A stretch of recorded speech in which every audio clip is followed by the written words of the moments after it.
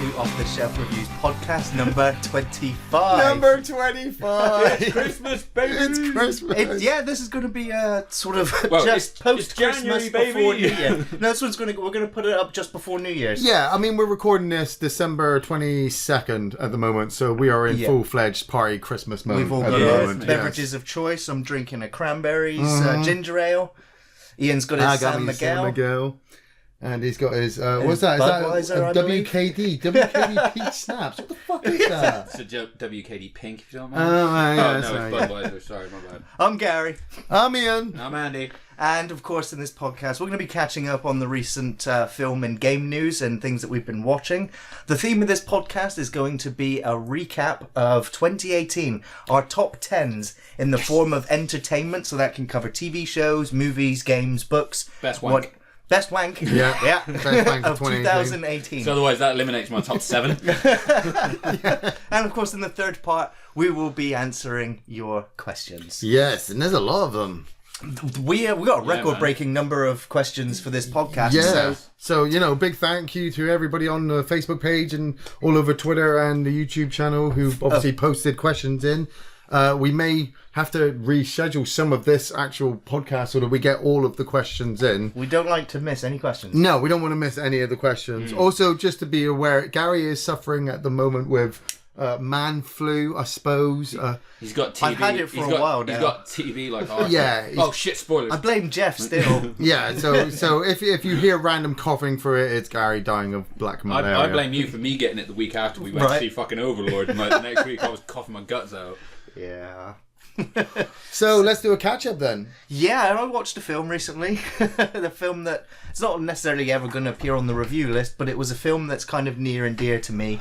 I mentioned it before. The first film I ever saw at the cinema was Jungle Book. Okay. Yeah. And so I saw the more recent adaptation of Jungle Book. That was all animated. Wasn't there two? I know Mowgli is the newer adaptation of Jungle Book. Is it a Netflix movie? I think it is. Yeah, it is. That's what I watched you had on two Netflix. that came out in the cinema a while ago, didn't you? No, it's just you had one. Jungle Book was the Disney one with Bill Murray, and then this one's come out on Netflix. Oh right, okay. Yeah. And they look very completely similar. They both I had. think a Tarzan came out because there's always a Tarzan coming out. No, well, these two look quite similar to me because of the animals. You had the young boy, but they were both CGI-esque animals. Yes, but yeah. in the Disney adaptation, they looked more dance-a-thon, kind of being able to do all their tricks. Both of them did a reimagining of it, and both went in different directions, which is why I was worried when I was watching Mowgli that I was just like, okay, I've seen this beat, I know this beat. Did this one get darker? It's changed. Yes, it did get darker. Shere Khan was great in Jungle Book, and that's what I liked. I also liked that they had the scene with the monkeys almost a quarter of the way into the film, and then they're kind of done with the film. No musical numbers, which I also quite liked. I also liked how violent it was, and also the cycle of life in the jungle. When animals are preying on other sentient animals to eat them, it's quite vicious. But I also like the fact that they did change the ending compared to Jungle Book, where Mowgli actually ends up in the human camp, halfway through the film. Oh, is that where they find the vibranium and he sets up his camp there and he basically becomes Black Panther? It was unobtainium. They were on Pandora. Unobtainium, yeah, sorry. But yeah, I was surprised the film kept me interested all the way to the end. So I didn't think it would, but that's tough because my wife watched it and my instant reaction was, "Do we need another fucking Jungle Book?" Right? Yeah, we don't. But you do actually, because I mean, back in the day, you had your big Disney one. And then you had a lot of smaller productions of the Mowgli story, but they were always darker. And that's what I always kind of liked. When I saw these two came out at the same time, I'm like, I know the story, so I'm not bothered about watching either of them. But I bet you one of them is all dance-a-thon and fucking bells and whistles for the kids, and the other one is, don't get lost in the fucking jungle. Oh yeah, man, because the fucking Disney one, like Bill Murray sings the bare necessities, and it is nice. Brilliant. No singing in Mowgli, which I also liked. It was I like that part of it. But yeah, I also got to catch up with a film called Venom. Boo heckle! One of those films that is critically how was panned. that? You both saw it in the cinema. You actually both paid money to see Tom Hardy pretend to be Venom, and I congratulate you for that because that is dedication. Tom Hardy very much stood out in liked. this movie as the only fucking. I liked Venom. Oh. I liked the effect of Venom. Right. I Okay. liked the voice actor for Venom. I liked the interplay between Tom Hardy and Venom. Was he good as that blonde? Was he as good as that blonde guy from Spider-Man 3? He was better. He was better than Topher Grace as Eddie Little Brock. bit, yeah. But I mean, the thing with Venom is that the film doesn't start for like 25 minutes. An hour. I counted an hour. It's Really? It has like two 2 hour prologues or 3 prologues where it's just like spaceship crash lands and an alien gets out 6 months later. Eddie Brock's on the case, gets fired, loses his girlfriend 6 months later, and it's just like, when's the film start? Like, it's just too much setup, and there are daft things. I was talking with Adrian love about story it. is just forced in there. Oh, It's absolutely. It's like you're sat there like you're getting this fucking love story, whether you want it or not, hard all the way through this movie. Oh yeah, and it's fucking pointless. Yeah, it is. Because she's a bit of a dick in my book. Really? Yeah, I mean, Brock might be a fucking, like a fuck up, but at the end of the day, it's like, I lost my job. Get out of my fucking apartment. Like, thanks. Like, Yeah. Christ. See, I saw Venom, seen it being released, saw the trailers, and I'm like, nope, I'm good, thank you very much. I said it would fail when they announced it. I was like, Sony are just grasping. There weren't a lot of people behind it. I mean, this is part of the reason I fucking made a point of going to see it in the cinema. Don't get me wrong. Because I want these movies to always be successful. I'm a comic book fucking nerd, dude. Yeah, but you want them to be successful under the Marvel banner, and Marvel are just smacking them out of the park this year. And Venom comes along, and I'm like, they're trying to do what they did with Spider-Man. It's not going to work because you've got no Spider-Man, you've got no Marvel Universe. That seems to be a huge thing everyone was talking about. There's not even a mention of Spider-Man. They had to rewrite the story of Venom. They had as a post-credit scene part of Into the Spider-Verse. Okay. Which I feel was definitely tacked on. Yeah. But they had to recreate the whole Venom story, right? Yeah. Yeah. True. And they had to recreate basically the whole fucking Eddie Brock story. Yeah. And then they slapped this suit on Tom Hardy and get him to do all these big action sequences. And you go, it's Venom. It's Venom, everyone. The problem I have with it is it's got a Martha in it, right? As in like a Martha from Batman v Superman. God. Like the reason for the character to go the way they went just made no sense. Venom as in the symbiote. Sorry, I'll give them props for something. They fucking redubbed symbiote. Yes, yeah. Didn't they? For the movie. The fucking Venom has come to Earth to conquer it. Yeah. And tells him that from the start. He's not a good guy. He has come to fucking kill us. And the reason he changed his mind is, I don't know, he climbs a fucking building and looks over the Bay of San Francisco and is like, actually, your word's quite beautiful. I'm like, that fucking bridge? That's what it fucking takes? That was like, that was, you're going to kill Martha all over again. I'm like, that's the fucking reason that he stops doing what he's doing? Really? Oh. Yeah. This is all coming at me in the cinema, by the way. People hated me. I'm shouting this. yeah, it was ridiculous. But I could see it as a guilty pleasure. I kind of enjoyed all the scenes with Venom in again. Oh yeah, absolutely. Yeah, I would. But there's some of the action sequences were really daft. Like the company that's chasing after him, he's riding down on his motorbike through the streets. Yeah. Adrian mentioned this to me as well. And all these high-tech military drones are flying after him doing surveillance. And they just throw these drones at him and they explode like grenades. Yeah. And I was like, they're why are really you throwing expensive. all your high-tech expensive drones as explosives at him? They can't catch one guy on a bike. Some prick shut down Gatwick the other day. We've lost him. It's like, well, you just threw all your drones at him. Yeah. Fucking idiots. Fucking bad. So yeah, Venom was not good. I enjoyed parts of it, but there were so Venom many bits. points to make you groan and go, why did they do that? Yeah. It could have been better. It could have been. And Tom Hardy wasn't bad in it. Well, Tom Hardy stood Hardy's out, not but bad. was it hard in that movie? Right. Yeah. Because the performances everything weren't else great. he was up against, yeah. The antagonist was really bad. Really that weak, dude was weak. So I enjoyed... one of the reasons why I do like it is because I do like body horror. Stuff that freaks you out when you see bodies move in ways they shouldn't. And when you see the test subjects being forced to bond with a symbiote, it's just... blah, or their arms twitching in their bodies decaying. And yeah, it's freaky. It's horror stuff. So they did that quite well, but... it's a small part. But speaking of freaky, horrible monster body horror, me and Andy recently saw Overlord. Yes, we did. In the cinema. We saw it a while ago now. We What did you think? It was like fucking ages ago, actually, we saw it. Yeah, and it's a World War II kind of...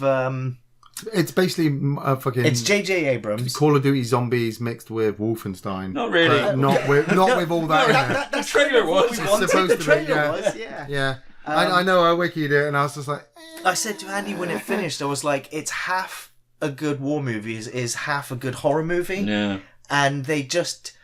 They didn't really cross them into each other, did they? Not well enough, but it reminds they did me... have great characters. And Kurt Russell's boys in it. Yeah. Kurt Russell's boys in it, and he was really good. He was really good. I was worried about the character he was playing because he was the stereotypical kind of jock, dickhead, sergeant of the group. And you just expect him just to do stupid things.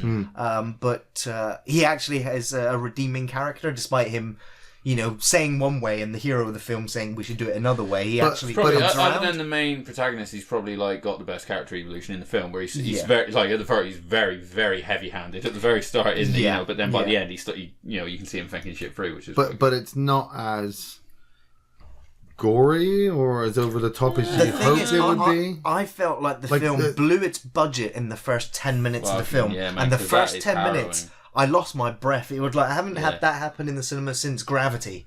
Right. Like, it was done that well. Watching all these troops sat in the plane, waiting to parachute in behind enemy lines. The trailer, yeah. Scene from the trailer, and it's the like, D-Day when you see it, man, it's like when you see them, they look out the window and you see this huge fleet of just innumerable ships, and then.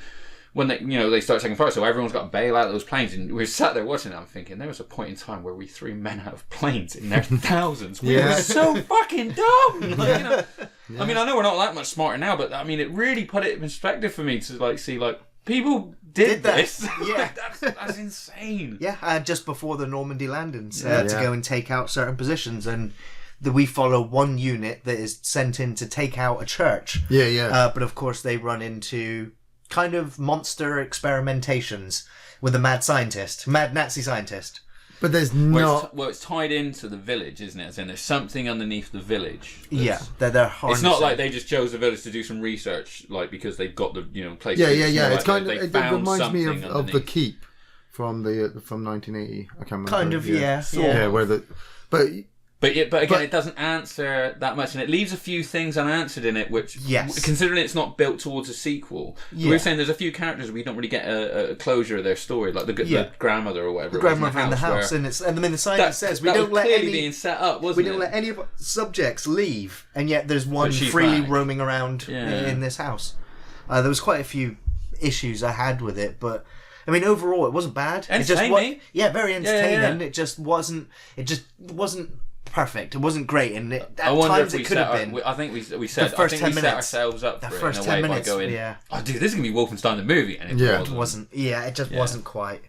They could have brought in the horror stuff much sooner, but it was first half of the movie is all war, then the second half is the horror stuff with World War II soldiers. I wonder if they were trying to large do scale. It's like that Dusk Till Dawn effect, where when you're watching Dusk Till Dawn, you forget for a long time that you're watching a vampire movie because it's just such an intriguing rogue. For the first time watching.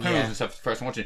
Now that we live in this digital age where you know everything about every movie we see it, and we've seen a trailer for it that shows spoil the surprise. Monsters in it, it's like we don't need to go so far into the normal World War II thing because we're all sat here waiting for the monsters, dude. Right, so it's like bring them in earlier. Yeah. So that's a good point. So if you go into Overlord with the concept of From Dusk Till Dawn, you'll really enjoy it. I just would draw a parallel to it if you know what I mean. So I really if you had no knowing the monsters were coming. Well, that's it. It'd probably really catch you unawares. You're like, oh shit, this is a monster movie. What the fuck is even happening now? Nice. And the other film me and Andy recently saw, Mortal Engines. What was that like? Ass. You know what? Honestly, it finished. And I swear, we both at the same time turned to each other and went, well, that sucked. In the same words. Time. Oh, man. I mean, what can you say? Special effects wise. Oh, okay, dude, yeah. If you want to go pros, visually, it's beautiful. Yeah. It's steampunky. The music is great. The sound effects are great. When they're running through the vehicles, as a city that are forming around them to fucking change to, into a battle mode, if you like, or something like that. It's fantastic. As a 40k orc player, I was like, oh my god, I've got ideas. It was visually it was great. I'm done. Story wise, that's it, man. It's like story wise, it was horrible. Because there's a series of books. There's a series of Mortal Engine books. I think there's 4 books. And to me, I knew that they were. I mean, I haven't seen it. I wikid it, obviously, but they tried to squash at least 1.5, maybe 2 books. I into said 2 that to hours. Andy. I was That's like, what we I've said, not read the books, but it felt like they took all the books and crunched them in because there were so many story bits that just like they just threw in like the introducing characters halfway through the film that come Afterwards, and go. We were like, you know those 2 people that were trying to do this? What happened to them in the end? As in, what was the conclusion of their story? And it took us a while to even like, either we couldn't come up with one, or we were just, oh fuck, that took a long time to think of it, you know. Yeah, they pulled the brakes. That was it, yeah. How long was it? Like it felt like 2+ hours. Like, it felt long. I'm not gonna lie, I fucking nodded out a couple of times. Now we did go to see it late, but I did find myself nodding out a couple of times. Like, yeah, it just dragged on. I will say I really liked the character of Strike. I thought the visual effects of him were great. Stephen Lang, you didn't the realise motion until capture, the end. no. And I was like, oh, awesome. and the main kid is from Misfits. That's as right. Well. Yeah, like the first season of Misfits. You know the gobby Irish kid, is he? Nathan, I think he was called. Oh, good call. Yeah, the guy who wouldn't die. Yeah. Yes. Yeah. But I didn't recognise him until you pointed it out, and even then I was like, "You sure?" Yeah. But it just had this weird, like I said, some of the plots just made no sense. And I mean, plots plural because there's multiple ones going on. Like the fucking, like in the cities, they're like this woman and these people are our enemy, and they're the Anti-Traction League, which is right up there with unobtainium. They're the Anti-Traction League, and they're trying to bring us down. And you obviously spoilers. You meet them at some point in the film, and they live off in this big floating cloud city, if you will. There's a few Star Wars parallels in this bitch, right? Yeah. But they live in this big floating fucking city, and I'm kind of like, well, then why do they hate them? Because they're nowhere near them. They live in the sky, you live on the land. But you don't seem to actually interact. So why are they so anti-traction? What's the big deal? Like, it just made no fucking sense at all.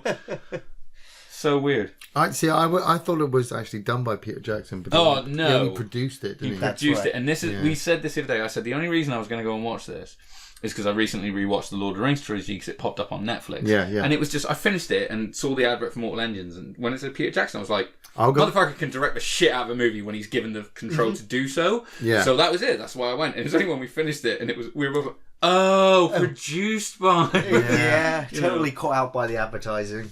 Damn it. Was it who Drew Goddard that did it? No. It was some dude. It was Fran Walsh as well, but I can't remember. She produced it as well, but I can't remember who wrote. I can't remember who directed it even as well. His name popped up, and I was like, not Peter Jackson. That's what his name was. I think it was the first time. Oh no, sorry. I know we were talking about another film Drew Goddard did. Sorry, yeah. But So Mortal Engines was absolutely terrible. And speaking of terrible, there was another film that I caught up with that I was excited for. I should have known better. When Jared Butler is in a film these days, it's usually going to be bad. Jared Butler, last year I saw it was Geostorm, which was ridiculous. He loves Geostorm. Can't believe you watched that. I watched that day it came out. I need to get that for Linda. Me and one other person. Linda loved that. On the title alone, I was just like, no. I want to watch stuff blow up good. Yeah, it's a really. I want Leonidas to stop a hurricane. Oh, dude, yeah. If he fucking Spartan kicked a hurricane, I'm like, take my money. I've got to see this. But it didn't happen. So Hunter Killer is a modern submarine movie where the Americans and Russians are playing war games with their subs. Like you do. Russian sub goes down. Americans go in going, we didn't do it. They get shot down. And then so another American sub comes in and goes, Mexicans did it. And realise that everything's been shot down. They get shot at, they shoot back, and then all of a sudden Russia's like, we're going to war with America, launch our entire fleet. And basically the Russian president gets kidnapped. It's a military coup, and basically just some Russian general just wants to start a war with America. Jesus fucking Christ. And so it's lots of high-tech submarines. I take back everything I said about Mortal Engines having too many plot lines. So you end up with a SWAT team going into Russia to try and rescue the president. The Americans are trying to rescue the Russian president from the Russians. What, from a submarine? No, but to get them to a submarine. Oh, right. The submarine, which has got Jared Butler in it, who's the captain. Yeah, who rescues some Russians from the first sunk submarine.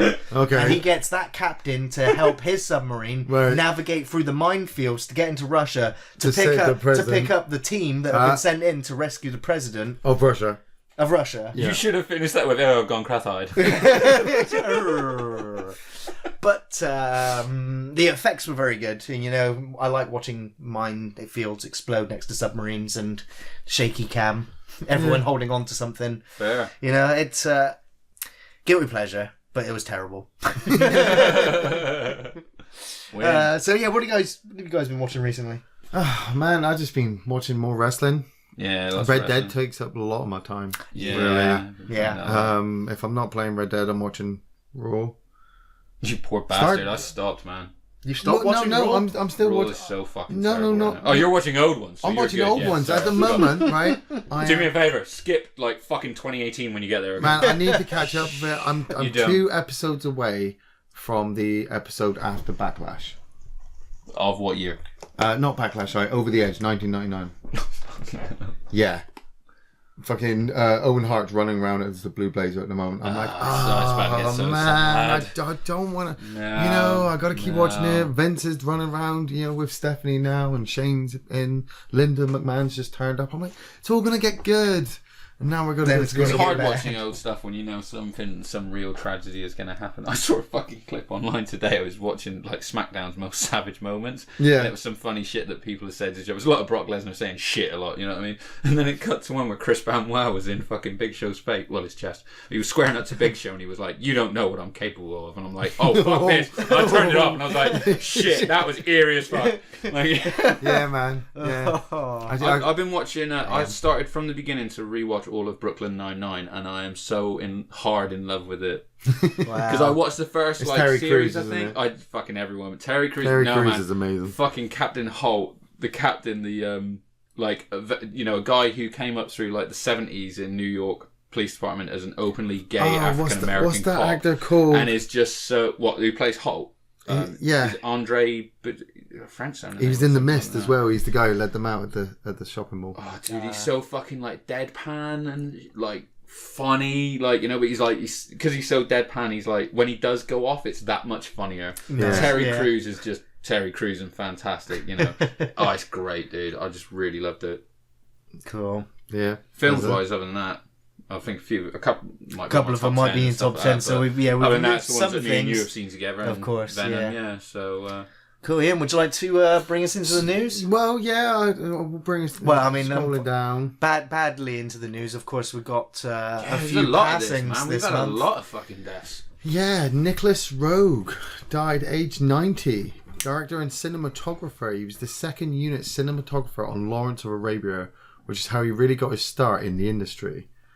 I mean, most were famous for his works include Walkabout. That's a great movie. Yeah, that's the brother and sister who get lost in Australia. Mm-hmm.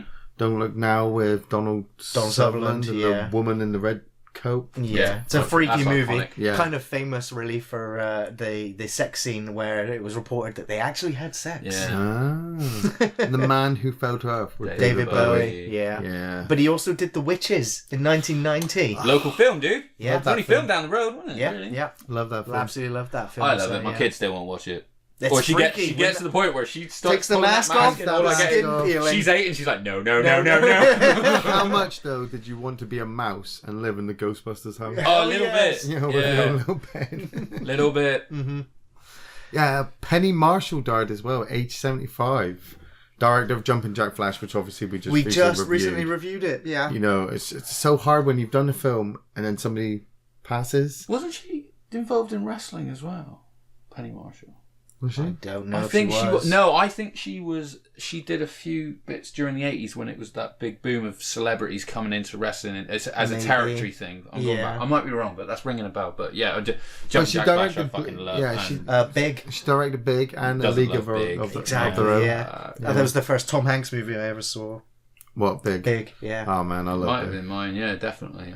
Big was so good, and you just so wanted to want that to happen to you because you get boob. Yeah. Can you remember the song he sings?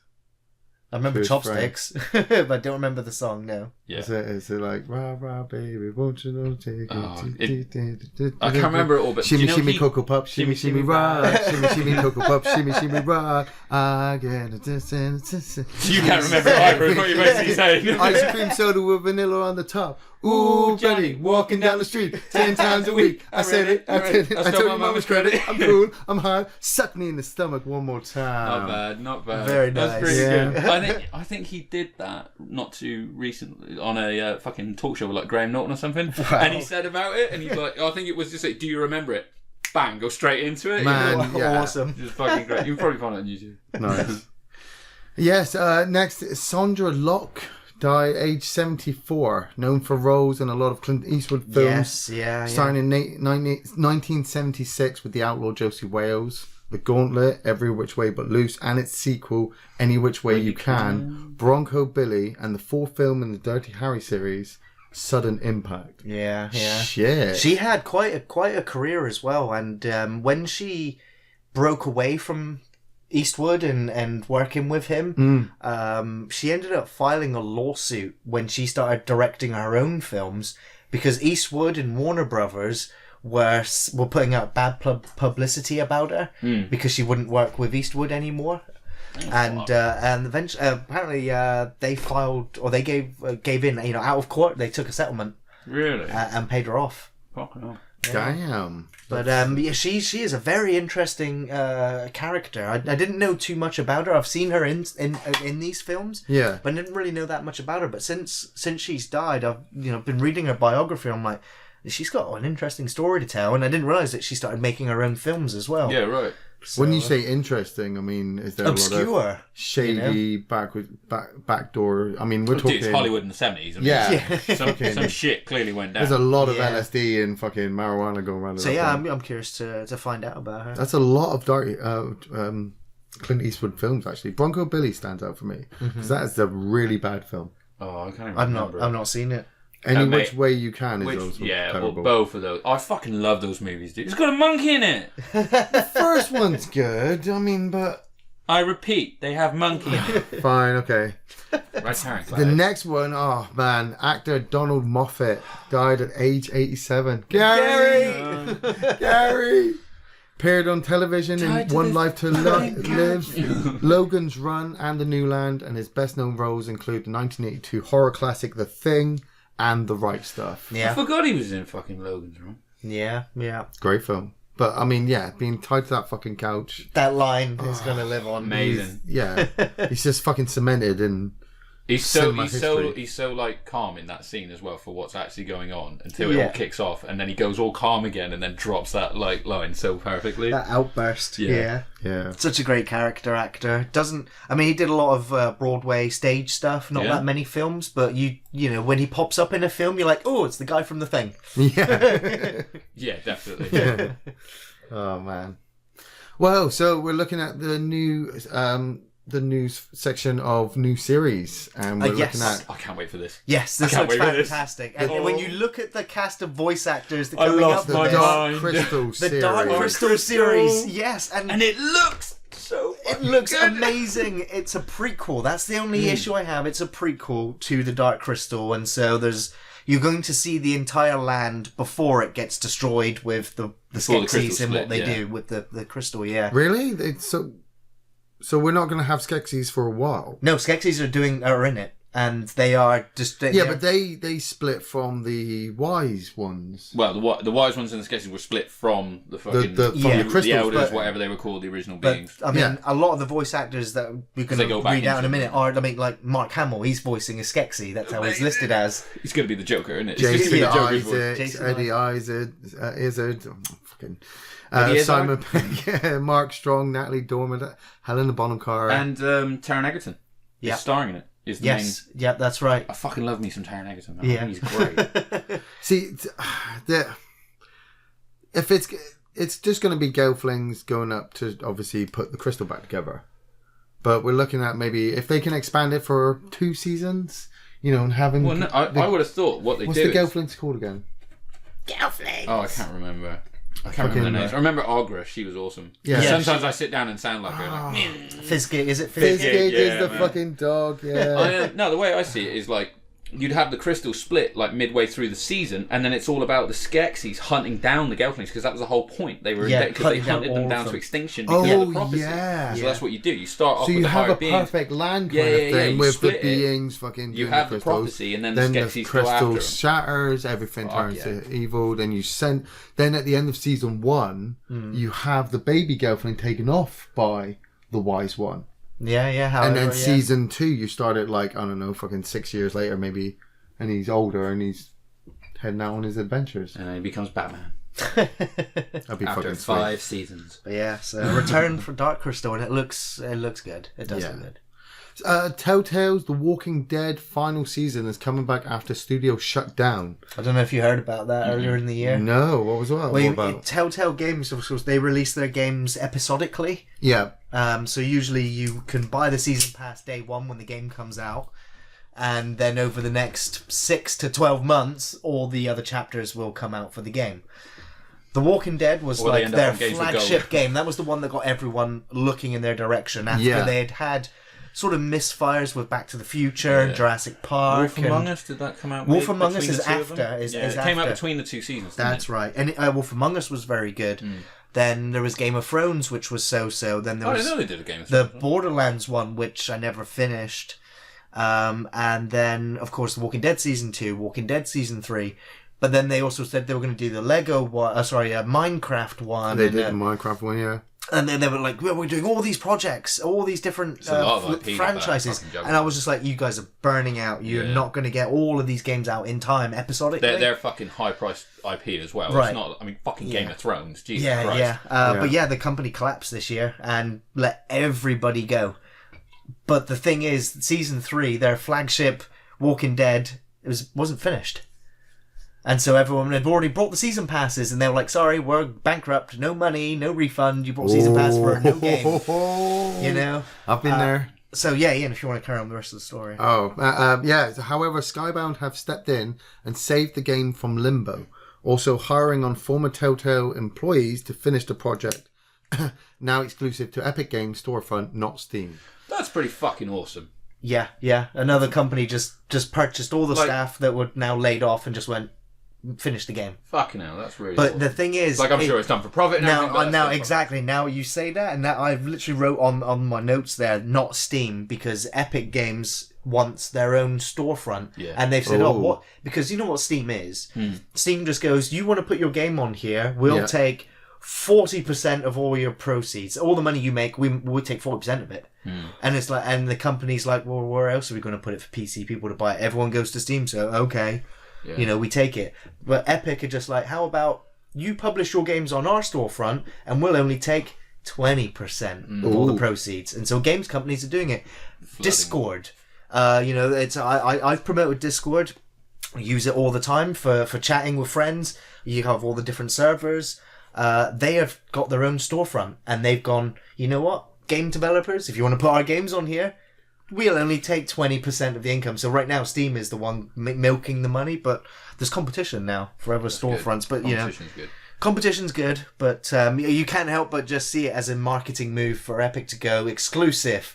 We want to finish Walking Dead. Come to our storefront. Everyone wants their own streaming service now. Yeah, look at all the places, all the different mediums that have pulled back their IP. Look at fucking DC. Steam's had such an advantage, such a head start. Disney now, that's the reason that you ain't got none of these Netflix shows like Daredevil was all been cancelled because it's not because they've been cancelled for bad ratings or anything. It's just Disney are like, no, we want it back. We put it under our fucking streaming service. You pay us every month to fucking get it. So everyone that's got like a universe or enough content.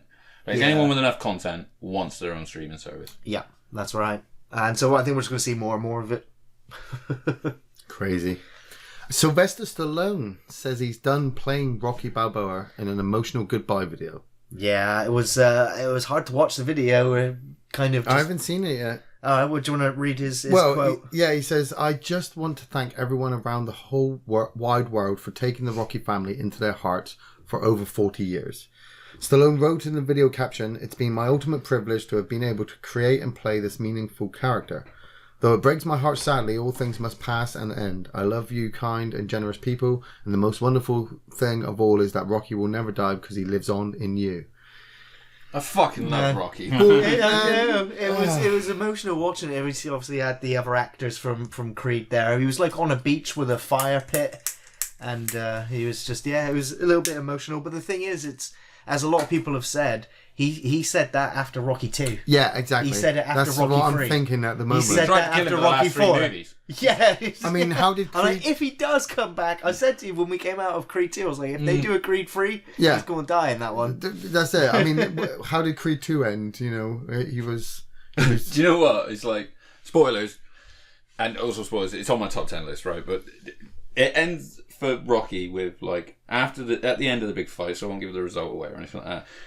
He basically he takes a step back. He's like, it's their moment, and he sits in a chair just in the front row, I guess, outside the ring, and there's like a light shining down on him, and I almost expected him to sprout wings and fly up to heaven.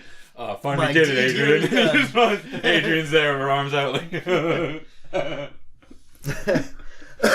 But that did feel like a kind Passing of the torch film. That did feel like his story ending. Yeah, it didn't Rocky Balboa though. And then...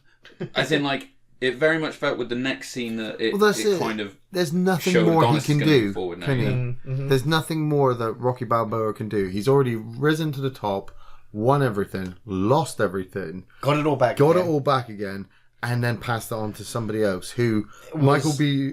Jordan, is it? Yeah. And is a phenomenal actor. The Creed and Rocky families, you know. If anything, I can see Michael B. Jordan turn up in Expendables 5. Yeah. Well, that's not actually the last scene, because you do see them go and move away and stuff. So well, I mean, if you want spoilers for the end of Creed 2 is Rocky goes to his son's place. Yeah. And which I'll get into about, because I've got a weird thing about that. Yeah. Okay.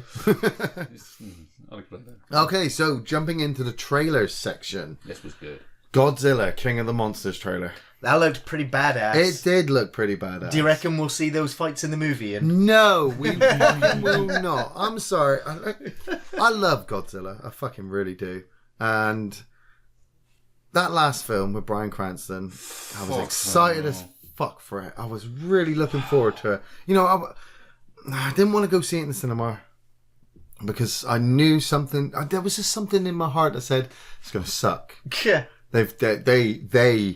They who shall not be named have the Godzilla, franchise, and they're making a film over it. It's not one of these Japanese, fucking downloadable off of YouTube films that you can only get over there, kind of thing, where Godzilla is on the screen all the time beating the shit out of everything. It's an American one with Bryan Cranston. He's got such a massive head. It gets in the way of fucking everything. That's why I didn't want to watch it on the big screen. That's why I didn't want to watch it on the big screen. Fucking huge head. Do you not like Bryan Cranston or something? I did. I really, really did. And then Breaking Bad came out. Everyone was like, Breaking Bad's really good. I'm like, I'm going to watch it. Breaking Bad's really good, Ian. I'm going to watch it. Fucking why are you watching Breaking Bad? You suck if you don't watch Breaking Bad. Ian. I know. I've only watched the first season. And at the same time Breaking Bad was out, it was like season 5 of Breaking Bad. Final season. Godzilla dropped.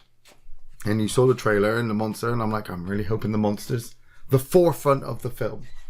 No, it was all about Bryan Cranston and his son. Yeah, it fucking sucked.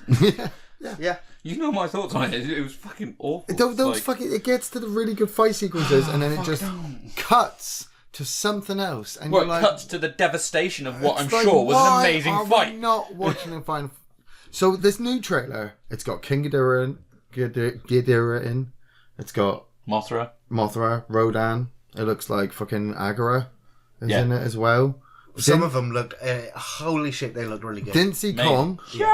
Be nice if Kong does turn up at some point. Maybe gives Godzilla They have hinted that the tie-in is coming, but I don't think it's this one. Well, no, I don't think King Ghidorah they might have kept it as a surprise. We never know. King Ghidorah looks fucking badass, and if you know the lore of Godzilla, he is fucking badass. He can kill Godzilla. Yeah. Like, he can fucking take him out. And Godzilla's got to come back twice as fucking hard and take him out as well. But if you cut away from King Ghidorah and show me some stupid fucking relationship bullshit between that young fucking girl, I don't know, some fucking Jewish fucking black cowboy actor who's fucking, looking for his family or his dog or something, and she's looking for her family, and you think he's dead, but he's maybe not be dead, because they found his wallet in a puddle somewhere while Godzilla was ripping the head off fucking Rodan or something. Spoilers, dude. That's probably the story of the movie. Well, that's what I'm saying. I'm really hoping that doesn't happen. So anyway, what did you think of the trailer? The trailer looked badass. Yeah, it looked really good. I'm excited for it.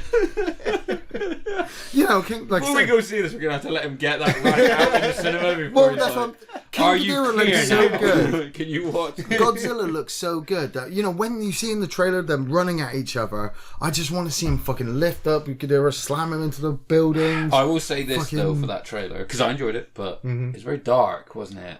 It always is. Why can't we just see the fight at night time? Yeah, but fucking because the CGI fucking sucks dick. I don't know. It looked pretty good. Yeah, man, I thought it was good. I mean, so did Pacific Rim Uprising. No, that didn't. See, I like that. I like Pacific Rim Uprising when they're fighting. It's giant robots. Dude, it's giant robots. I haven't watched it after the first one. So. It's giant robots beating the shit out of giant monsters. That's what I want to see. And you want to see it in the daytime. And then when we see it in the daytime, it looks like shit.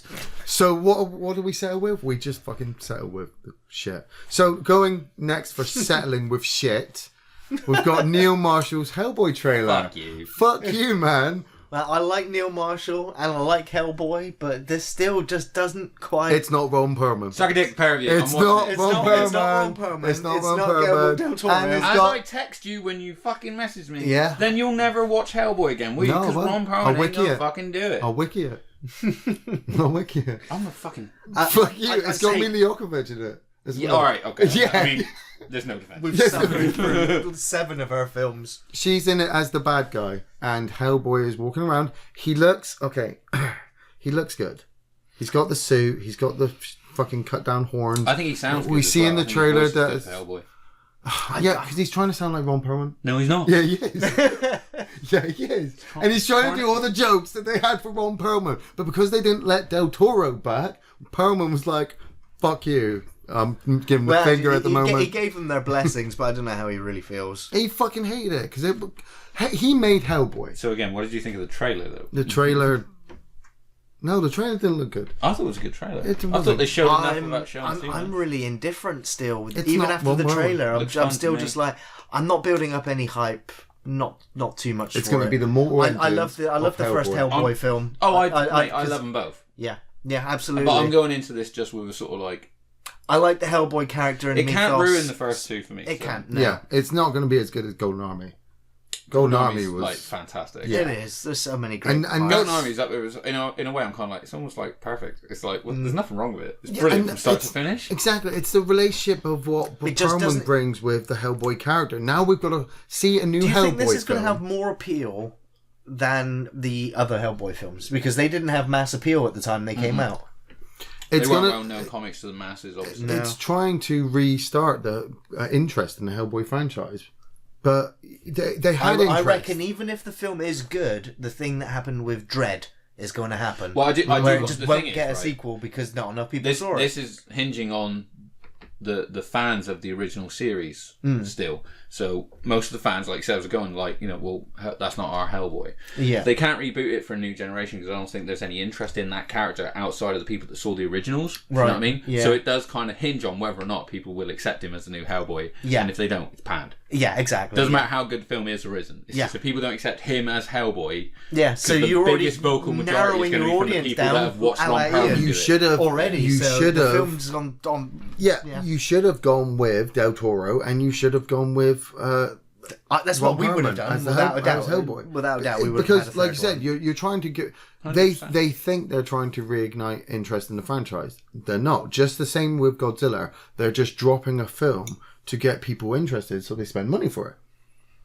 But when you change shit, people immediately don't want to go and see it. How long has it been since Golden Army? 10 years. It's not a licensed thing, is it? 2009. Are they dropping it to keep it licensed? I don't know. Oh, yeah. Good point. Like Fantastic Four style? Yeah. Are they dropping it to keep it licensed, maybe? But it looks like it looks like they've spent a lot of money and getting Neil Marshall in as well. It looks like they're trying to give it the love that it should get. Yeah, it also looks very CGI. So it doesn't look like, they've taken a script and gone, Hellboy it.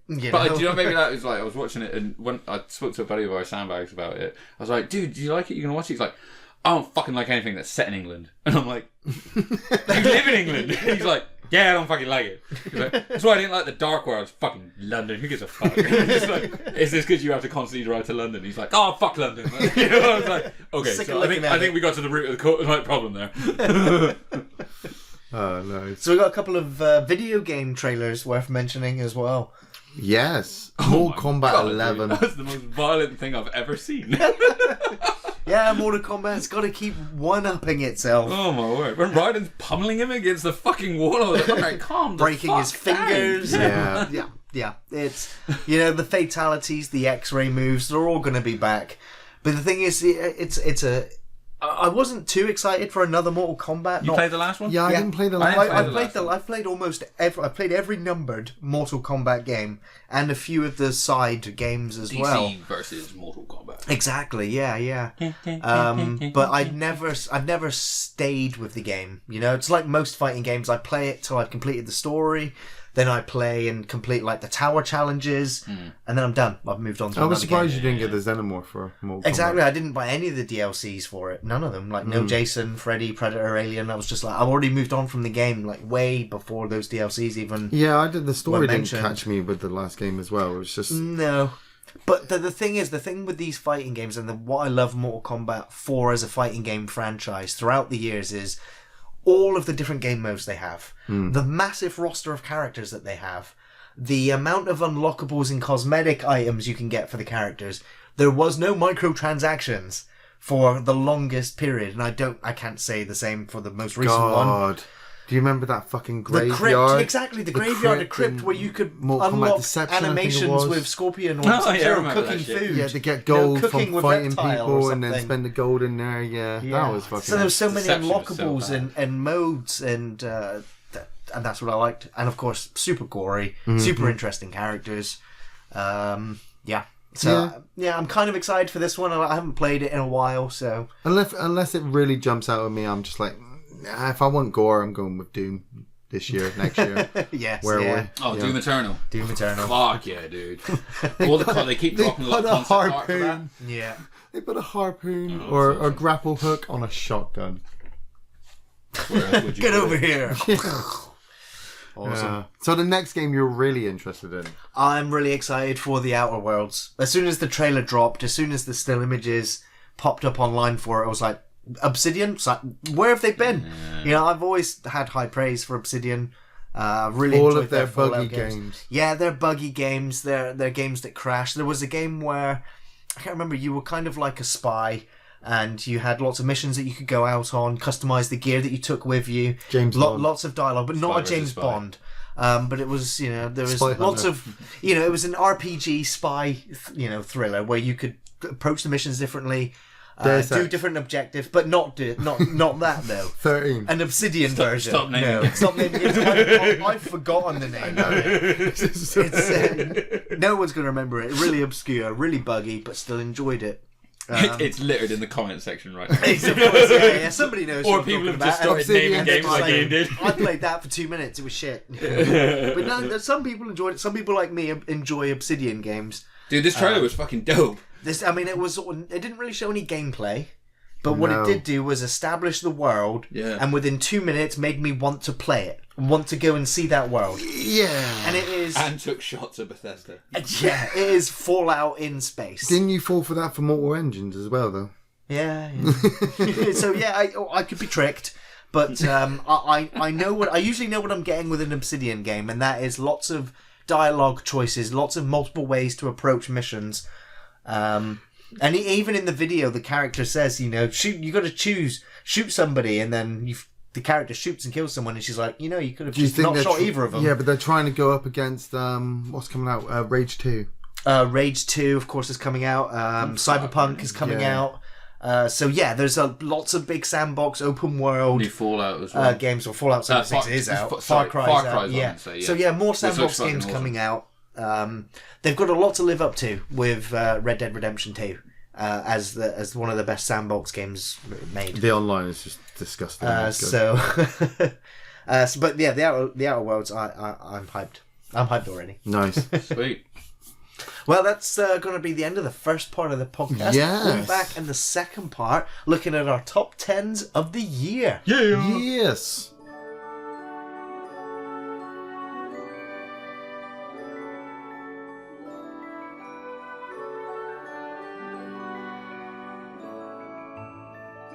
And welcome back, Shelfers, to part 2, which is our catch-up of the best and worst of 2018. Mostly the best of. Don't like to talk about the worst too much. I mean, we leave that to you. I didn't actually make a list. What? You knew what we were doing. Yeah, but I never reads the notes. I don't fucking do anything other than work. And watch wrestling and play Wikipedia. Obviously, go on Wikipedia and shit like that. So it's like and shoot random people in Red Dead Online. It's hard for me to establish. Maintain your for standing by. You know what's going to happen. You guys do a lot of cinema jumps. You buy a bunch of games. You try out a bunch of shit. So then at the end of the year, you can go, that was really good and that fucking sucked. And I sit there going, I didn't buy that and I didn't buy that. But I will borrow it off you. Yeah, I'll borrow it off you at some point. Can I have a lend of it? So, you guys came in with the notes, and my top 5 of the year is actually a more personal one. So I'm going to save mine to the end. Well, you can rock into our top 10 then, can't you? You can start with your 5s when we get to our 5s. Yeah. Nice. But we do have some honourable mentions, of course. I've got quite a list of honourable mentions. I believe you've got a few as well. So to clarify as well, this isn't necessarily things that came out in 2018, but stuff we did or watched in 2018. That's right. We set out our own rule set, which is something that I kind of stand by, is that you can, in a year, watch something that came out 10, 20, 50 years ago, and it be the best thing you saw that year. Oh, yeah. So our top 10s can be a combination of a video game, a movie, a TV show, a comic book, a wank, anything. Seven wanks.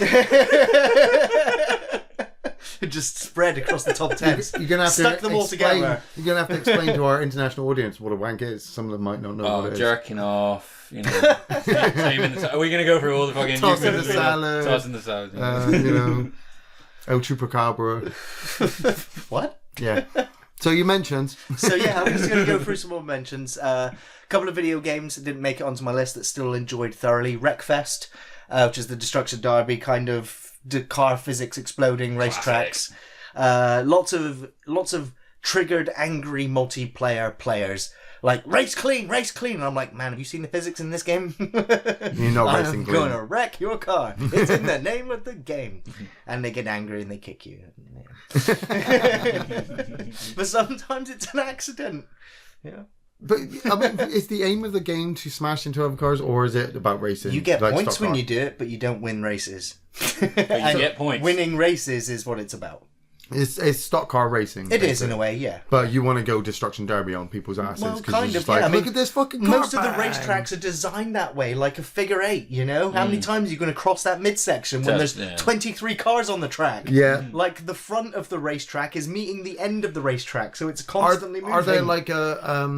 Are there like game modes where you're like the last man standing? Yes, there are, elimination modes where, once you're wrecked, you're out. There's wreck so many cars in Destruction Derby arenas with great big, skate ramps and things. Nice. It's fun. And there's so many vehicles. I mean, there's a combine harvester, a school bus, there's a lawnmower, for God's sakes. There's so many different varieties.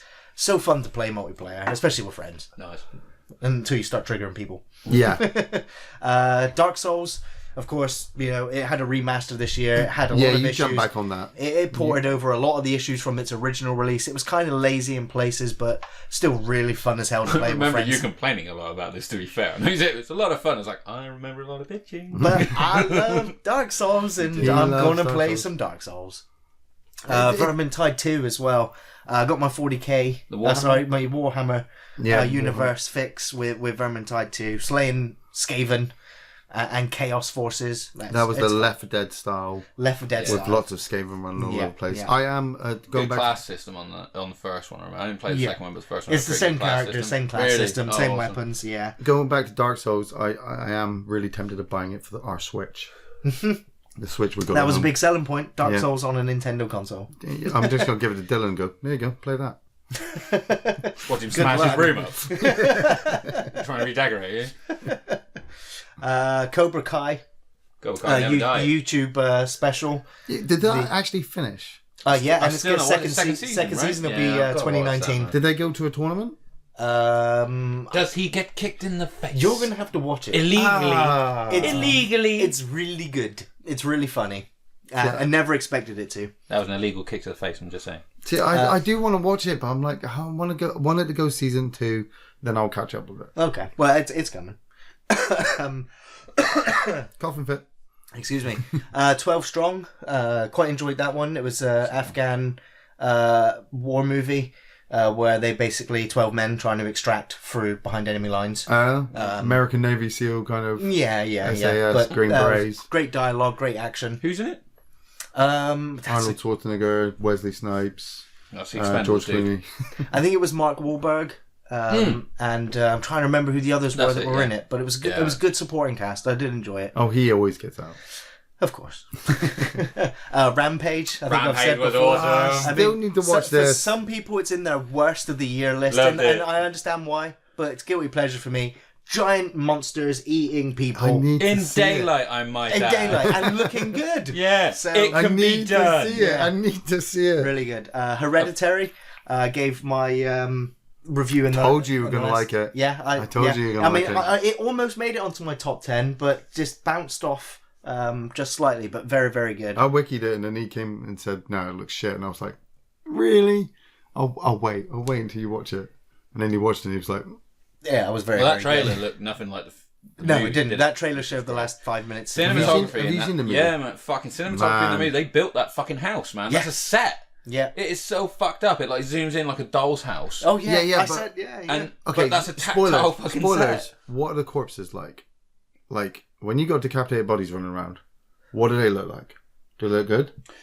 Yes, believable. Well, yeah. I mean, as in, they don't have a head. I mean, because spoilers. We're talking about mentions of Hereditary, and you should have at least watched it by now. I know I've only wikied it, but the ending where everybody in her family is just being destroyed, and it's all on screen. Yeah. The trailer does not sell it to you at all like that. And so when you get the trailer's a complete fucking red herring. Yeah, but when you get to that point in the film, it's kind of a masterpiece, Oh yeah, dude, I think it was a great movie. Yeah. Yeah. Didn't make my very, top 10, very but like you said, it's still a great movie. Yeah. The Good Place. This show. Is this Ted Danson? Yeah. Oh, what is it about? Somebody tell me. Okay, so the main character dies.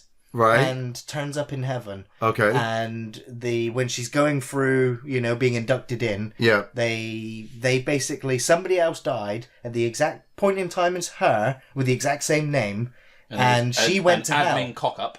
Okay. Whereas this bad person's now gone to heaven, and so there's been a muck up, and now she is trying to make sure that the angels don't find out that she's in the wrong place and blend in and be in the good place. Right. So she's the bad guy. Yeah. Well, but she also finds other people that are in heaven that also are supposed to be in hell. And so they form like a little group. The funny thing is, we said this from the start, is this is something that you think should lose steam after about 3 episodes, because you're like, how far can you take this? Yeah. And they just don't seem to run out of ideas for where to take it. Because what I've just explained to you is not even close to what the plot is now. No. In the current show. Right, okay. It crazy. It changes so much, and it keeps refreshing itself mid-season that you're just like, whoa, it's going in this direction now. Like, holy shit. And it's very good. Addictive watching. Fantastic as well. Yes. I've been wanting to watch it because it's got Ted Danson in it. He's great. Also, there's a weird selling point, but 30-minute episodes. Easy to digest. Yeah. Fucking binge watch it. It's great. Yeah. Nice. Yeah. So Daredevil season 3, Still not watched it. Hasn't that been cancelled? It's been cancelled. Oh, it's being taken back in-house. Did it end well enough to be cancelled? The last season was great. I went through it in like three sit-ins. I absolutely loved it. It was my favourite of all of the Marvel shows. Yeah, definitely. Didn't really care for any of the other ones but Daredevil. So that's the only one I'm a bit gutted that it's gone.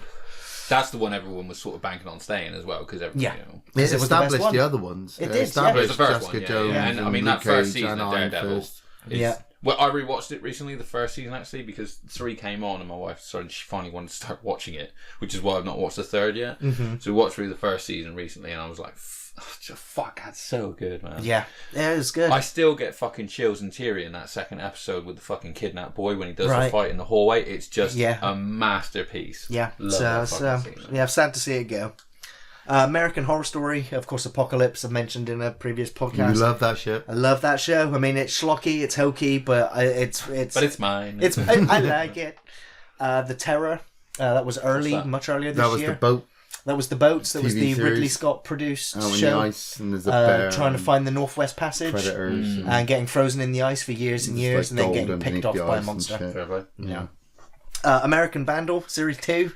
Really enjoyed that. I hope they keep doing it. That the guy spray painting cocks on the side of cars? That was the first one. The first one was the dicks. The second one was the shit capades. I didn't get all the way through this season. Okay, yeah. And I think the only reason is because I loved the two main characters from the first season. Right. And this one didn't focus on them very much, so I fell out of it after a few episodes. I keep meaning to go back and give it another chance. Yeah. I really liked it. Want more. Want to see another season. The way it's done, mockumentary style. And The Mercy is my last mention. What was that? The Mercy is true story about. I can't remember when it was set, but the record was to be held for the fastest or the first man to sail around the world from England all the way back again, single man ships. So on your own. Nice. And this guy, he was a business owner, and he decided that he wants to be, wants to do this with his life. So he builds his own ship, and the race has started, and he's still building it. He doesn't deploy until like 3 months after the race has started. Fuck. And his ship is not finished either, and so catastrophe happens to him out at sea. But he then radios back to England and says, where he actually is. He says that he's actually here.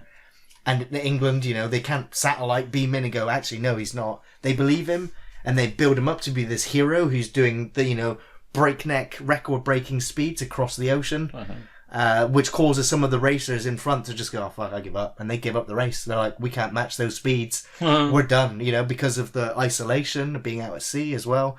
So it's like a massive psychological nightmare as well, because of how he deals with the fact that England's just found out that he's now winning.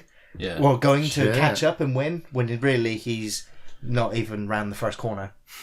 And he just hides out at sea, and like the psychological damage, it starts to affect him, and it's fascinating. Yeah, it's a true it's also a true story. Yeah. And I won't spoil the end, but it's you just hear a gunshot on the boat.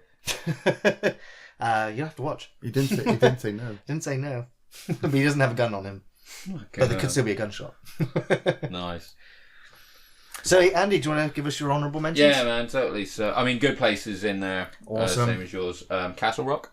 Castle Rock, yeah, I did the first episode and stopped. Stephen King one, yeah. I really enjoyed that. We'll give it another go. Definitely, yeah, I'll give that another one. Ant-Man and the Wasp.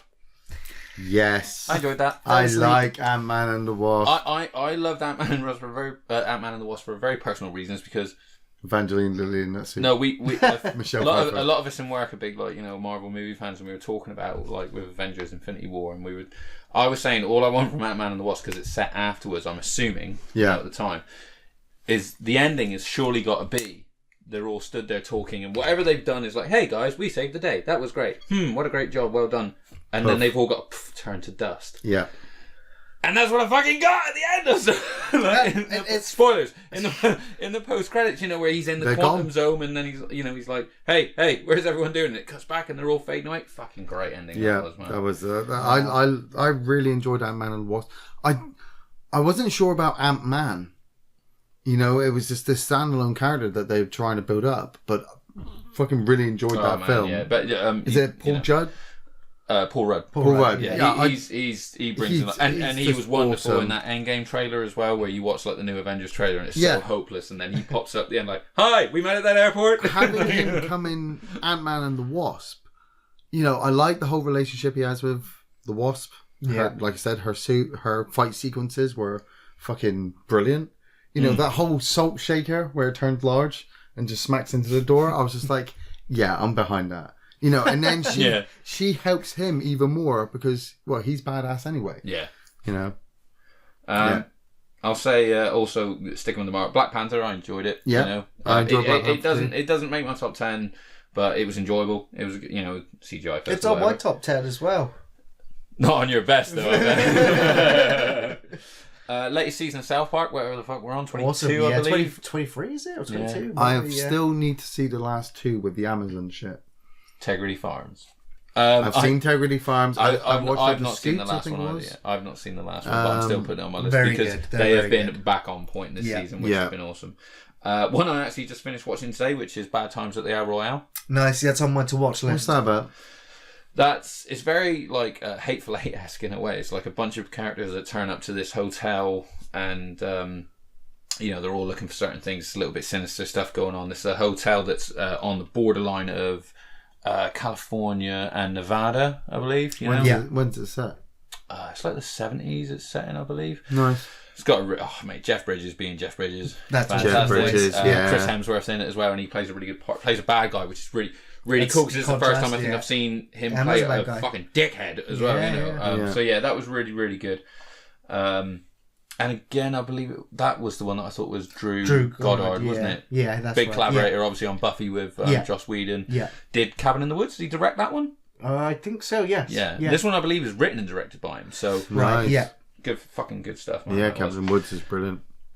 I got to throw Mandy on there. Mandy, what the fuck? See, I still don't know how I feel about Mandy, but it's I've only watched it once, and I enjoyed it, so I'm not watching it again. I suppose it's a mention. Does that make sense? It's a mention, it's definitely. They did, exactly. I won't put it in my top 10, but man, they did fucking Cenobites better than they've been done in years. Yes, they did. It's just not a film I could recommend to people easily either. No, not so. There's certain people I wouldn't even bother. You need to know what it is. I'd rather watch Face Off. But I think that scene, or Con Air. That scene that they do in one shot where they take Nicolas Cage, he goes into the bathroom after everything has happened. He goes through every emotion available. Just one after the other. What emotion can I think of next? I'm about to do it. Whilst drinking vodka and snorting cocaine. Oh man, it was so fucking funny. Don't they beat his wife and set her on fire in her sleeping bag? Because she laughs after he shows her his willy. Fucking mushroom penis. What the I was like, fucking cool. I laughed when he fucking took his robe off. Jesus Christ. True. For a video game, I gotta say, again, it's not from this year. Doom, okay. I borrowed Doom Doom off of a buddy of mine in work. And did you complete it? Welcome to the party. Do you know what? No, I haven't finished the last level because Red Dead came out. So I still got that to finish, but now I finished Red Dead, I should probably go back and do it. But no, I really enjoyed it, and I can't wait for Eternal. And that got me back into playing my Xbox. I haven't really played my Xbox for quite some time, not properly. So that really got me into enjoying video games again. Doom is amazing. And the last one I believe is from 2015, but it has got to be the most wonderful feel-good movie I've ever watched in my life, and it was Eddie the Eagle. With Taron Egerton and Hugh Jackman from 2015, the story of Eddie the Eagle Edwards, who goes to the Olympics. I've forgotten the year; it was like 86 or something. Yeah, Winter just Olympics a normal, to become a fucking ski jumper, and it's just like the most wonderful performance. It's like Mr. Bean on skis, basically. He joins the Olympics, dude. Everyone gets behind him, and he manages. But he hits that southern accent to a T as well, and he's got like, I remember watching him when I was a kid, and Eddie's got this very like prominent sort of like jaw, and he holds that throughout the entire movie, like, sticks his chin out and everything. And it's just a brilliant performance piece. And there's a fucking scene at the end of it, dude, where his dad is a very typical fucking like, he's like, you're gonna be a plasterer, son. All right, stop all this skiing bollocks. You're gonna be a plasterer. That's it. That kind of dad. And I can appreciate that because I had that kind of dad in a way. It's like. So all the way through, he's sort of like, will you just stop with this skiing bollocks, But, he becomes, like, it's not a fucking spoiler, this actually happened. He becomes a fucking hero, basically, to England for breaking, like, Olympic records. Cool and stuff running like for that. England. It is, but it works, yeah. And so he comes back to this massive fanfare, and his dad, who's, like, never supported him, is fucking waiting for him at the airport, and he's got like a fucking shirt on. His mum's like loved him all the way through it. And it's like, I'm Eddie's mum, and he pulls a shirt open that says, I'm Eddie's dad, and I was broke. Like, if you don't fucking break on that scene, you're fucking dead inside, man. It's brilliant. It's such a fucking fun movie. And Hugh Jackman's brilliant in it as like his ski instructor that takes him on. It's fucking great, dude. Yeah, that's it. They didn't quite make my top 10, but they were all fucking brilliant. Very good, very good. So shall we get into the 10s? I'll do my number 10. After you, sir. I'll do this one quite quickly because I talk about it almost every other podcast. It seems I do. And it's kind of a tie. I'm just calling this the franchise position. Yeah. The Walking Dead and Fear the Walking Dead. Nice. Walking Dead was good. I absolutely love my Still zombie haven't seen TV the last shows. Season. If you haven't seen the last season, it's I haven't seen Rick go. The most recent season has been on form. It's a lot of people have said that it's like back to season 1, and it is. It's a different show now. Yeah. And Fear the Walking Dead is almost the same, because that show, most of the cast are gone. So it feels like a different show. And I still love both shows respectively.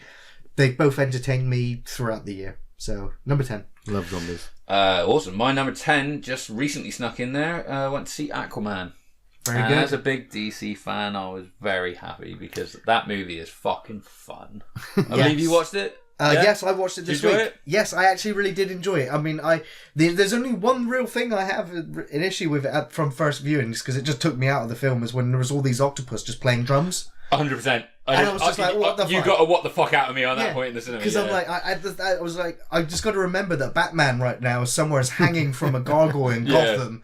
And under the sea, these octopus are banging drums. It's literally turned into a Little Mermaid. Yeah. That bit was a bit fucked up. I also felt like there was too many plot things that he had to do before he could do the main thing. Very true. And it was just like, why is he going to go do all these discoveries? Like, he could have just talked to Willem Dafoe when he would have fucking sorted him out. The trident, in order to do what he's got to do. Well, what was interesting as well is, like, in that movie it was part origin story, but then it was also part other stories. Yeah, because they established it set after Justice League. Right. You know, when he's like, you defeated Steppenwolf, and that's all we'll say. But you know what was weird is, like, all the way. And don't get me, I love this movie. It's in my top 10. It was really good fun. You know.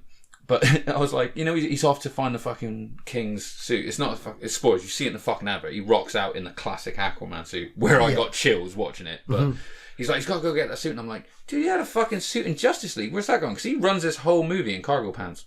Like, you know, I'm like, there are loads of slow-mo Jason Momoa topless full screen filling the screen. That's lots. I just finished. Me and my buddy that goes to the gym with me had just finished a massive fucking heavy set at the gym, and we come back and I'm still sat there watching Jason Momoa like, I'm such a fat piece of shit. See, that's one of the reasons why I won't go and see it. It's just like a wet Jason Momoa. So fucking inadequate. I really liked Nicole Kidman. Oh, she was man, fantastic. she was great. I'm not a big Nicole Kidman fan, but fuck, she was good. I her all over again. Man, the others is fucking scary as fuck.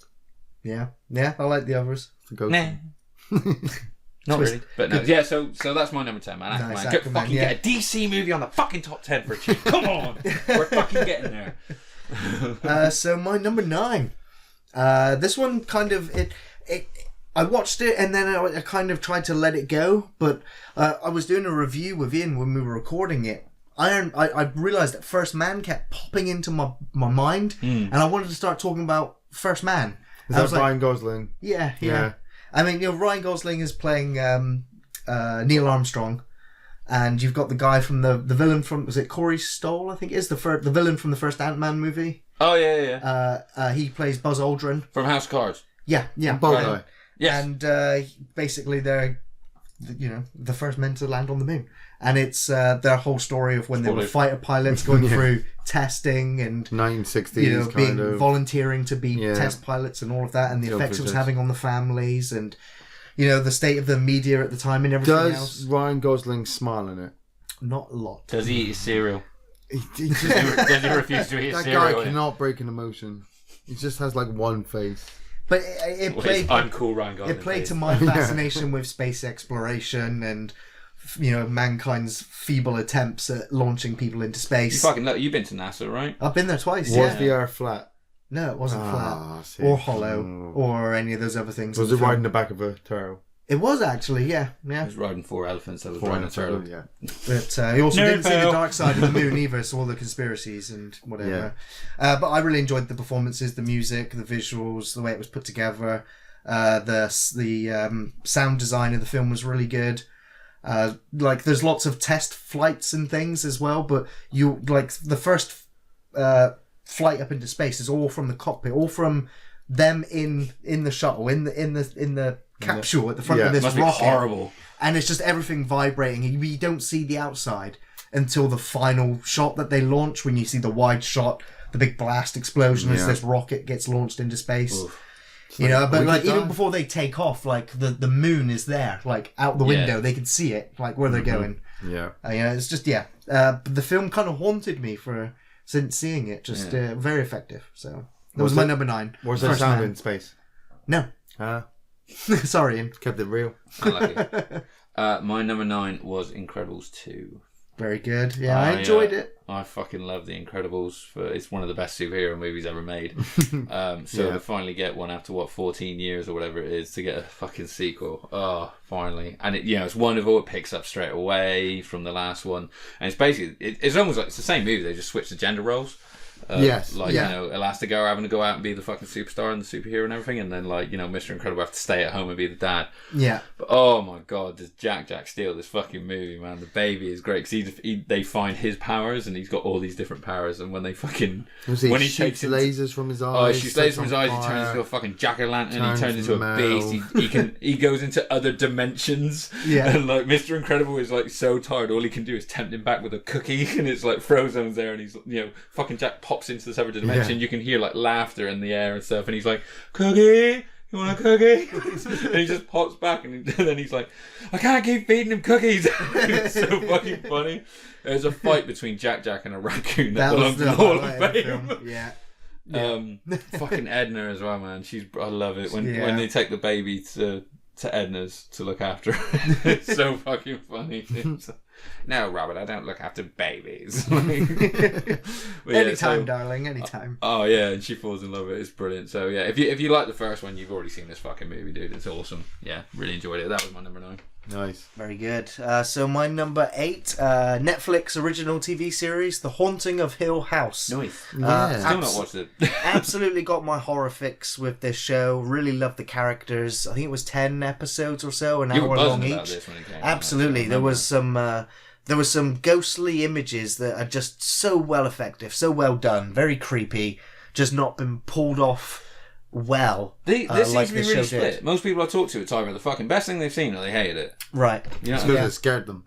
Maybe that. Yeah, maybe. I mean, the bent neck lady is freaky as hell, and the ghost that haunts the guy who ends up a drug addict that just always is following him, just always. The really tall person with a cane, freaky as hell. Nice. It's just so well done. When this series dropped, it just exploded. It was all over social media. You should be watching The Haunting of Hill House, and I saw little clips. I'm like, I'm good. I reacted the same way, but then I went, I'm going to give it a chance. I'm just going to give the first episode because I was expecting awful schlock. That's good, dude. But at what point did you just kind of look at your door, just hoping nothing was going to be there? After the end of the first episode. Yeah, exactly.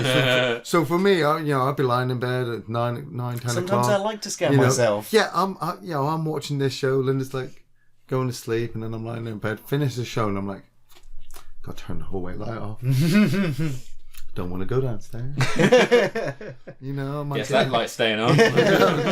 What the fuck do you do if you flick the light and there's something there, in your face? Go straight to Dick Kick City. So yeah, I wanted to watch it, but I didn't catch up. Yeah, that's fine. But it's not going anywhere. Yeah, man. That was my number 8. Now, The Haunting of Hill House. My number 8 is an episode of a podcast, the Joe Rogan podcast, number, I believe it's 1250. But you can actually watch it on YouTube, being filmed, which is great, which is the way I chose to watch it. And his guest is Jake the Snake Roberts. Very good. Man, you told me to watch this. Me and you have met Jake the Snake Roberts. We did. I got a picture. Yeah, I met him as well. Roberts, man. We met him. He grabbed my tits. He did. Oh, he squeezed you fucking hard. Mm-hmm. But it's a 3-hour fucking podcast, and like I said, we're big wrestling fans, man. I fucking love wrestling. And that Jake the Snake was one of my guys growing up, and it's him telling some horrifying stories of his own from his own life, and obviously some stories from his wrestling career, which is some of the most entertaining shit you will ever hear. When he starts talking, I won't go into the bad stuff because there's some bad shit he talks about, but it's still worth listening to. But man, when he tells a story about him having to do this spot back in the day where he had a king cobra. Remember, he used to come to the ring with a big python. There was a point where he switched out to a cobra, and he says, because the fucking python was too heavy and stuff, And they did this bit where he stuck it on Macho Man. Macho Man was tied up in the ropes, and he fucking let the cobra bite his arm, and blood came out. And as a child, you were like, "Holy fuck! This is insane." Macho Man's just been bit. But he tells this story about Macho Man coming into the dressing room to confront him to find out if the cobra was poisonous or not, because he thinks maybe they're trying to kill him. and I won't spoil it, but like he makes Jake prove to him that fucking thing is not poisonous. And having Jake Snake tell it from his own point of view and do impressions of Macho Man along the way is incredible. He tells Andre the Giant stories as well, which is some of my favourite fucking stories. Joe Rogan, I mean, who the fuck is he? And I was reading in the comment section that he's not a big wrestling fan. Joe Rogan is. A lot of people don't like Joe Rogan actually because they think he's very much like he panders to his guests. I got him confused with Dana White. Well, he was involved in UFC as a commentator. He is a martial artist. You know, he has done MMA, and he looks a lot like Dana White. He does a bit, actually, and he's in good shape, obviously, and he's a podcaster and a presenter. He's a stand-up comedian as well, you know. So, like I said, I think you either love him or hate him. I'm kind of indifferent to him, to be fair. I just like his podcast. I mean, I'm not a UFC guy or anything like that, but the stories from Jake the Snake. But he does at least. A lot of people say like, oh, he just changes his mannerisms to match his guests. But in a way, it's like, well, if he does, he kind of lets his guests talk at least. So he pulls a lot of great stories out of him. But anyway, I highly recommend. It's on YouTube. You can watch it. Joe Rogan interviews Jake the Snake. Great podcast. Nice. Okay, moving on to number 7. I think this was on my list last year as well. And it will be on my list next year. Mm-hmm. It's Better Call Saul. No. It's the extension of Breaking Bad. The last season was fantastic. And now the character of Saul Goodman is pretty much... I mean, he finished the season with Better Call Saul. You know, he said it's Saul Goodman. You know, he's become the character we now see him in Breaking Bad. The crossovers with the backstory of characters that we've seen the fates of in Breaking Bad, but seeing how the jigsaw fits together perfectly. So well performed, really well done. Love the performances. It's so good. It's really, really good. So I'm excited. It's good that it's continued into the second season for you, that it's still good, you know what I mean? Because I remember last year you were talking about it. Again, I've not watched it, but that's cool. I'm so behind with that shit. I'm so far behind. No Breaking Bad, no Better Call Saul. It's the same for everyone. Everyone's got those shows where they can't believe the other person hasn't watched it and vice versa. Because for everyone who's like, you know, oh, you've not seen Breaking Bad? That's insane. I was like, oh no, I was watching Sons of Anarchy, and they're like, I didn't watch that. And I'm like, well, then you're the fucking idiot. Right. Like, That's it. There's so many. I haven't seen the first season of Sons of Anarchy. Exactly. Everyone's got those seasons, haven't they? Yeah, it's crazy. Yeah. So that was my number 7, Better Call Saul. My number 7 is a Netflix series. We got 2 seasons this year called Big Mouth. You were telling me about this the other day. Fucking amazing. It's a bunch of kids going through puberty in the most disgusting fucking way imaginable. The kids have imaginary hormone monsters that come to them, which are furry looking dudes that are all like, nice. You know, rage, fucking rage. And it's just it's just crass and lowbrow, and if you like that, and I do, you should watch it, because it's literally disgusting. There's like an old hormone monster in it who can barely walk with this winky eye and stuff, and he's the hormone monster for the virgin sports coach at the team. So, you know, like at the school, and he's just like, to the master, and can barely walk and shit. It's just so fucking funny. But they really push some fucking boundaries on that show, man, because like everything that's happening, you're like, that's gross, and then you're like, fuck, those are kids. Oh my god, like, you know, that's even worse. So do you think it's like a new take on South Park? I think more Rick and Morty in that way of really trying to like go out the box discussing in certain things. So, but yeah, I mean, I'd highly recommend. If you like Rick and Morty, if you like fucking any of these shows, Final Space, you know, any of those things, I'd definitely recommend watching. I'm going to put it onto mine to watch. 2 seasons. What's it called again? Big Mouth. Big Mouth. On Very Netflix. fucking cool, man. So that's number 7 for me. Number 7, great. So number 6, I thought this one would end up higher on my list, but it did sink down a little bit. Annihilation. Again, it became a Netflix It's the Natalie Portman one. It is, yeah. And I loved it because it was sci-fi and it was body horror. It was imaginative and inventive. The monster that appears in that film scared the hell out of me. It was vicious. It was monstrous. And the way that it lured its prey was haunting. So when they find other people that have been absorbed in this sort of alien growth that's growing over the planet, you know, it's sorry, I just flashed that fucking Family Guy scene where he goes into his brain. He's like, I'm a tumor. I'm a tumor. I'm a tumor. Right. But yeah, it was well performed. It has some, you can pick holes in the plot for sure. I've watched a couple of reviewers tear it to pieces. People have had a fucking good go at this. I've not watched it, but people really hammered this shit out of it. I was swept away with the visuals and the character. It was original. It did feel original, and like I said, it was the colors, the camera work, the aliens. I love the fact that Natalie Portman was in it as well as the lead. The film is at times, I would say, borderline experimental with what's actually going on, and I like the fact that it doesn't explain everything to you. You're kind of sat there going, "What the fuck? What the fuck?" Just like the actors. And just like the characters as well. So I like the sci-fi films. So yeah, that was a treat for me. It felt like. So yeah, and that was my number 6, Annihilation. Nice. My number 6 was a wrestling event. It was WWE NXT TakeOver 2 War Games. Nice. And this is pretty much. It's probably the most perfect fucking wrestling pay-per-view all year. And NXT, I've said it for a long time, are absolutely fucking killing it compared to the main roster. This is actually kind of a joint because when it comes to NXT, my other favourite thing that's at the same spot to do with it is me and Ian got to go to 2 nights of fucking NXT this year. Like NXT seeing UK Triple H and Shawn Michaels in the ring. Yeah, It's got to have been Plus way also up we've there. been messaging each other screenshots because we're like, we're on the fucking network, bitch! Because we're in like the third row. I still need to find Dylan. I haven't found him yet. No, but they've not showed the second night shows yet. I really want a fucking... Because there was a point where everyone was taking their shoes off to wave at this one wrestler as part of one of the chants. And because I knew it was coming, I whispered to Dylan, "Take your shoe off." And he looked at me like, "No, weird uncle." But he was like, okay, took his shoe off and I chucked him up on my shoulder. You got a video, haven't you, where he's just... Everyone's chanting and he's just waving it around like, what the fuck are we doing? Just really funny. But... yeah, the actual pay-per-view NXT TakeOver 2 was amazing. We had, the fucking debut of Matt Riddle as well.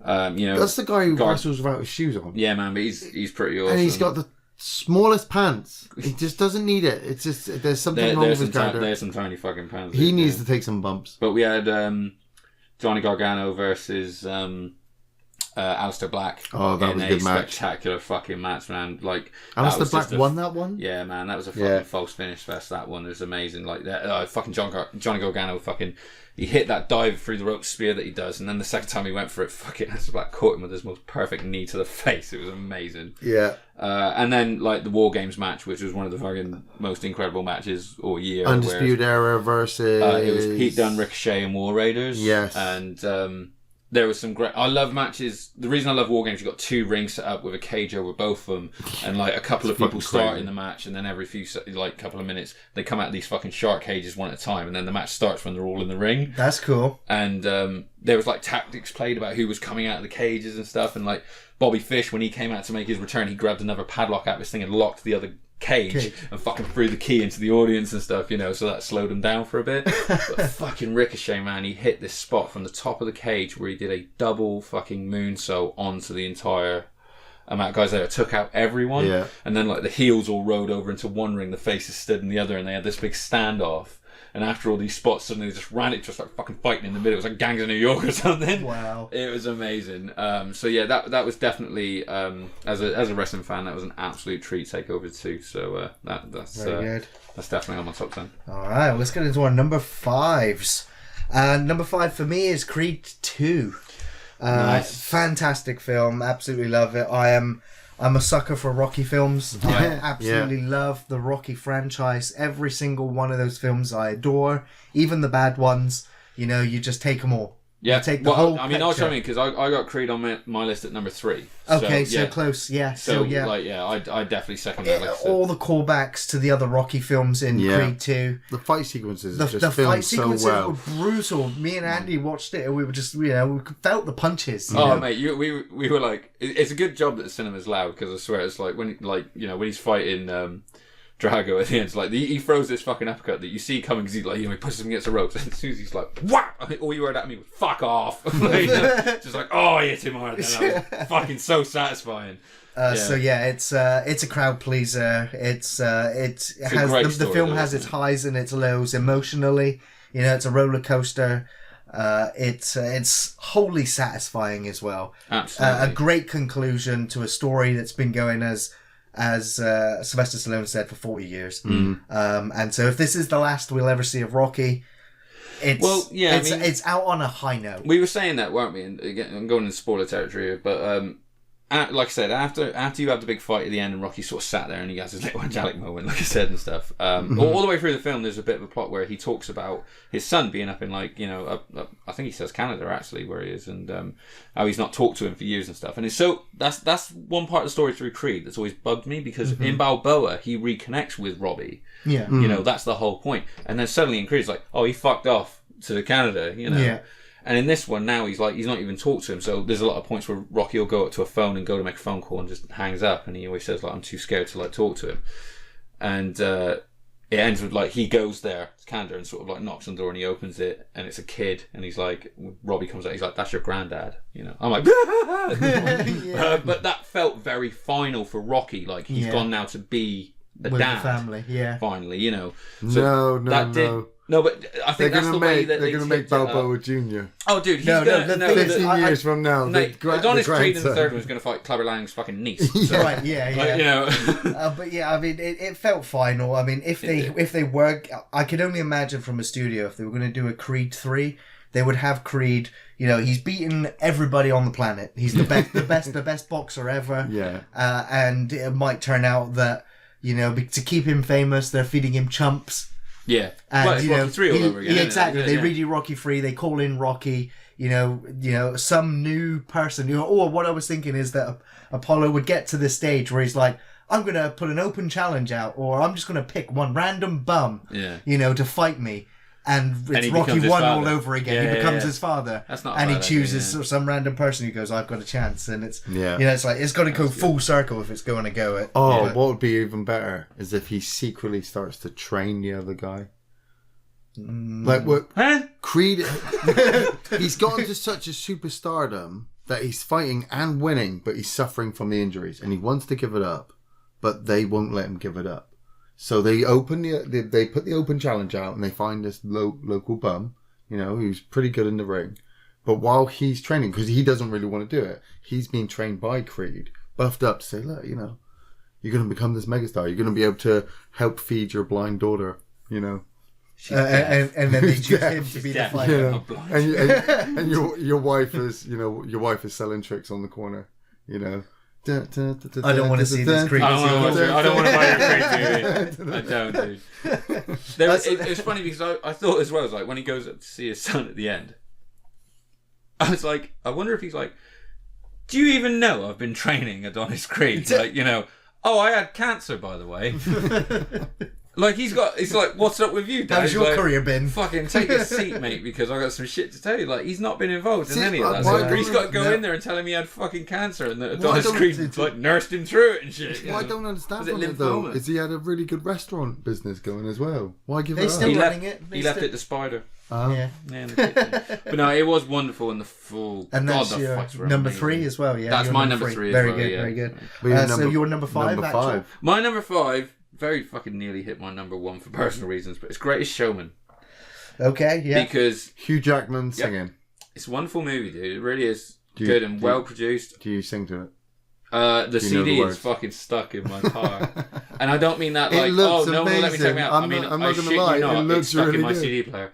No, it is Metallica, a bit of Manson, and Great Showman. Great Showman. The thing is like that. I got really sort of like, I mean, I'm close with my daughter anyway, but that's something that we really latched onto because she fucking loves to sing. So for personal reasons, it's really high on my list. She recently did tried to get into a talent show in school. She's always been really scared about fucking singing in front of people. She sings in front of me and her mum all the time. Yeah. We went on holiday to fucking Cyprus this year and they put up Disney karaoke and I was like, oh, this place straight into your wheelhouse, kid. Get us a prize, go on. She would not do it, would not stand up on stage after got with it, nothing. So she did this talent show in school, stands up in front of her whole fucking class and sings A Million Dreams from Greatest Showman. Nice.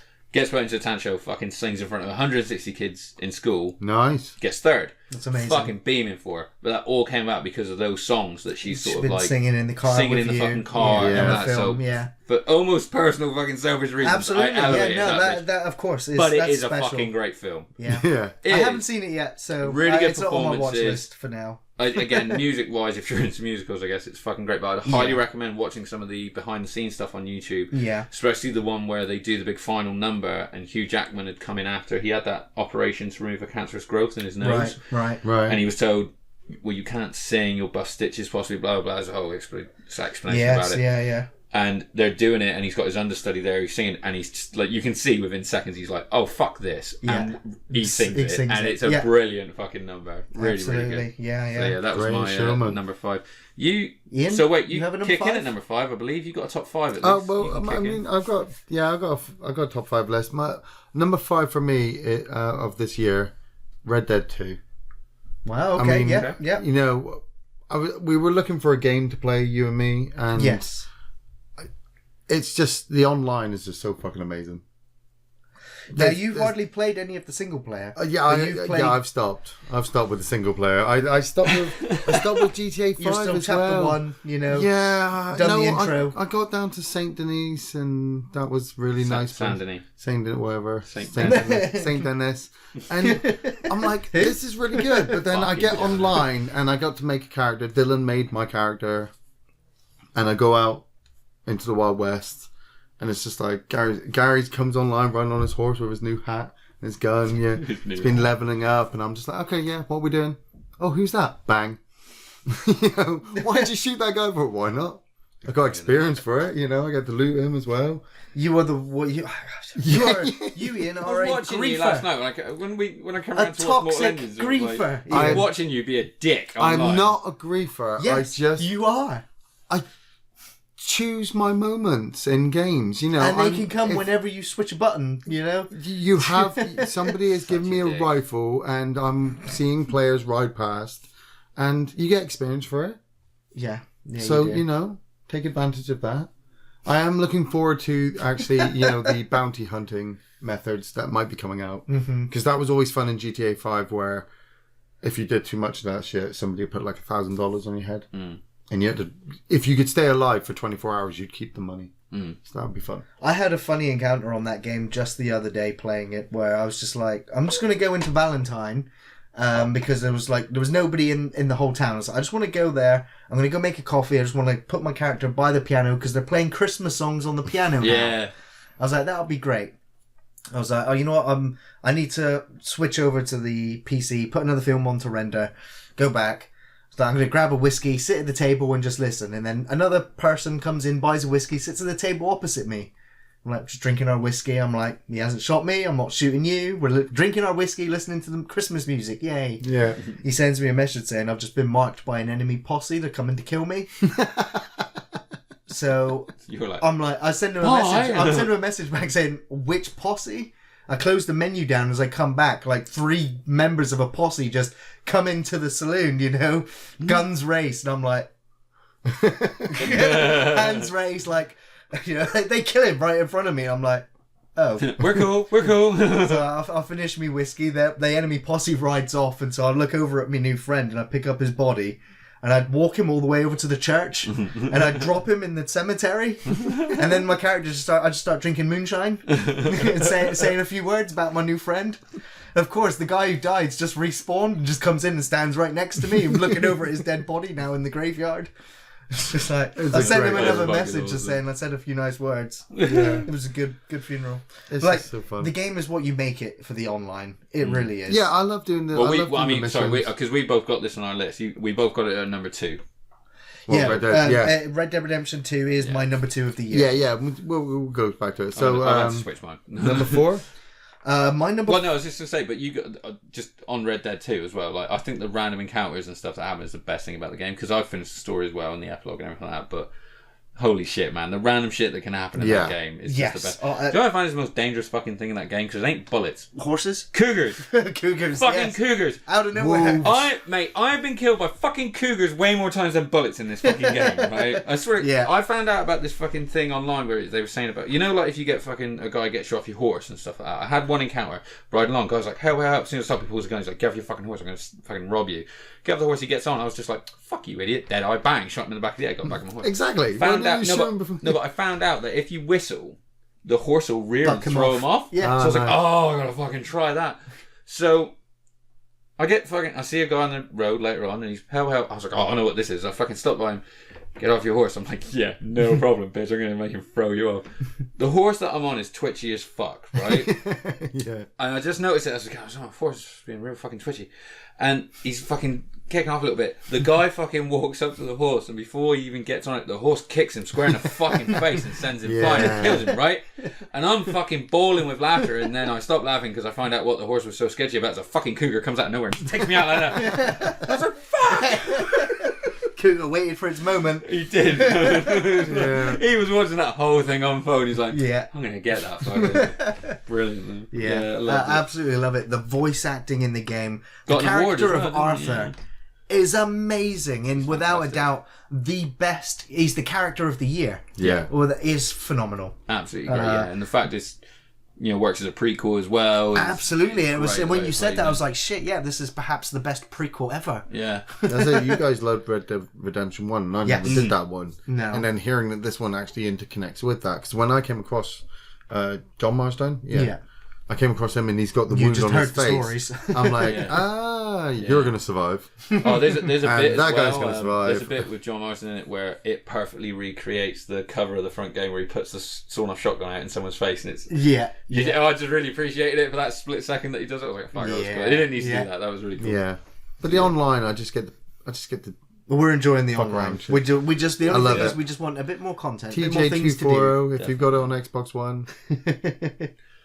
So Gary, my number 4. We have the same number 4, sir. Really? Wow! And that is Avengers: Infinity War. This was it's a film. I saw an advanced screening of it, and then I watched it again, and then I watched it again on a 4K TV with all the sound system and everything. Mm-hmm. It is a superhero movie. It's formulaic. It's probably the greatest superhero movie ever made. It's so damn entertaining. It's so fun to watch. What does it go up against? Well, I'm just saying in general of all the superhero movies. Yeah. It's definitely an argument to say that it is. It's also immediately rewatchable. Yeah. So thoroughly entertained. We've talked about it at length. Thanos it did millions. Thanos is one billions of of dollars. All the money. Right. Thanos steals that whole movie. Yeah, well, Thanos is great. Just to prove that you can make these fucking CGI characters work. Something. Yeah, fucking. All the characters are great, and all their different interactions with different characters that have never seen each other before is great. Yeah, it's definitely. Just it worked. I didn't think it would. They got all my money for the next one. Yeah, Endgame. Yeah. So what's your number 4, dude? My number 4 entertainment value for 2018 was seeing all the John Carpenter movies in 4K. Nice in the cinema. Yeah. I mean, Prince of Darkness, fucking They Live, Escape from New York, Halloween. You didn't see the fog, Little China? No. I didn't see the fog because it was on so late, and they didn't show that was the only Little China or the thing. But I got to see Halloween on Halloween. Mm-hmm. On a giant screen. Yeah. I got to see They Live on the giant screen with Roddy Piper. Yeah. Infinity War was good. Roddy Piper walking into a bank with a shotgun saying that one line. Fuck all your special effects. Which would set up Duke Nukem. Yeah. Fuck all your special effects. I mean, we even laughed at it in Escape from New York. We're watching Snake Plissken run away from all those fucking vagrants from the sewers. Nice. And he runs into the building and he gets his submachine gun and he shoots the wall and he runs through it. Yeah. And it's like paper. He hits it. He could blow it down. Paper thin. And you've just sat through Avengers Infinity War. Where all these concrete slabs are flying everywhere. Fucking special. Yeah. Those. You always want to say, oh, I remember seeing that in the cinema. And then you look at some classic films that you never really that was in the cinema before we were even born. Exactly. So getting to see that is pretty fucking awesome. Yeah. They should really. I watched when they showed the Back to the Future trilogy, and it's nice. Like, fuck yeah, I gotta watch that. Yeah. They should really do it for a lot more. Even if they're not even going to make them into 4K DVD box sets or whatever, just do seasons. Yeah. Like some old Vincent Price movies or whatnot. So moving into number 3s. Yes. The third season of Ash vs Evil Dead, and unfortunately the final season of Ash vs Evil Dead. Thoroughly entertaining from start Rocky to finish. versus Ash.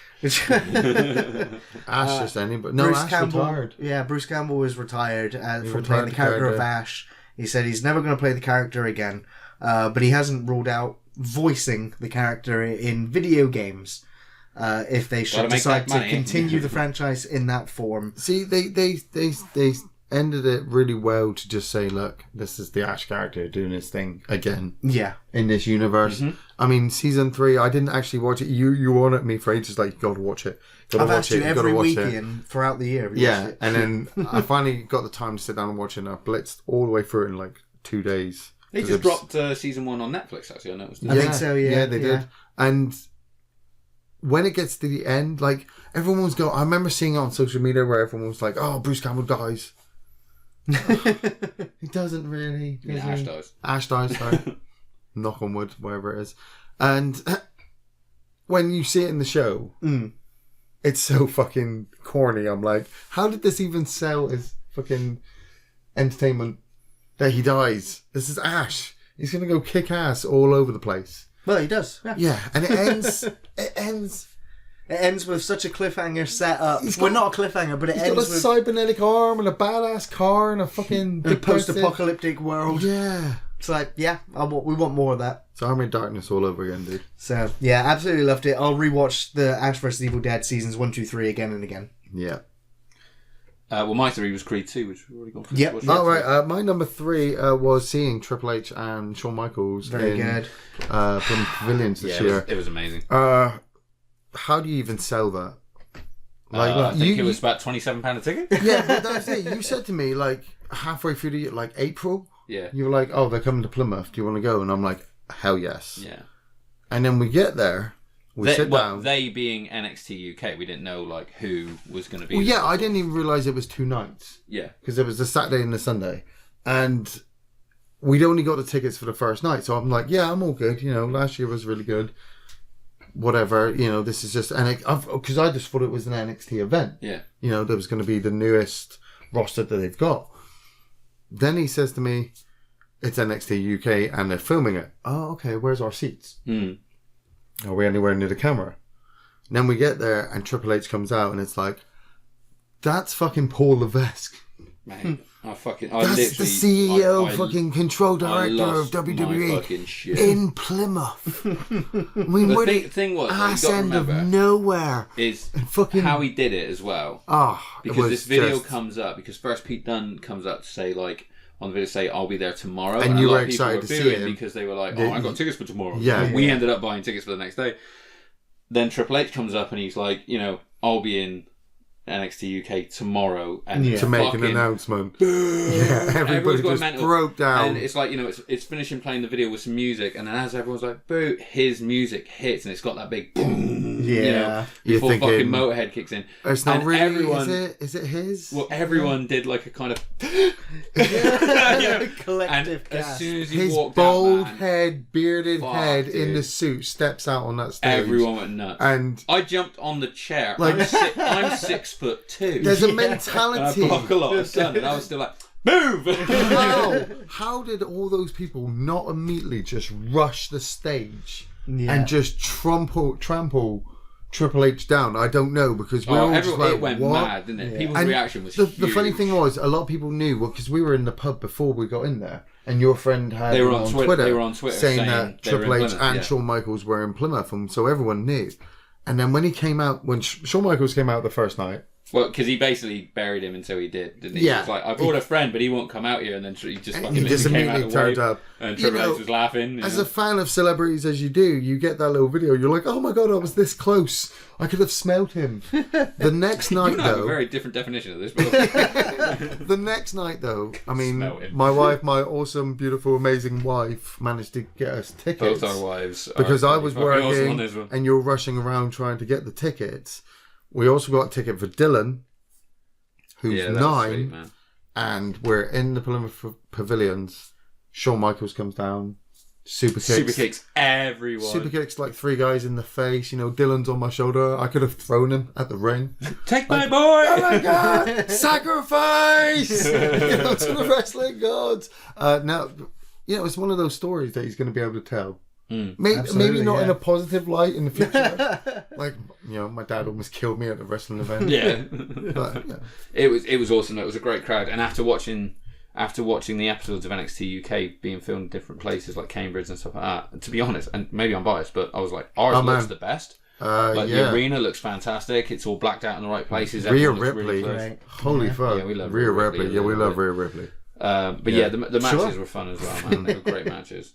But yeah, awesome. Fucking good one for that. Cool. So moving into number 2, as we've said, mine is Red Dead Redemption 2. Andy, yours for number 2? Yeah, well... what's your number 2? Red Dead Redemption 2. One more thing about Red Dead Redemption 2. Go on. Man, I just love shooting people in the face. Yeah, we know you do. Yeah. You know, there's just... we were in a bar last night, and I threw that Molotov at the bar while everyone was drinking. Was that you? I thought that was Adrian. And ran outside laughing. And the whole town just turned into a massive, explosion of gunfire. I just stood outside. Some people just want to watch the world burn, don't they? Yeah. Or just the bar, apparently. Yeah. Oh, man, so fun. Knob. So your number 2, Ian? My number 2, this is kind of a personal one, was sitting on a beach in Hale in Cornwall. Oh, you love this. He's gonna get Man, I'm going to get all mushy now. I'm going to call you. The most entertaining thing to happen to me this year was outside. The world is like a really fucked up place. Oh, yes, it is. I could really go into it right now. But I think everybody already understands what the fuck's going on. And I remember, this is a memory going back to the summer, July, I think it was. And Linda and I had organised a holiday to go away with Dylan down to a caravan site in Hale in Cornwall. Mm-hmm. Just a little family getaway. Gary was going crazy because we needed to record this and edit this and get this uploaded. And you were going away for I was going away for 5 days, and I was going to be in a caravan. And I really wanted to work, but at the same time, I just needed a break before I killed somebody. And it's like the very first night we get there, we get everything in, settle everything down, and there was a wrestling event going on. And I took Dylan to the wrestling event. This is before NXT. Mm. And they built this ring inside the events building. But the ring took up the whole space. So they could not climb on the corner. Because the roof was too low. The roof was right there. You literally, the guy was stood where the corner bar is, where the rings, the ropes meet. And his head almost touched the top. And so Dylan's just going crazy. I'm having a few San Miguel's. Find out there's a beach 5 minutes away from my caravan. Took a walk down there, and it was just this massive, huge stretch of beach. Mm. You see these pictures in Turkey and Hawaii and Australia, and here's this massive, huge beach in Hale in Cornwall. Temperature's okay, wind's a bit blowy. Sitting down with my San Miguel. It's this whole moment. You got time to reflect. Yeah. You look out at this massive, huge stretch of ocean. You're like... You wait for that. And that was the moment I left my family. Well, crazy things happen in your mind when you're looking at this massive, huge stretch of ocean. Over there is America. There's Asia. There's Australia. There's the rest of the fucking world. I should be going to these places and seeing all these great things. And I'm looking around at the beach and I'm like... Nah, it's too far away. It's too far away. But my point was they're over there. That's it. There was this massive hill I had to walk back up to get back to the caravan. And after 2 San Miguel's in this beach, after I tried to ring you guys and be like, I love you, man. Oh, man, I'm just sad here now. I stumbled back up, got back to the caravan, and Linda was watching the Scout's Guide to Zombies. Okay. Have you seen it? I've heard of it. I think I might have tried to watch it. Yeah, I came into the caravan and Linda's just like, you alright? And I'm just like, yeah, I'm okay. Feeling quite chilled and relaxed, One with nature now. Sit down. It was the most stupidest zombie movie ever. Yeah. I think I didn't get very far. But sitting there with, my wife, Dylan's in bed asleep, and I'm just like, yeah. Yeah. Great moment. Nice. Well, to rain on that happy moment, Ian, before we get into our number ones, I'm gonna bring forth a shitstorm. He's gonna have a dig. A shit ton of shitty movies. The top 5 worst. It actually became a 6. That he somehow managed to get 6 into. Yeah, so my top 6 shit movies. So are you going down or are you going back up? I'm going down the list. Okay. So my 6th shittiest film this year, and they're not necessarily super shit. But they were. A couple of those are. I'm adding in extra levels of disappointment as well, especially, and that comes with this first one, because Jurassic World Fallen Kingdom, I actually had high hopes for this piece of shit. And what I got, I was fed up within 15 minutes of this film. I was gutted. And I didn't even really get good dinosaur action. All I got was to cry at watching a bunch of dinosaurs die from a volcano. And then after that, I was done. Emotionally invested in nothing. Just watching a bunch of millionaires get killed by dinosaurs. Yeah, it was pretty shit. It was badly acted. The story was awful. It's very Dino Crisis. It was just terrible. It was so bad. Following that up with Skyscraper, I couldn't even finish it. One-legged I watched it Dwayne after Rock. Rampage. You know it's got to be bad when a Dwayne Johnson movie doesn't do well these days. You know that must be. Do you think they could only afford that much of his body, so that's why he had that metal leg? You can't afford to hold me. Spent the rest of the money on the moving past Skyscraper was Pacific Rim Uprising. Oh, no, that wasn't too bad. No, Ian, that film was fucking atrocious. What was bad about it? What was bad? Everything.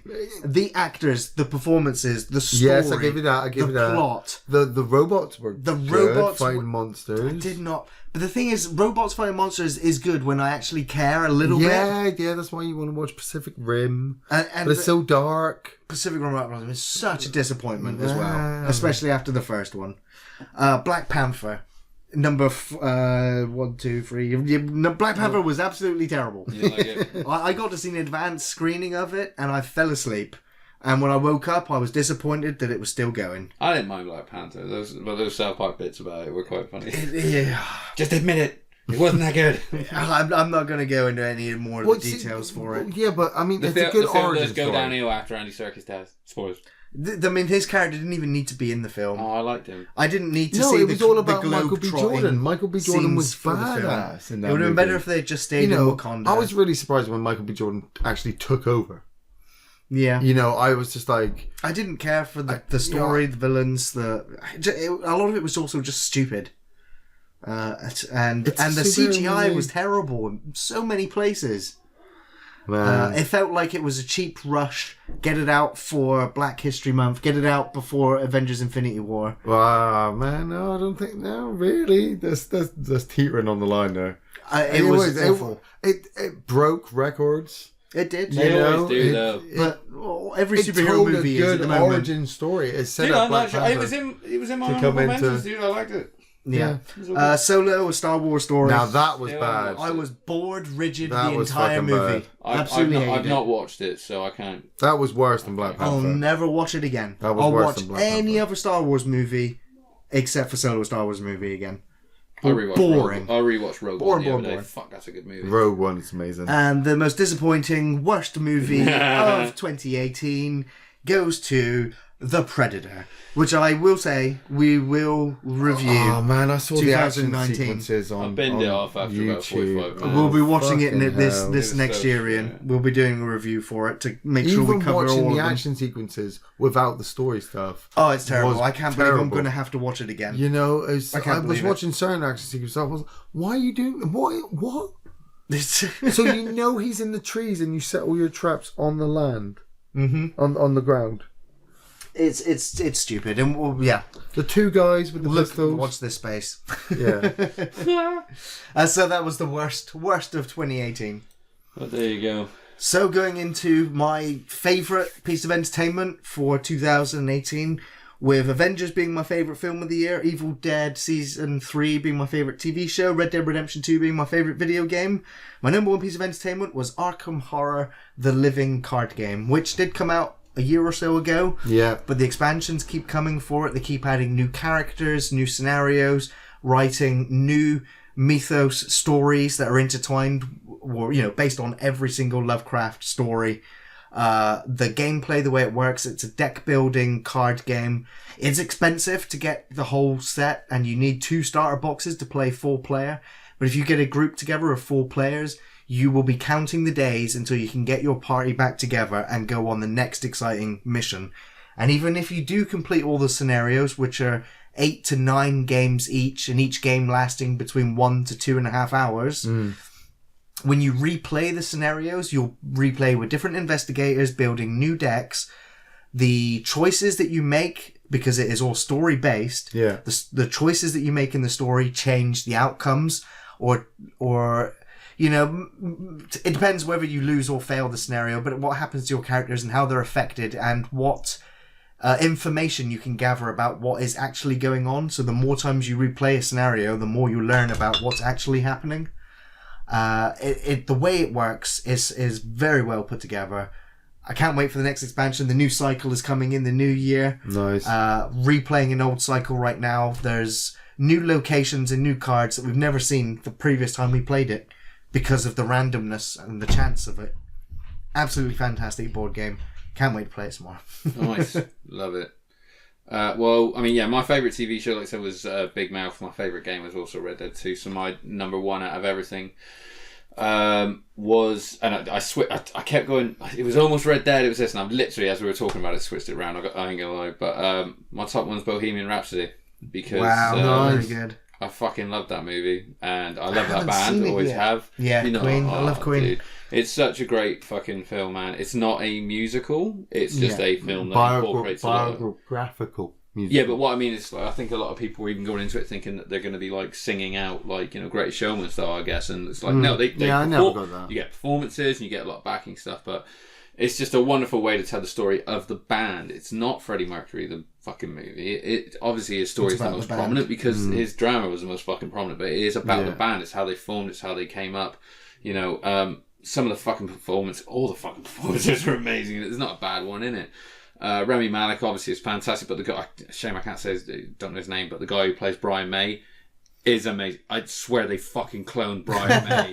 It's freaky. And the hair. But the hair, it is perfect, but all the mannerisms are great, you know. And even though they're not performing the songs, you know, it's obviously they use Freddie's cover, you know, they're lip syncing, but the performances and the mannerisms are wonderful. And it's one of my fucking favourite bands since when I was a kid, Queen. Anyone who's like, I don't like Queen, is like, you're an android, we need to fucking take you out. I'll be watching it over the Christmas, and I'll probably be regretting I didn't watch it in time. There's for my list. Can I spoil a tiny bit for you just because it's a bit of an anecdote, but it's like Mike Myers is in that movie. Okay. And I'm watching the opening credits and it comes up Mike Myers, and I'm like, I didn't know Mike Myers in this movie, so I'm looking out for him. And after he's been on screen for about 5 fucking minutes, I finally worked out who he was. He's in such heavy makeup, and he plays a record producer. He's basically the first record producer who is, you know, releasing their albums. And he sounds so much like my father-in-law because he's from Yorkshire. It's so funny. I was like, this is weird. And my wife was like, he sounds like Dad, you know. But bear in mind, it's Mike Myers now. I laughed at this joke and no one else did, and I had to explain to people afterwards that Mike Myers is the one who said it, and you could see it roll over their heads. Is they go and they make Bohemian Rhapsody, and he won't release it. He's like, it's a fucking 6-minute song. It's in the trailer, isn't it? Yeah, it's like 6 minutes long. That's he was like, oh, I feel bad for your wife. You think that's long and stuff, you know. So he's arguing. They're basically saying you can't fucking release that as a title track. It's too long. No one will buy it. And they're arguing, and Mike Myers, bear in mind, just goes, teenagers will not bang their heads to Bohemian Rhapsody in cars. Yeah. And I'm like, bah! Like, I'm fucking spitting drink everywhere, like, you know, and no one else has clocked that it's Mike Myers. I was like, that might be the best joke anyone's ever fucking written. Yeah. Like, oh, it's so fucking funny, dude. Yeah, it's wonderful. And it's not, a lot of people would like, I think a lot of people, not with spoilers, but assume it's going to end with some horrific AIDS-related death rattle from Freddie Mercury. Like, yeah, they don't go that way, all right? It's like they took it a fucking much classier way, and it ends fantastically and is just brilliant from start to finish. Loved it, absolutely fucking loved it. Mob Andy was like fucking 20 of us, I think, went to see it from my wife's group, and that was great. My number one most entertaining fucking thing of after the last ones where you've gone with things sort of like sitting on a beach. If you tell me your number one's a sandwich, I'll still stand by you as a friend. No, it's podcast number 25.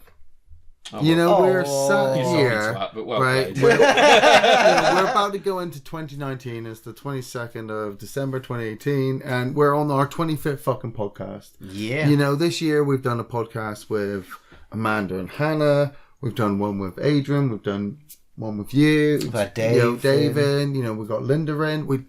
And it's just, it's all down to the audience. We make the content, they listen to it, and it's all really cool. And I was just sat here like, what have been, my best things all over the year? It's fucking working for Off the Shelf. Tying back to sitting on the beach. instead of sitting there at a computer like trying to, get all the coughs and guffaws and Gary switching his notepad and getting things wrong. What? And, just yeah. Aww. Nice. Yeah. But what was your favourite sandwich though?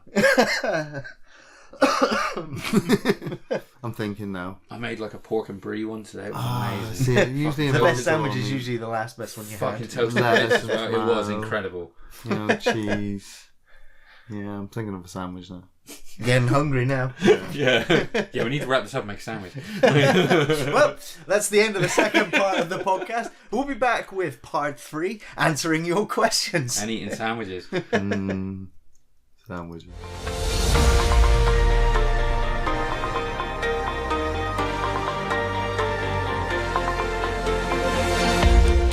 And welcome back, Shelfers, to our Q&A section. Yeah. I fucking love this section. Yeah, Gary looked at me. We got a lot of questions. You looked at me and said, yeah, we got a lot of questions. I was just like, good. We might have to rapid fire some of these later. Well, yeah. We'll see how we go. We'll see how we go. There's going to be a lot of answers that are like, yes, no. Binary. First question is from Noah Cunningham. Hey, Noah. Merry Christmas. Did you guys by chance go and see the new J.J. Abrams movie Overlord? If so, what did you think of it? I really enjoyed it and saw lots of nods to The Thing and BBS is brothers and really enjoyed it. Band of Brothers? BBS? I'm not sure. Yeah. I'm not sure what it means. I copy pasted the comment, but yeah, we talked about it earlier in the podcast. We both enjoyed Overlord. I feel like it didn't reach its full potential, and that was because it was too much of half a war movie and half a horror movie, and not a good enough blend of both. Yeah, it's fair to say though that we did have certain expectations. Yeah, so it's almost like we set ourselves. It was half a war movie, half a horror movie, and it was only half as good as it could have been. Yeah. So yeah. I think we said it was the From Dusk Till Dawn of zombie movies. Exactly, yeah. So I will also say that there are a few questions that if you do not hear them read out, I did drop them, and that was because I knew you wanted us to talk about a game or a film that I knew was in our top 10s. So it might not appear. Oh yeah, there was a lot of like best of 2018 was like which we've obviously just done the whole section into. So, yeah. Also, I just thought to say as well now, if you do have a question for us for the next podcast, you can leave a comment in the comment section below. We always check it the day before we record the next podcast, and of course I always post up on our Facebook page a week before we record so that everybody can obviously blast their questions in. If you don't see it, I don't know how Facebook works, so when you put a post up, if you don't, how often they see it, how often you see such it. A fucking old man. I know you get notifications. Social media, you end up, because some of you are so popular, you got like 8-9 notifications from people and stuff like that. But always check back on the page. I'm selling it now. I never wanted to sell it. Well, I gotta sell it. I gotta sell it. Always head back to the Facebook page. Post your ramblings on there every other day. Post your ramblings. I will sheriff obviously any racist, conformist, Republican, Democratic, left hand, right hand, Mars worshiping, anti almost everything. Yeah, anything human, mortal kind of thing. I'm always watching. So next question. Next question's from Lewis Chenery. Hey Lewis. Hey guys, couple of questions. What's your top 3 war movies of all time? And what special power out of any movie franchise would you choose to have? Keep up the great work and have a great Christmas. Merry Christmas. Merry Christmas, Lewis. Top 3 war movies from... yours. For me, yours, yes. Yeah, it would be Das Boot. Did I say it right, Ian? Das Boot. Did I say it right? It's not Das Boot, is it? Das Boot. Alright, but Das Boot, I absolutely fucking love that film. Yeah. Submarine war movie from the Germans' perspective. It's done so damn well. Yes. And it's the reason why I continue to watch shitty submarine movies ever since. What's the main guy again from Judge Dredd? Prochnow, isn't it? Jürgen Prochnow. Jürgen Prochnow, yeah. Fucking, he was... Prince of Darkness. Sutter Kane. Yeah. Sutter Kane. Not Prince of Darkness. No, sorry. In the Mouth of Madness. Math Madness. Yes. Get back in the corner. Fuck you. So that Full Metal Jacket and Saving Private Ryan, the opening of Saving Private Ryan is just... it's amazing. It's phenomenal. Full Metal Jacket, the training sequence, mesmerising. Yeah. I as a joke, I would love to put Starship Troopers in there because that feels like a war movie to me. Yeah, I think that's fair. Yeah. I think that's fair, totally. And for superpowers, I want Santa's powers from Christmas Chronicles. Nah. Because you can just pull anything that you'd need have or to be want. Santa.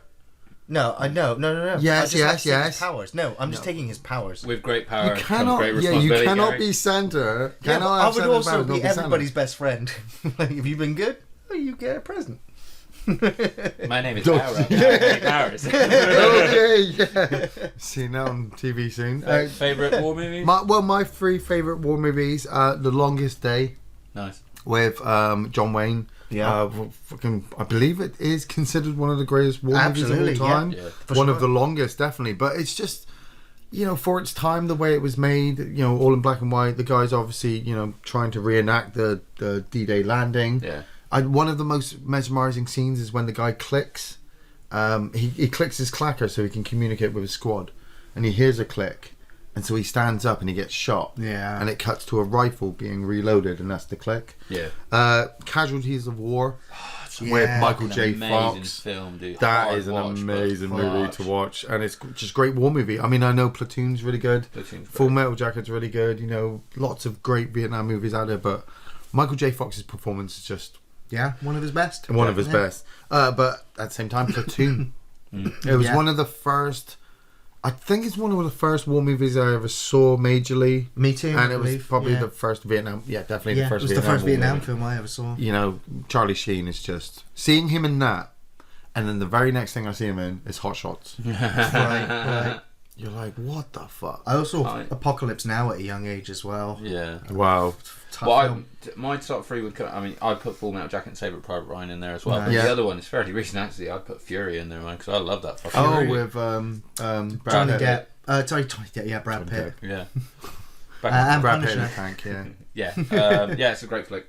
Really enjoyed it. Very much in the vein of sort of Saving Private Ryan, like you're following the squad for one tank crew the entire time. Yeah. My superpowers, I would take God's powers from Bruce Wayne. Very good. Good one, yeah, definitely. God powers is pretty much all powers. Oh yeah, totally. There's every power ever. I thought about having the Infinity Gauntlet, but it's very easy to lose those gems. Well, it seems to be. So you might as well just go omnipresent, I was thinking of a name and say flight or something, because then I don't have to walk anywhere. That's why I was like, Santa's powers, he can fly, Andrew Burrs has been arrested today after flying into Gatwick Airport Airspace. I was trying to take down the drones, bro. I got lost on the way. My GPS is all fucked up and shit. Actually, you can hear our thoughts on Santa's powers, and you're going to drop. I think before this, you're going to drop. Well, I was going to mention to Ian before we hit this section of the podcast to record. I was going to put up Christmas Chronicles commentary on Christmas Eve. Yes. And our Christmas review on Christmas Day. Yes. Awesome. Yes. So by the time this goes Christmas up, presents, our commentary track will be up. We would have seen our commentary of Christmas Chronicles. Next question, yes, from Fernando De Luca. Hey, Fernando. Yo. Hi. Thanks for answering my question last podcast. Have you guys ever seen a film by the name of Mientras Dormes? I hope I said that right. If so, did it scar you for life too, or if not, how come? Cheers and keep up the great work. Cheers, man. I wikied this immediately. Me too. Because I'd never seen it. It's from the writer-director of Wreck. Oh, really? Yes. Well, I mean, it was only a brief synopsis on Wikipedia. And so I gathered that there was a guy who runs a building and is kind of messing with people's heads with video cameras and just being able to influence himself in their lives. And then he kind of does he starts it to chloroforming people. Right. Okay. Yeah. So really invading their lives. He is suicidally depressed, and he's contemplating suicide every day of his life. And the only way, his survival mechanism is kicking in, and the only way to keep existing is to make everybody else around him as miserable as he is. Right. See, because when Fernando said, "Did it scar you for life?" I was like, Fernando, am I gonna have to scrub my eyes after watching this film?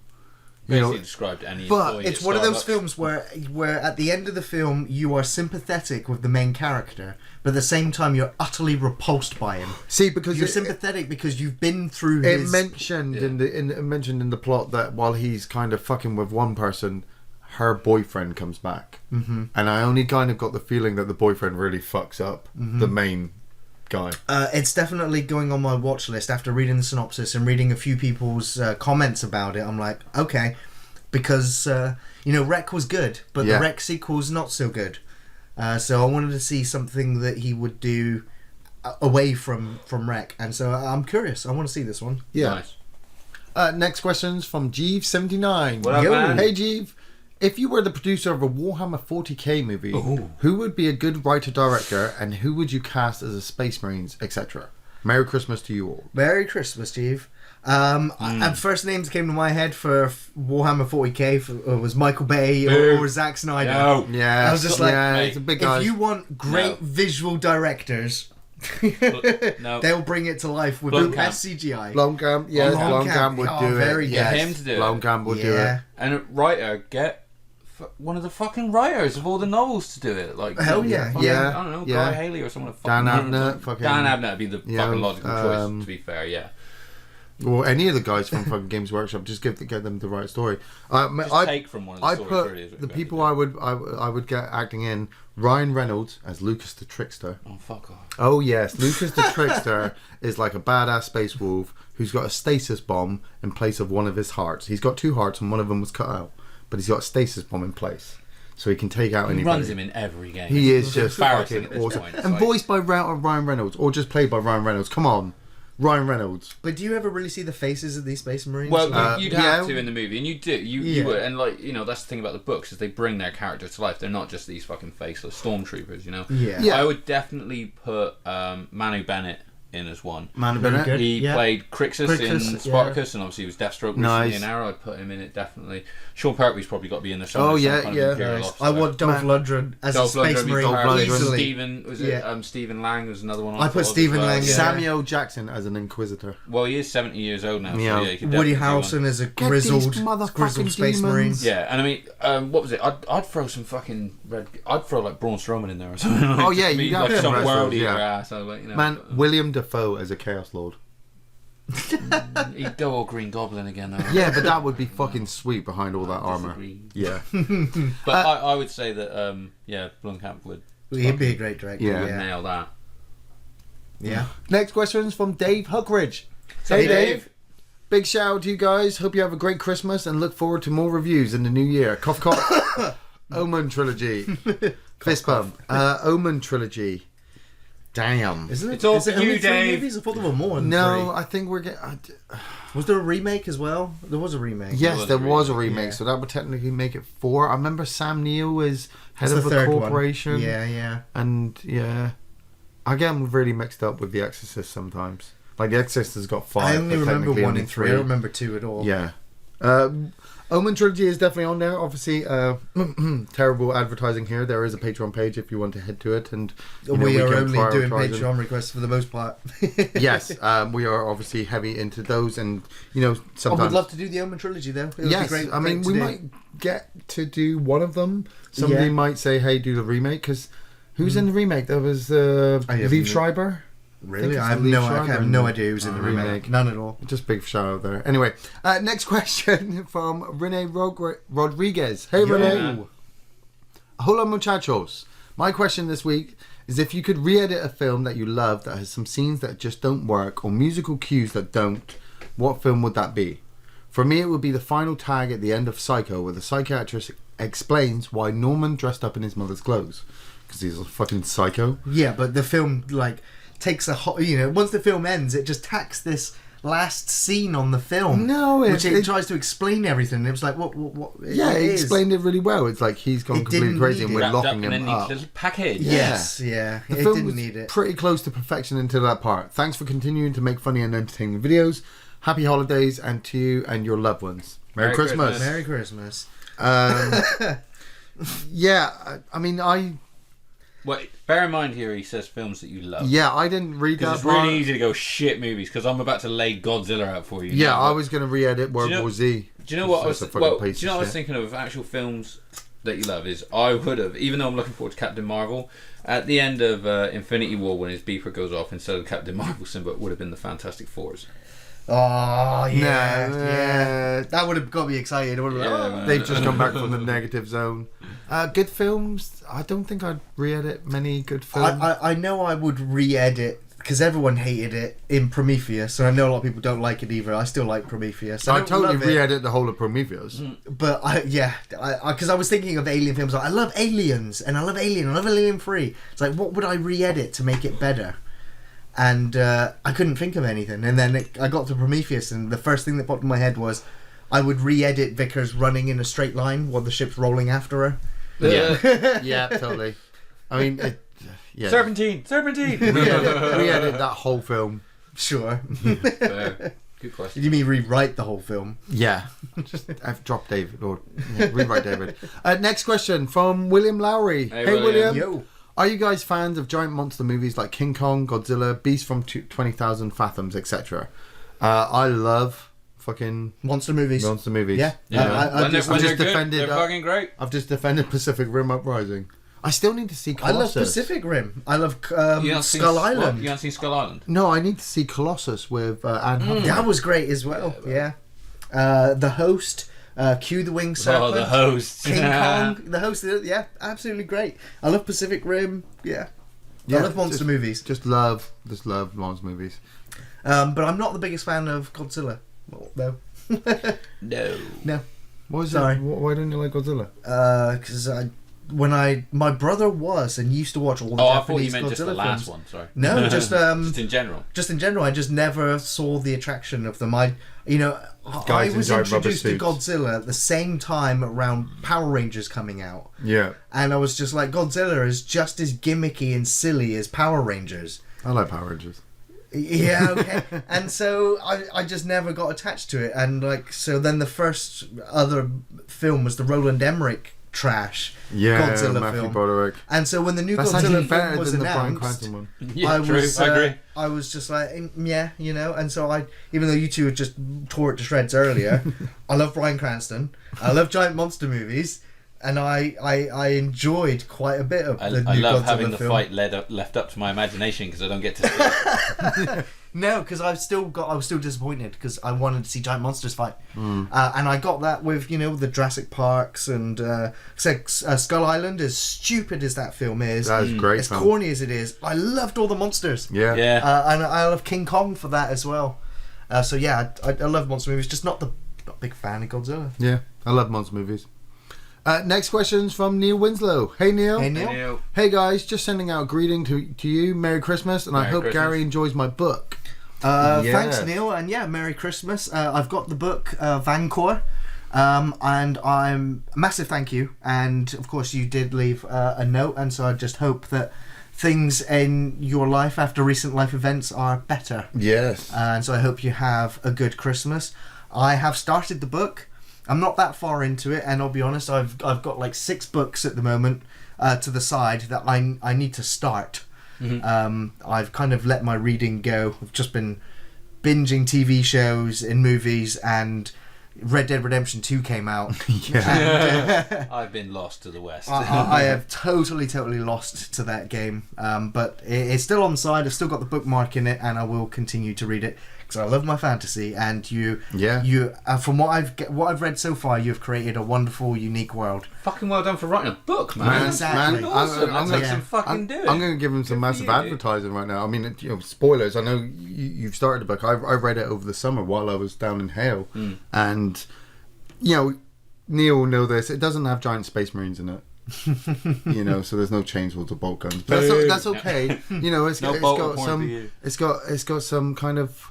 It's like a medieval, post-apocalyptic world.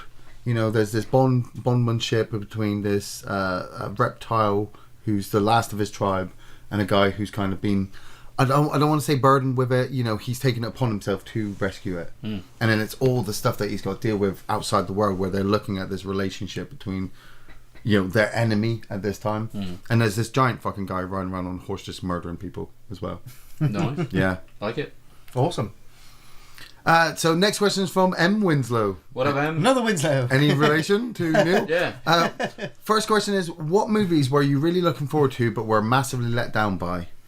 The Predator, Jurassic Park, Fallen Kingdom, and the Cloverfield Paradox for me. Yeah, that was a letdown. Oh, just Prometheus. Mortal Engines was a fucking letdown because I was, after rewatching Lord of the Rings, I was looking forward to it. Yeah, Mortal Engines. Yeah, that was a big letdown. Yeah, massively.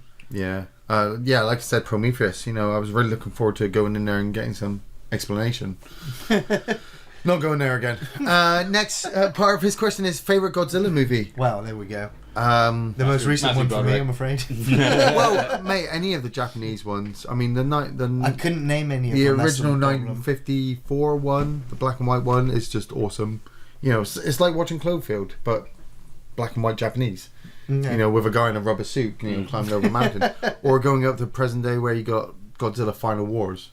Godzilla comes out of the ocean, he actually fights Zilla from the Matthew Broderick movie. I saw that sequence on YouTube. And throws him into the Sydney Opera House and then just blasts him with his atomic breath and just fucks him up. Yeah. That's badass.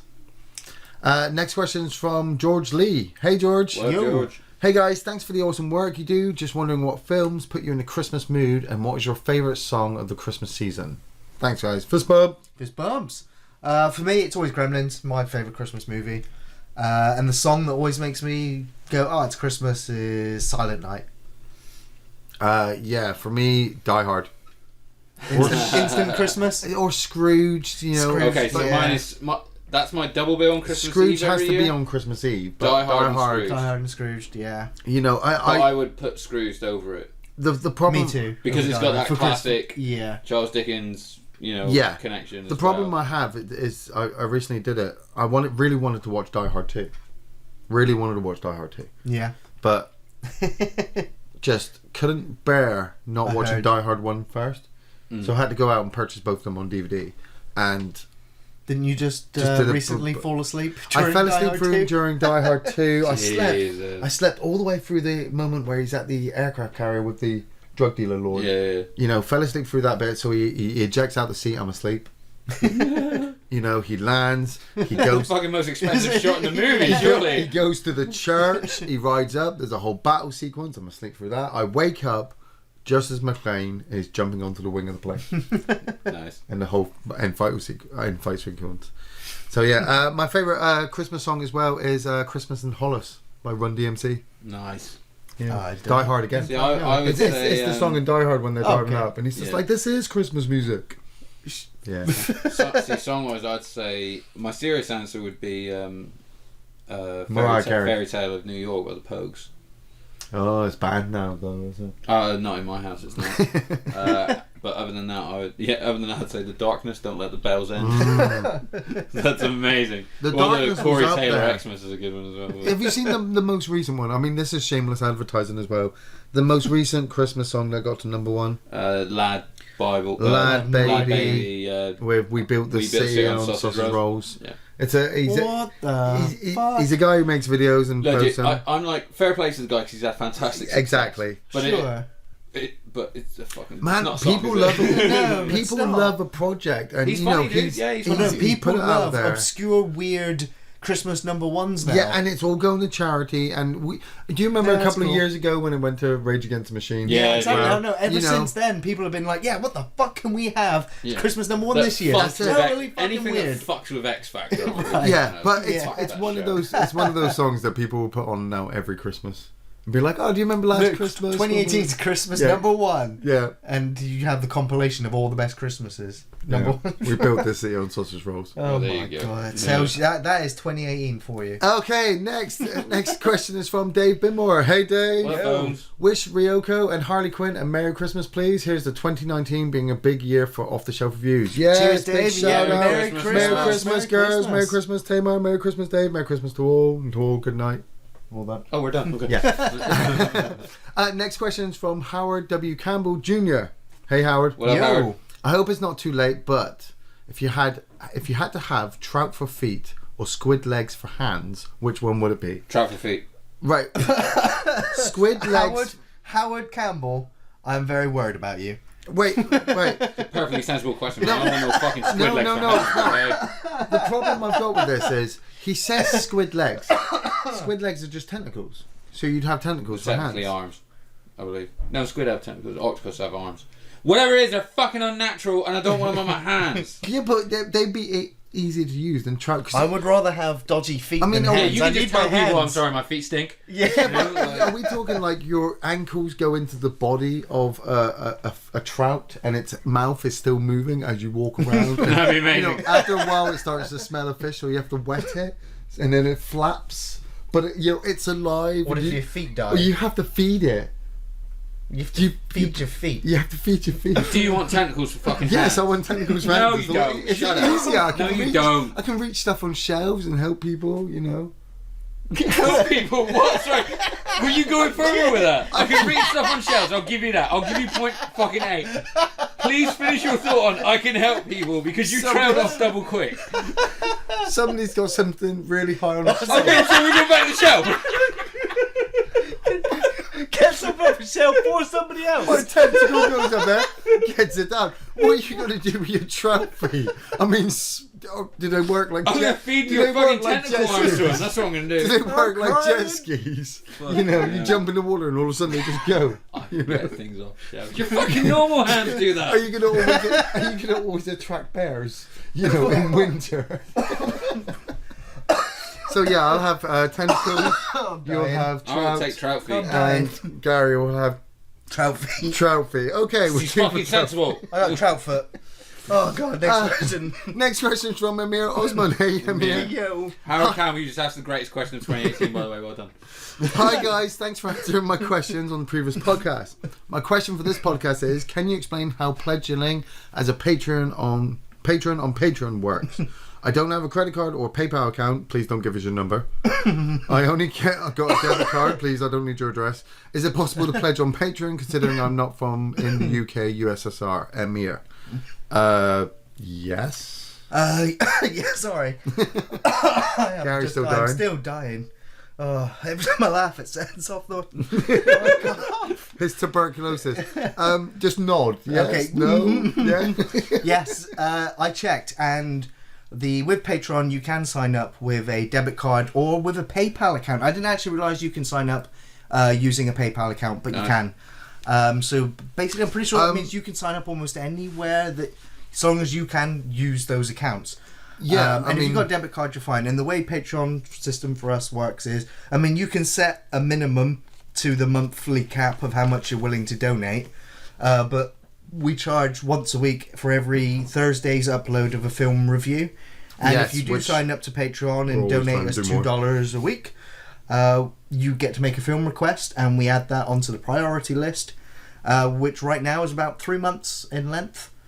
And so that's about how long it takes at the moment for a request to come in to actually being uploaded on the channel. Yeah, we are fully supported by our patrons. Absolutely. Which obviously we take their films and we put them onto our priority list and we work on them. We do have about 3 or 4 projects at this moment in time, still trying to get past the legal requirements on the copyright front of YouTube. Yes, and obviously with Article 13 coming up, that's all starting to get a bit crazy, but we are still continuing, so thank you for all your support.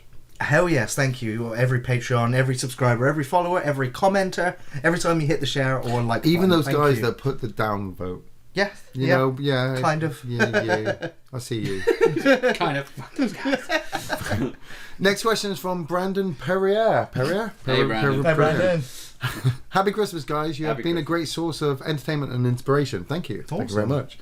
Keep up the awesome work. Would love to hear your guys review the movie Mandy with Nicolas Cage. Well, we talked about it in the last podcast. Ian's still traumatized by it's too any artsy. film where he sees a penis. So it's a lot, yeah. Chainsaw fight! Chainsaw fight. Not as good as Tiger on the Beat. Cenobites on motorbikes. Not as good as Hobo Shotgun. Drug-fueled Nicolas Cage. That was funny. The film is not like any other film, really. I mean, it's like an 80s album cover brought to life. It is, yeah. It's psychedelic. The music has a big impact on it. There's large sequences where there's no dialogue, and then there's long sequences of just dialogue with one camera shot. Yeah. You know, with still trippy imagery. It's weirdly really well done, but then over the top at the same time. Yeah. You know, it's really great with all the sequences with Nicolas Cage, but then there are so many over the top crazy sequences with Nicolas Cage. By the end of it, I'm like, Given the choice, I'd watch Hobo with a Shotgun anytime because that's a fun film. Mandy's not fun. Mandy is a different experience altogether. Like, can you imagine the situation where you're like, okay, everybody, let's sit down and watch Mandy. Not on Christmas Day with the family. Oh, God, can you imagine? Oh, here you go, Dylan, I bought you a movie, let's put it on. No, unless your family is the family from Mandy, you ain't going to fucking watch it. Man, can you imagine what Linda would do to me? You know, anything you see in Mandy is nothing. Oh, you'd eat that DVD. She fucking force-feed you that DVD. Okay, next question's from Dave Murray. Hey, Dave. What's your favourite Stanley Kubrick film and why? Oh, man. Barry Lyndon was a experience. Yeah, I'm going to go with that. Barry Lyndon from 1975. We reviewed it. That was amazing. We'd never I didn't seen realise it before. It was a Stanley Kubrick movie. I knew it was Stanley Kubrick. I'd never seen it before. It's one of the few films of his I'd never seen. Hardly anyone ever talked about it. But once the film was over, I was just amazed, in awe of the filmmaking that went into it, the characters, the story it told, the behind the scenes, everything about it. And the more you read about it, the more you look into it, the more you watch scenes from the film, the more you fall in love with it. Yeah. But I would also go with Spartacus from 1960. Is that Kirk Douglas? Yes, yeah. I'm Spartacus. Over 3 hours, like 3 hours, 3 hours, 20 minutes. It was the first time I'd ever heard of the story of Spartacus, and I've loved the story ever since. Is that being played in Gremlins 1? A vague recollection. No, I don't think so. Crazy thought. I just remember him standing up saying, "I'm Spartacus, I'm Spartacus, I'm Spartacus." There is a film where the footage does cut to that. I know I'm on the wavelength. You're on my wavelength. Mine is Barry Lyndon was up there, but immediately 2001 just Space Odyssey. Yeah, bang straight in there. I remember the first time trying to watch it. It was on Channel 4. Never seen anything like it. 1 o'clock in the morning. I was staying up to watch it. I got to them being on the ship just before Hal kills the other pilot, and I fell asleep. And I woke up. He stood in the bedroom. You've got the old man in the bed. You've got the obelisk, and I'm like, what the fuck is going on?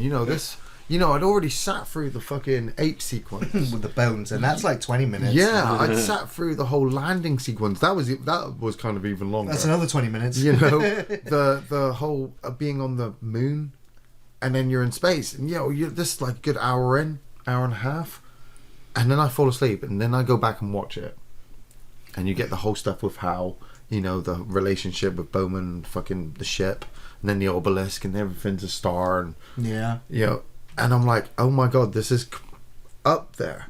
Everyone loves a good Star Wars movie. Everyone loves a good Star Trek movie. I'm so sorry. Star Trek's up there just with Star Wars as well. Yeah. But 2001, it's like the gravity of fucking 1960. Well, yeah, it's a different type of film altogether. It's Stanley Kubrick just proving his magnificence as a film director, as an artist. Yeah. So I'd easily go with that one as well if it wasn't Barry Lyndon. I'd probably say, just personally, either it's not The Shining. Shining's great. Shining's good. Full Metal Jacket his? Yes, Full Metal Jacket. That's one of my favourite war movies. Probably say Full Metal Jacket. Yeah. Because that's just performance-wise, that's fucking up there, and it was some of the best performances. Hell yeah! The opening sequence is amazing. What's it? The name of the gunner sergeant? The one who trains them all? Arlie Emery. Arlie Emery. Yeah. Just, oh my god. One of the most iconic characters in film history. Yeah, definitely. After that. Instantly quotable. Instantly. Yeah. Next question's from Barry Dalgarno. Hey Barry. Hey Barry. Don't know how you guys feel about this film, but I'd love to see you guys do a review of Shin Godzilla. Personally, I think it's the best Godzilla movie since the original, and is an interesting and realistic take on the concept. I've not seen it. I haven't seen it yet. I've seen footage of it. I've seen more of this Godzilla than you have. Right. Well, that's not really saying much, Gary. Wiki did. I think I did actually at one point. But it's Godzilla. I mean, he's battling something, or trying to defeat some kind of evil that's threatening the Earth. Breath. Nice. He has. There's a sequence where he does the fireball, which incinerates a city like Terminator 2 Judgment Day. Right? The whole city is just up in ashes and flames, And that's only the first part of his breath, because after all the buildings are exploding, it turns into a fine purple laser beam that he's firing out of his mouth, and he's just slicing buildings that are just that is fucking awesome. He literally levels. Is that controversial an entire city. for like Godzilla fans, like the purple lightsaber Godzilla is fucking badass, but that was like that was a 2-minute sequence from a film. But I'm like, I don't understand. Like I know Godzilla, you know, nuclear. He raised from nuclear death, and he you know, he destroys all these cities whilst defending what humans are left. But did you? I mean, did you watch the whole film? Is every Godzilla movie an alternate Godzilla? Is all 20 Godzilla movies a continuation? Well, no. Most of them were just the same one, but then they would die and be, you know, come back, change. I mean, that's why it was so hard for me to follow. I do like the highlights because I like monsters. Yeah, yeah, right. Love a good Godzilla movie. But that sequence from Shin Godzilla looked badass. So next question is from Andrew Lee. Hey, Andrew. Yo, Andrew. Fenton, Merry Christmas, gents. Fenton? Oh, sorry, Andrew Lee Fenton. That's mine. I apologise for the notes. Jesus. Hey, Andrew. This first question may be more for Iain than Gary, as Iain has his son. Have you watched The Christmas Chronicles with Kurt motherfucking Russell as Santa? No, haven't watched it yet. Probably going to get around to it on Christmas Eve. You know, it's Kurt Russell. I mean, so you might watch it. Might watch it. I mean, he's kind of up there with Adam Sandler, isn't he? You should see Andy's face like right now. His brain just stopped him mid-sentence. What are you fucking on? I have watched it. I haven't watched it with Dylan yet. Dylan. Have you only watched it with us? Have you? I've only watched it. Well, I watched it with you and Linda, and I went to put it on. Dylan's kind of really touchy with his Christmas movies at the moment. Like it's weird that he only wants to watch the epics. The epics? He wanted to watch Die Hard. He wanted to watch Transformers, and I was just like, no, we should put this Christmas movie on. No, just a random Transformers movie, and I'm thinking, well, you know, Christmas movies just. I said to him about watching the Muppet Christmas Carol, and he actually said to me, I don't like Muppets. Whoa. I know. Linda wasn't there, and I was really afraid what would happen. Linda wasn't there, so I hit him. Yeah, you know. I took him outside, and I scrubbed him down, like, do not ever... Did you use your Ashy Slashy puppet? Yeah. You know, I'm afraid to get him to sit down to watch Christmas Chronicles, when for him to look at Kurt Russell and be like, You know? Yeah, you do not want to hear it, do you? I'm worried. I'm worried about watching certain films. Have you watched with Jessica yet? Yeah. We watched it before. We all watched it for the commentary. Actually, and what did she think? Yeah, she liked it. Nice. Being my daughter, she liked all the animated elves. That's what she really liked about it. Cool. You know what I mean? But she was like, Santa looks really cool. I'm like, I know, right? Yeah. Probably the best looking Santa's ever been. Fucking right. Nah, he was awesome. Andrew's second question is, why isn't Kurt Russell in everything? Right. He has never made anything he has ever in worse, and he hasn't done anything truly woeful in his career. Cheers. I think Overboard is pretty terrible, but I absolutely love it because I didn't realise that him and Goldie Hawn were together. Yeah. But yeah, that film is not great. But when you know that they're still together, it's kind of like, meh. It's good for its time. Yeah. You know, it's original 80s kind it's of not concept. Woeful. Same as all of his Disney performances when he was younger. I've actually written down on my notes, because I took notes for this, the reason why he doesn't star in everything is because he gives everybody else a chance. You know, he's like the Chuck Norris of fucking filmmaking. Like, Chuck Norris went to a film and Kurt Russell let him. Oh, we need to start that as me joking. You know, yeah. They asked Kurt Russell to join up for Planet Hollywood, and he said no because he didn't want to get that successful. So next question's from David Drummond. Hey David. Yo. Have either of you seen or plan to review the movie Drive, the Mark Damascus one? Oh god. Dakosis. Dakosis? The guy who played fucking Crow City of Angels. Yes. Or Guyver 2 Dark Hero. Now you bought Drive. That was Vincent I've Perez. owned Drive. I think I lost my copy of it. City of Angels was Vincent Perez. He was in the TV series. I mean, the TV series of The Crow. Yes, he was. Yeah. Yeah. Well, anyway, they were shit. Sorry, he was also in the Last Man Alive shitty movie. Oh, the Omega Man. Yeah. Oh. Was that him in the remake? Was it? Yeah. Fuck. Terrible. Yeah, the Omega Man. So not planning to review it then. But Drive, that is a massive guilty pleasure for me. It was the first film I ever seen him in. He was in is it Brotherhood of the Wolf? Yeah. Yes. Which he was great in, a small role in that. He also played one of the big enemy guys in Hawaii Five-0 for like 3 or 4 seasons. Oh, very good. Just remembered that. But it wasn't Drive like the Matrix kind of thing. It was slow down time or speed itself up. I think it was about 1997 that it came out. But yeah, it's a martial arts gun fest. No, it was later than that. I think it came out about the same early time 2000s maybe 2003. But the Matrix, I swear you put it on DVD. Yeah. I definitely have the DVD. I've seen the film about 6 times. Because I loved the camaraderie, because it's like a buddy cop thing where he ends up handcuffed to a pedestrian essentially, and he's on the run. He's got to keep driving and getting away from this company that wants him back. Yeah, because he's got experimental tech in him, which is causing him to kick ass. Deus Ex. In lots of cool fight sequences and locations. So yeah, I really enjoyed that. It's not on the review list, but I would love to talk about it. Yeah, or revisit it. Guyver 2 Dark Hero. That's the guy in the weird alien suit. That's the guy in the weird alien suit that fights rubber monsters. Haven't seen it yet. Me and my brother are big fans of the first Guyver movie, which has Mark Hamill in it. Right. And basically, yeah, it's based on a Japanese a manga or anime. I'm not sure where it originated from, but it's an American adaptation of it. Basically, yeah, an alien super suit. Yeah. Like an Iron Man suit, but it's kind of fleshy. Yeah, your body horror. You turn into a Guyver. You grow, spiked appendages from your elbows and shin pads. But yeah, and then other humans are... Well, there are other aliens masquerading as humans, and they basically take off their human suits, and they're like Robob and Rocksteady from Turtles, They're like that kind of monsters, but rubber suits. Yeah. Yeah, and they have fisty fights like Power Rangers. Fucking awesome. Yes. It's gonna end up on our list. I love the first Guyver movie. The second one I never liked. It was such a disappointment after the first one. The first one had so many dark, scary moments and Mark Hamill, and the second one was just disappointing. And that was the end of the film series. Next question is from Lewis Fisher. Hey, Lewis. Next year, do a Nicolas Cage movie review every month. We could probably do... Not a question, but yeah. It's yeah, we do that much Nicolas Cage? 12 months, definitely. I think he's done 12 films at least. Oh, easily, yeah. I mean, last year. Take 2 of them. I want to do Drive Angry. Drive Angry. With that guy. The Weatherman. I've not watched that.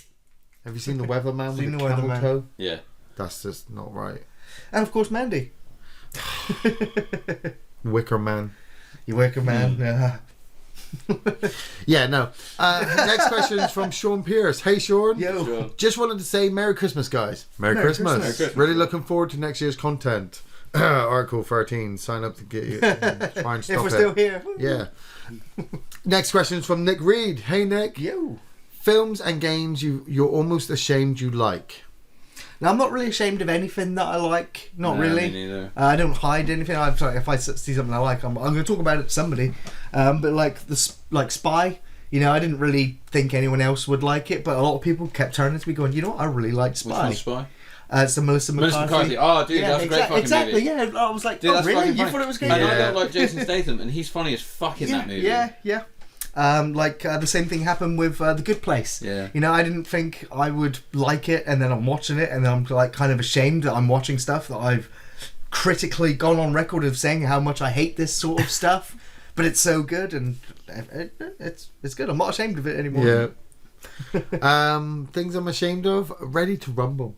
Don't be ashamed of that, dude. I try not to be ashamed. We all know that's fucking terrible. We love it anyway. I love that film, and then when people say, what do you like? And I go, Ready to Rumble. They go, what? You got to remember, that's a film that came out where wrestlers weren't in movies that much, other than the big ones like Roddy Piper. And WCW were trying to recoup some money back. Yeah, that's what I mean. Because they were losing. To us, it was like, oh my god, look how many fucking wrestlers are in this movie. David Arquette. All of them. It's the time where David Arquette became WCW World Heavyweight Champion. For realsies. You know he's wrestling again. Yeah. He was in a Texas Death Match. Yeah, he almost got fucking injured. He got nearly fucking died. In fact, there's a good bit about that, I think, in that Jake the Snake podcast with Joe Rogan. And they break that match down, and like Jake being like the insider, like takes you in a very different view of it, of what happened. It was very good. Wow. Yeah, what a fucking idiot. Yeah.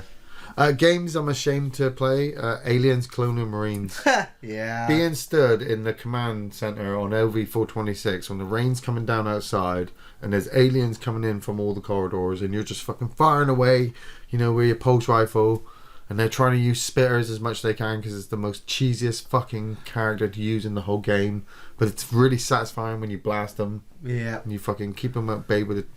Yeah, I'm ashamed of that too. Yeah, it was well worth the 70 It was quid. a shit fest, but we played the hell out of it. It's the same with Duke Nukem as well. Yeah, Duke Nukem forever. Yeah, we live in a PC, PG fucking generation now, and I can't mention Duke Nukem. Yeah, it's like shame on you for enjoying Duke Nukem. Man. So I haven't got any films that I would consider a guilty pleasure at all, because like you said, I just like what I like on it. I think for games though, I constantly go back and fucking replay Hitman Blood Money. Cool. Yeah. One of the weakest of all the Hitman games, but I just love the levels that they designed and stuff. Nice. Nice. Definitely a guilty pleasure. I got a lot of flack for playing Viva Pinata. Man, I bought you Viva Pinata. People gave me shit for playing it. But it was kind of like, after I a while, knew you'd like that game, just building a garden and fucking feeding the animals and shit, and then you just stopped playing it. I was like, no. I think I moved on to Chrome Hounds. Yeah, Chrome Hounds is a good one. Next question is from Andrew Bentley. Hey Andrew, what made you want to start doing reviews in the first place and keep the reviews coming? We just started talking about films. That's it, really. Yeah. It was like, and somebody said, you should put a camera on you two. Yeah, just go at it, and it's just like, yeah, but he's always wrong. Yeah, what he said. And then he picks these terrible films to watch, like Mandy, or Dead Rising Endgame, and Tekken 2. We still haven't done Once Flew Over the Cuckoo's Nest yet. No, that's such a great film. That's such a great film. I love that film. There are so many great films out there, and you just go on this massive tangent. Imagine you're in the pub or you got friends around and you're having a drink and you go, hey, what's your favourite film? Mm-hmm. And they start talking and you're like, well, you're wrong on every level. Of course. Let me break down why you're a piece of shit. Yes. Why did my wife invite you over if you're not a fan of the Star Wars trilogy? I mean, that is just a travesty. I'm going to put Empire on right now and I'm going to point out all the sequences where you can see Luke realises. Next question is from Ross Irving. Hey Ross, Yo. Are Eastern films more original than Western films? I think so. All the West does is copy what classics from the East. I mean that remake of Oldboy. What the fuck? I just don't think they capture them very well. Like, I think the Western remakes of Eastern films are terrible and pointless and shallow cash in. When we say they capture any trying of to make the a kind of, buck. When we say the West, we say what Hollywood. Made the original great, Yeah. They own the market of distributing films all over, and if you think about it logically, they've always stole stories from all around the world and developed them into films. You're looking at classics from like William Shakespeare, or fucking folklore tales like Genghis Khan and shit like that from Asia. And then Hollywood goes, yeah, we're going to make this blockbuster fucking $20 million extravaganza and open it in these select theatres. Because, yeah.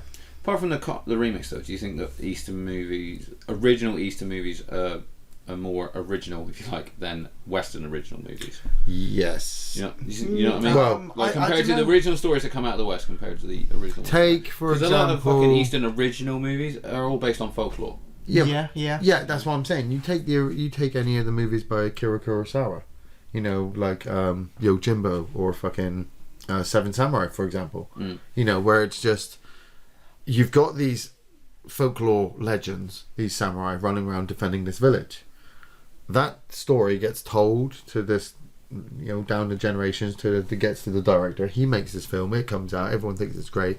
Then it gets told to some guy in America, and he goes, I'll make a Western out of it. I'm going to make a Western out of that. See, I think it depends on what period of history you're looking at, because I think there was certainly a point where Westerns were like... I think there's a cultural difference as well. Yeah. And sometimes... when you watch something from another country, it is different. It's stylistically different. The accents, the performers. They're different, and so there is a sense of at least you're appreciating something alternate to what you're normally consuming, and so there is sort of some extra praise that sort of gets attached to it. Yeah. Because it is different from what you normally consume. The problem what you get as well is Western cinema is not wanting to do independent films that you'll get from the East. You know, like Train to Busan, for example. You know, that's a South Korean zombie movie. They wouldn't even touch that in Hollywood. Why? Because zombies aren't... Well, they're looking at remaking it, so I guess they would touch it. They're looking at remaking it now because Train to Busan did so well. It made a lot of money, yeah. But it made so much money because of where it came from. It came from Korea. It was being told in this other language, which, you know, a lot of people sit there and say, oh, I can't read subtitles. Well, just watch this horror effect. Mm-hmm. You know, and then you might understand what's going on. Yeah. Then, obviously, somebody, like I said, in Hollywood goes, do you know what would sell really well? If we get Ryan Reynolds and Kate Beckinsale and we put them on a train with zombies. Da, da, da. And that's it. Summer Blockbuster 2019. Next question. From Aaron James. Hey, Aaron. Everyone has their price. What's yours? $1 million. I actually wrote that down. Really? I was going to say I need about a tree fitted. Andy's cheap. Free fitted. Yeah. Isn't that a tagline from a film? Like, I could take a star. You know, if you wanted to really give me something really big, like a small universe in my pocket that I could manipulate. Yeah, you know, that I can manipulate. You know, like, you know, come down with the hand and be like, woohoo. The noisy cricket from Men in Black, BFG. I'm just thinking of shit now. You're literally just naming things. Yeah. You know. Next question. Next question from Katie Ryan. Hey, Katie. My mum believes in Bigfoot. Do you or anyone you know look like it? Yes, Andy. Well played. What? Yeah. That's not the question. Do you believe in any creatures like that?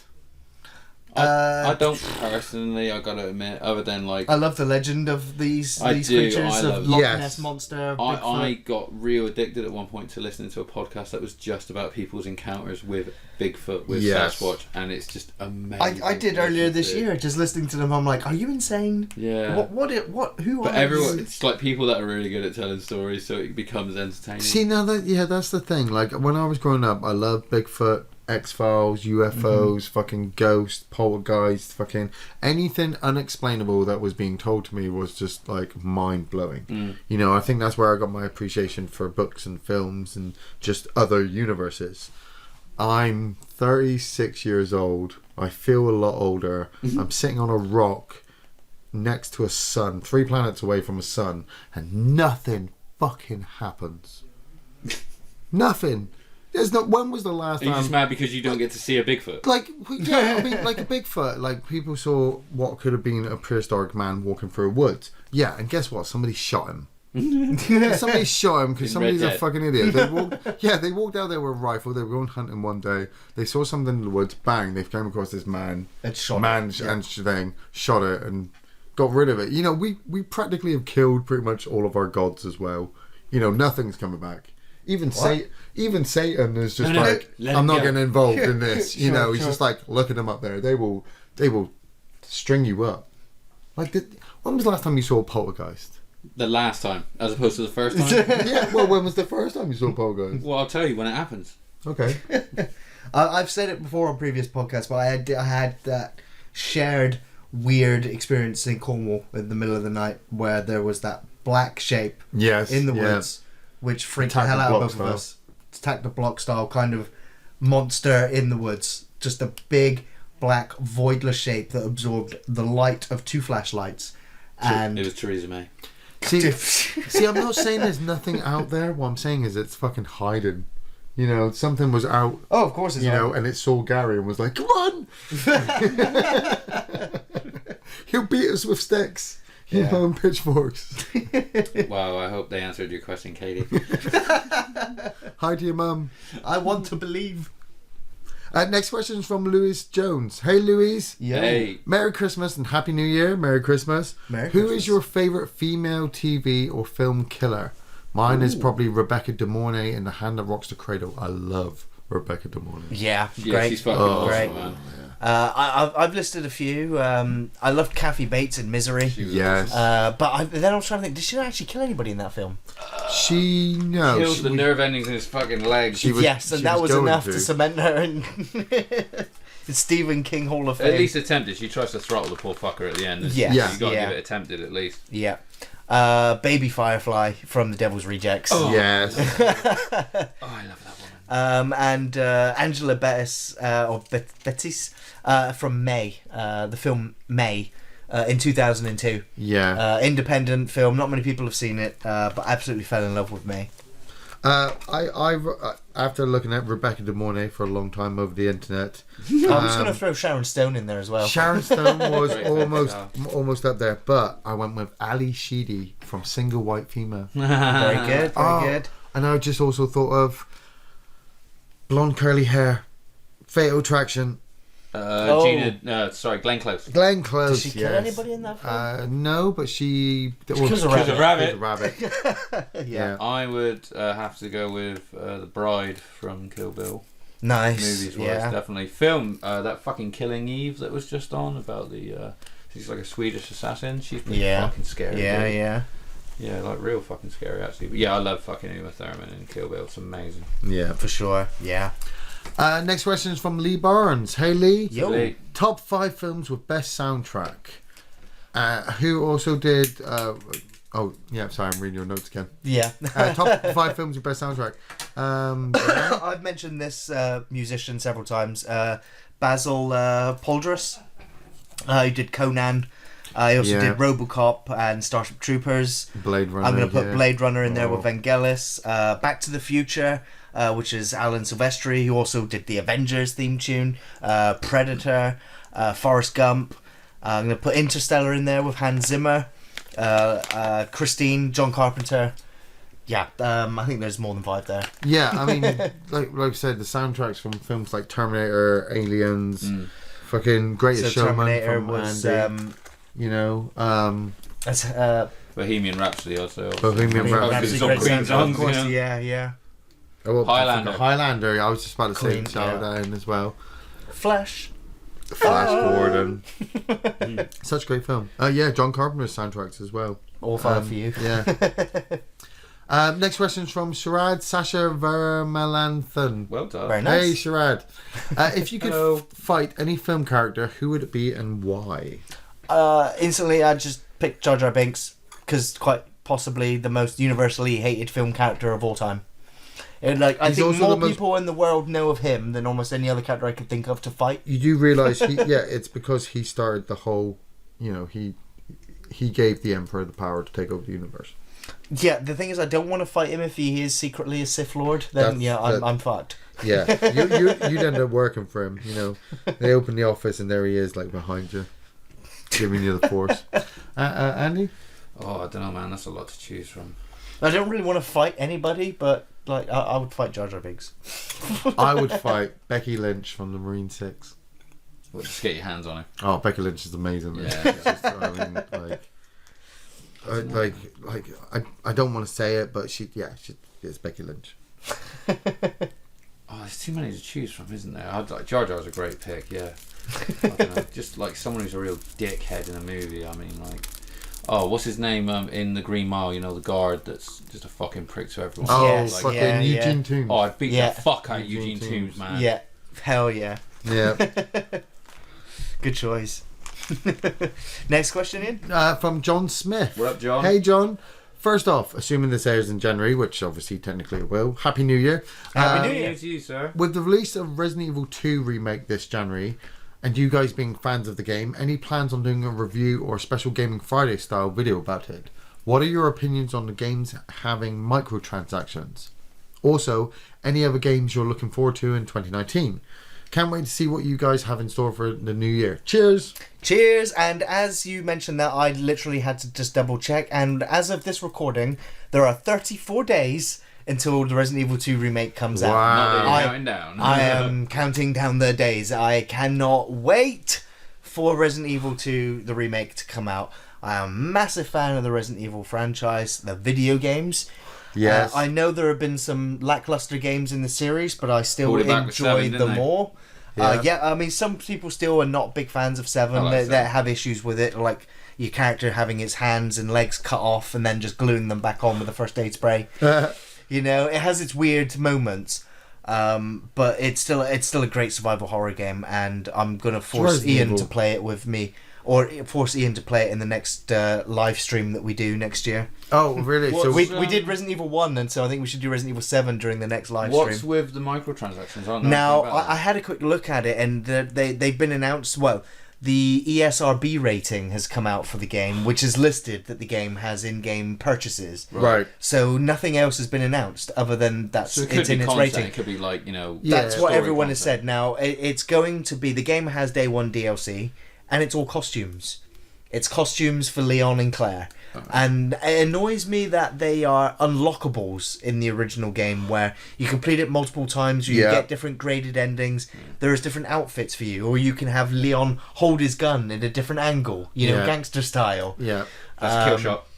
And so I hope that the game still does respect its heritage and make sure that all of those things are unlockables. But with it being Capcom, who this year have turned into, again, more so money-grabbing sons of bitches. Yeah. Especially what they did with Street Fighter this year, where they've covered the game in real-life advertisements in-game, where you can earn in-game currency if you cover your fighter in the sponsored advertising gear. You earn extra in-game currency. It is disgusting what Capcom are doing. That's rotten. It is almost rotten. Yeah. Rotten to the core. And so it frightens me to see microtransactions in a fucking Resident Evil game.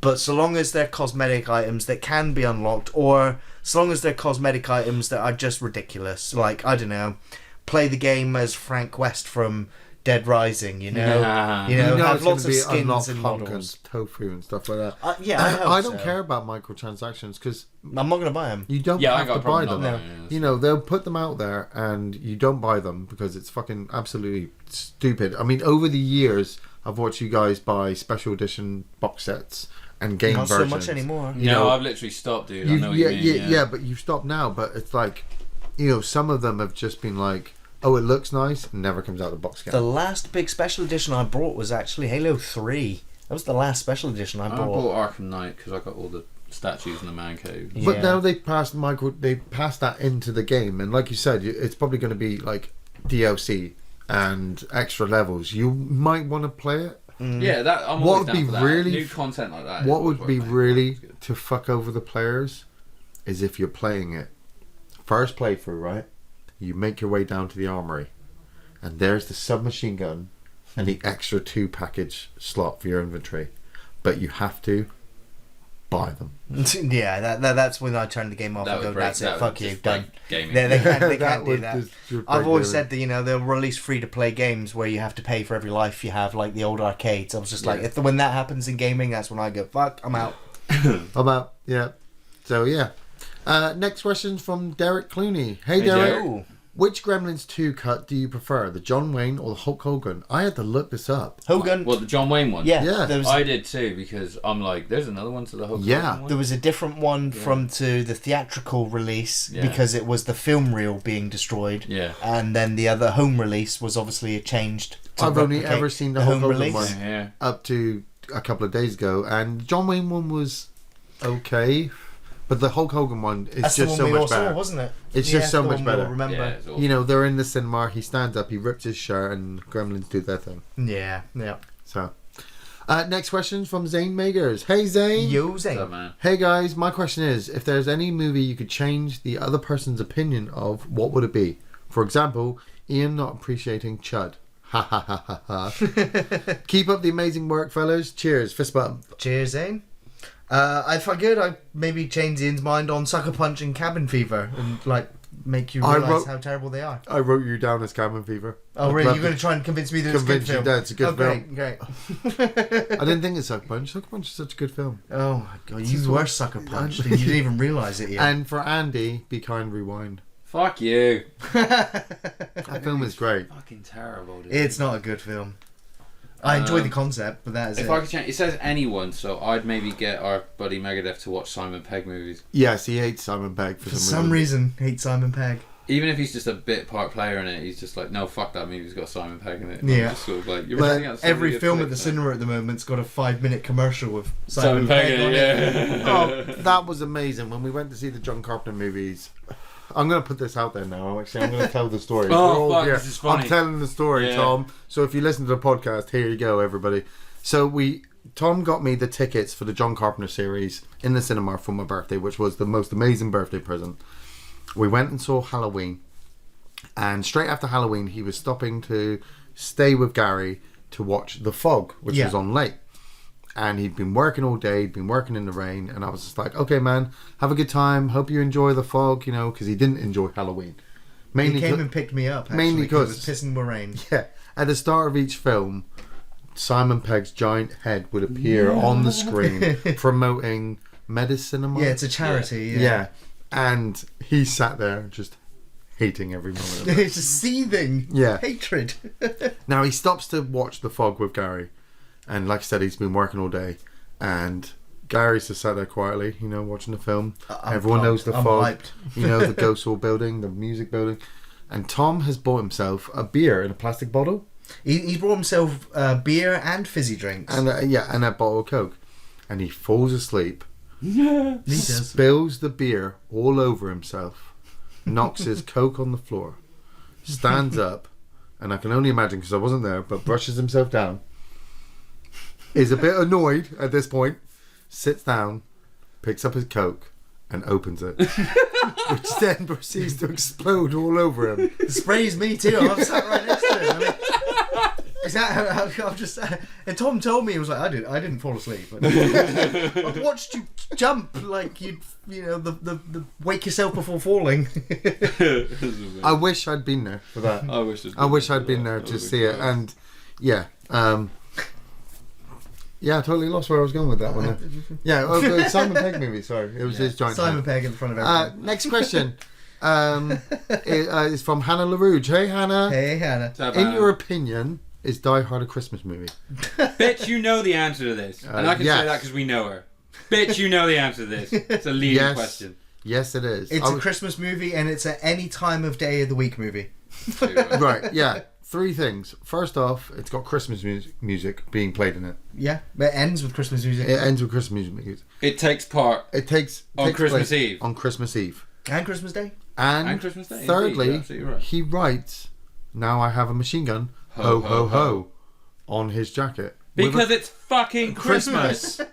So, you know. But does that make it a Christmas movie? Yes. Why? Because it's Christmas. Exactly. So everyone, okay, just try not to. I had this question with Ian the other day because I watched a film that has nothing to do with Christmas, but the first 20 seconds of the film is Christmas. Nothing else to do with Christmas the rest of the movie. Is it a Christmas movie? Is that Death Sentence? Yeah. Yes. Yeah. Well, those were videos. Those were flashbacks. You know. Still. That, by your definition of Die Hard, that makes that a Christmas movie. Die Hard's not a flashback. Die Hard takes place in real time every time you watch it. Die Hard's based on a true story, dude. Yeah, you know. Jaws of Revenge, Christmas movie. Jaws of Revenge is a Christmas movie. It is a Christmas movie. One of the main characters is dying to a Christmas carol. You know, it's a guy. Yeah.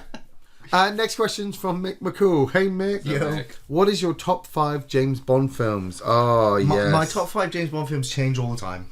Mine, Spy Who Loved Me. Very good, yeah. I absolutely love, that was Roger Moore? Roger Moore, yeah. Roger Moore was my favourite. He's my absolute favourite. I'm just going to say my top 5 are just all the Roger Moore ones. Yeah, Roger Moore, yeah. Live and Let Die is just absolutely amazing. That's on my list. GoldenEye with Pierce Brosnan. GoldenEye is my favourite Pierce Brosnan one. It was really good because I was wanting to get back into James Bond after Timothy Dalton. And that one was good. You know, everybody hated Dalton, but I was behind it. Yeah. You know, and then GoldenEye comes out and it's got the big tank sequence, and I'm like, fucking yes. Casino Royale and I like Casino Royale. Quantum of Solace. I only like Skyfall out of the new ones. Oh, I fucking hate that movie. Really? That's the only one I like. It's good Batman. It's good Batman movie. It's not a James Bond movie. I love Casino Royale and Quantum of Solace because it restarts James Bond all over again. But you've got to have Quantum of Solace to kind of finish off the story. Sure. You know, it's one big thing. I know Skyfall. I still don't understand what happened in Quantum of Solace. I can't remember. is still chasing down the guy who was the boss of Le Chiffre. That's right. Okay. Yeah. But Skyfall's, I like Skyfall. And I like Spectre as well. I'm hoping that they reignite James Bond again. Well, he is doing one more. He's doing one more. Oh my god! Oh, sorry, one more. So doesn't give a fuck about this. But my last one, they must have paid him a lot. Truckload of money backed up. I think they must have paid him a lot because otherwise it was going to go to Idris Elba. Yeah, it was. They had to put that it out I would want to watch. They have to put it out there because my last one is a mixture actually. License to Kill and A View to Kill. Okay. Bit of Timothy Dalton, bit of Roger Moore. You know, it's not the best ones of their series, but Duran. Yes. I'm going to throw other than GoldenEye, Skyfall, Live and Let Die. I've got Goldfinger and Moonraker in there. Yes. Of course, more Roger Moore ones. Moonraker. Yeah. Moonraker's silly. You know, it's the space one. Totes. But I was with it. Yeah. Next question is from Brammer Jesper Rasmussen. Yo. Hey, Brammer. Would love a review of Red Dead Redemption 2. Thanks for a great show. We've all discussed it. We all think it's one of the best things to happen this year and one of the best things to happen in video games. See, we've discussed about doing like Gaming Fridays again and Sequential Saturdays, and I'm really afraid... talk about it more in depth. Well, no, I'm really afraid I'm just going to start playing Red Dead Redemption 2. And stop. Like, and just get lost. well, when I was playing GTA 5, that's what I always wanted to do. I wanted to do like an episodic 30-minute adventure of just being online and doing crazy shit. But just it didn't pan out because GTA 5 was so kind of broken at that point. You know, there was all the glitches, there was all the people who were immortal. It was really annoying. Red Dead Redemption 2, taking that online experience and just yeah, it is. It's very good. Yeah. And a lot of the online, I mean, a lot of people are saying the online is hollow. It's still in beta. There's not enough content. There's nothing to do. It's the Wild People West. are getting bored. I'm like, when you get to that point, you make your own content, you make your own fun, or you have a group of friends that are playing it, in which case the game, you know, it only gets old when you stop having fun, which is fine. I understand that argument. I've got 2 pistols now. I can draw 2 pistols. So happy in it. Yeah. Like, I want to buy 2 sworn-off shotguns. Oh, that's the best. Yeah, that would be. Yeah. I can find endless entertainment in that game. Yes. Next question is from Genove Thomas. Hey, Is it Genevieve? Genevieve, sorry. I apologise in advance if you guys have already answered these questions, but what TV show or movie do you refuse to watch? And what small gesture from a stranger made a big impact on you? I got the answer for this one. Go. Right. What small gesture from a stranger made a bigger impact on me? Go on. My dad. I never me for a second. Yeah, I never knew my dad when I was growing up, but made a big impact. Out of all the millions of sperm, I made impact it. on your mum. Damn. Well, what a beautiful question that you just killed. Well done. Yeah. I mean, I refused almost point blank to watch American sitcoms. I really hate American sitcoms. They do my head in. Yeah. I find them Isn't vapid, the good place hollow, like a new American the sitcom? hollow experiences for me when I watch them. I just don't find them humorous. Now, I will say there are some exceptions. Loved Frasier, Yeah. you know, and The Good Place. You know, it is American sitcom, but it kind of is and isn't. Yeah. You know, because I hate Big Bang Theory. I hate, you know, I've grown to hate Friends. You know, it's like there's so many American sitcoms. I'm just like, what was the one with Charlie Sheen? You know, 2.5 Men. It was just, I was infuriated when it was on. I was just like, what? This is funny. People find this funny. Yeah. I would have to say the only thing I really refuse to watch is I just can't stand reality TV. Oh, There's God, nothing yes. about it. I like X Factor and So many people watching goddamn Love Island. Do you know what I can't stand about it as well? It's like, it doesn't bother me because it's just, well, it's easy to, I just don't watch it. But I have to listen to people discuss it in the office and stuff, and like fucking, you know, I mean, it's, and every time I hear someone talk about a thing like Love Island, I don't call it snobby, but I instantly be like, you're a fucking retard. Yeah, I'm like, you sound stupid.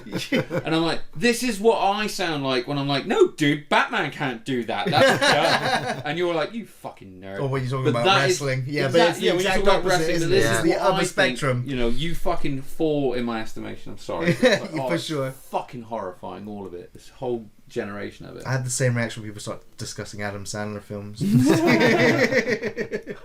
But no, the other part of the question, that question came in. I did see the question. I didn't have an answer for it. But today, small little gesture, which it only takes a small little thing, but it just restored my faith in humanity just a little bit for a little bit of time. And at dark times this close to Christmas, when there's shitty, horrible things going on in the world, when you're in town and you're seeing people struggling to buy Christmas presents for family members, you're seeing people, hard times on some people in town.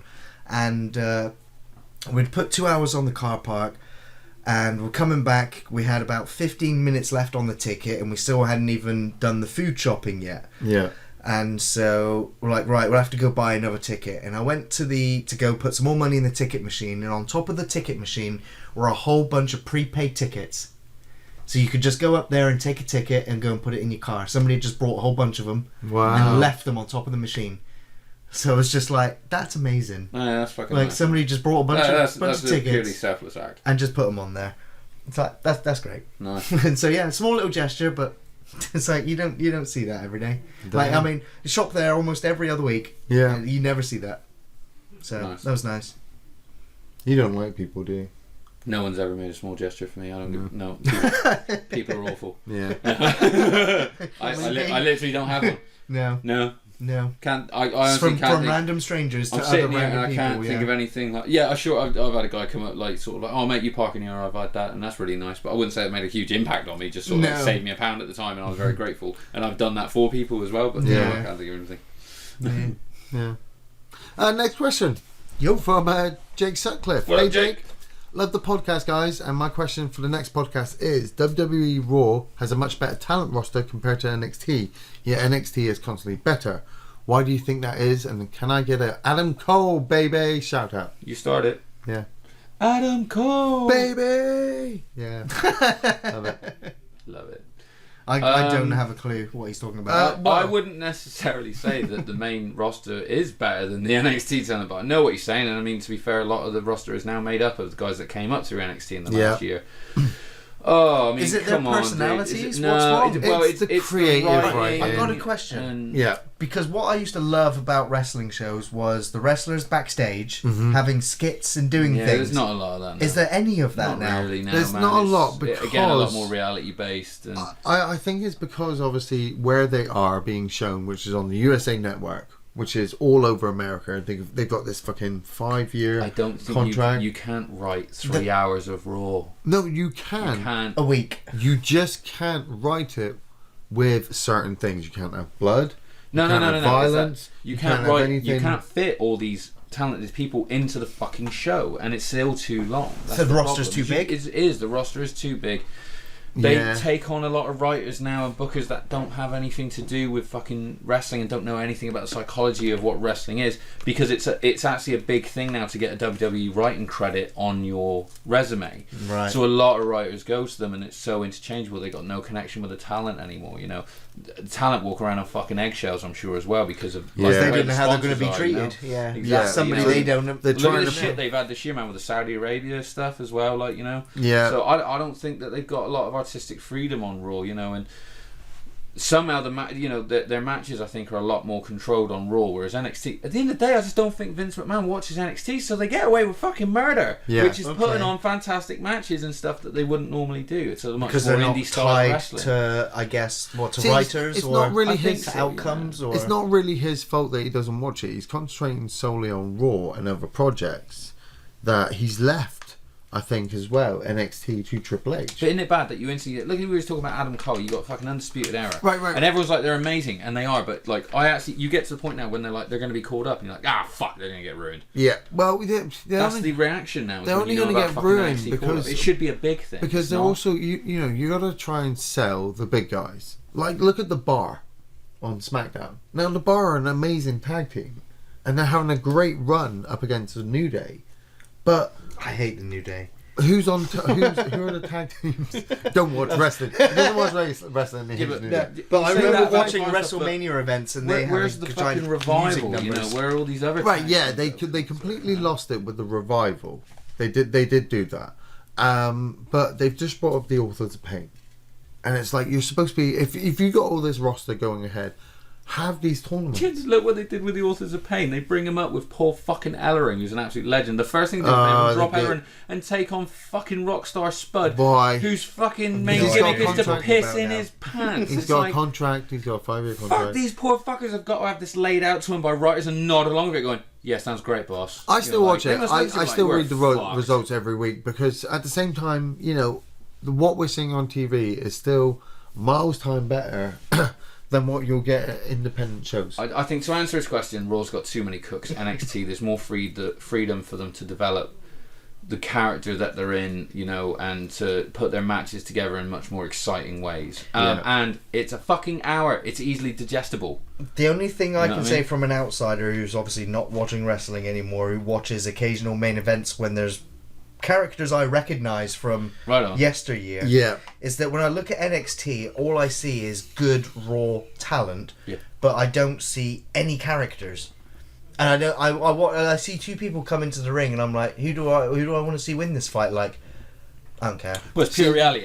You ain't gonna get a fucking guy who's also got a job as a garbage truck driver. But that's what I miss from wrestling. When I'm watching it, I'm like, this is still organised wrestling, an entertainment show. That's what they need to do. That's what I'm thinking. There's no character left. Gary doesn't watch it, and there's no character left. There's no gimmicks. You think they just start bringing back gimmicks like horror gimmicks? Absolutely, because that's why I root for people like fucking Al Snow and Mop. Look at what happened in Saudi Arabia. Look at what happened in Australia. You had Triple H and Shawn Michaels and Undertaker. They were just glorified house matches, giant gimmicks. Drop all them. As a wrestling fan, drop all them. They shouldn't be doing it anymore, and just let the other guys do it. If somebody's going to run, it becomes the competition. The rise to be the top. Yeah, exactly. Against just like you had with The Rock. Like you had with superstar Billy Graham. You had these wrestlers actually using the crowd to their advantage to push themselves up, instead of the guys backstage trying. I think they're shackled by the sponsors. I tell you, you've just said it. And the bubble that they've got to perform with it. They need to make money. Yes. And they need to have sponsors. And the sponsors in this PC, way that we're in right now, the PG era, are not going to let Vince get away with it. Like, they shut down his other, his pro Triple X kind of American football, prison rules. I mean, he wanted Mad Max kind of American football style, where people are killing each other to score points. Yeah. But it's like, no one's going to sponsor you, so therefore you're not going to make any money. Yeah. And wrestling is kind of the same thing, where it's like, you're not going to have Hell in a Cell, thumbtacks and sledgehammers anymore because we can't sell it to kids. It's like, we're so PC safe. Man, and that kills wrestling for me. It's just like, I want to see the big match where these two want to kill each other. How in a Cell this year, the Cell with this giant red fucking construction, and I was just watching it like, wow, there's a fucking toy. Yeah, and that's made of rubber. Yeah, like you fucking found out that the cheapest plastic to print toy cells in was red, and decided to paint the fucking cell that colour so it matched the fucking toy. Yeah. It's so weird, man, but it's been such a weird couple of years for WWE. I think one thing that makes it different is with Raw, because it's got to deliver and it's not at the minute, is Raw is what they're selling. Everything on Raw's back is being sold. So they've had 2 years of putting together these deals, because that fucking company is richer than ever now because of the deals they've done with Saudi Arabia, with Australia, with all these different things. So when you're making that kind of money and you are owned by shareholders, it's very hard if you fucking fall then below the new established bottom line is. WWE now has a monopoly, doesn't it, on the wrestling?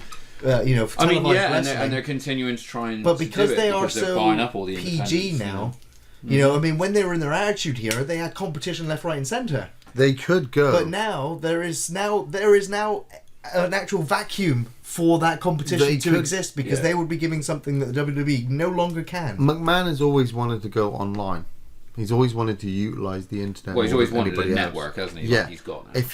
If he could get the money from the network to just put Raw and SmackDown and all of his pay-per-views on there, I'm sure he already is. He could, but he wants all the money. They do in the States. It's just not over here because of the deal they got with Sky. That's right. They have a deal with TV shows, and it restricts them. Yeah, absolutely. Yeah. You know, so that's what it basically is. To answer his question, it's sort of like they're just strangled by their fucking own business. I'll keep watching and NXT kind of slips through the net. Yeah. Because it's the little 1 hour show on the network, and he's like, "Oh, that's Hunter's project." Yeah. We don't have to. That's a completely over tax evasion thing. Yeah.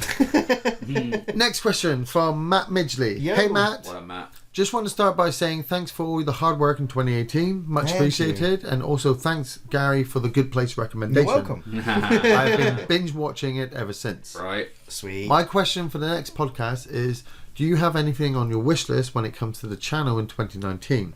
Off the shelf reviews, fist bump. Yeah, I wrote up a wish list. It is a wish list, but for the channel, I would love to see Gaming Friday return. I'd love to see Sequential Saturdays, Let's Plays return.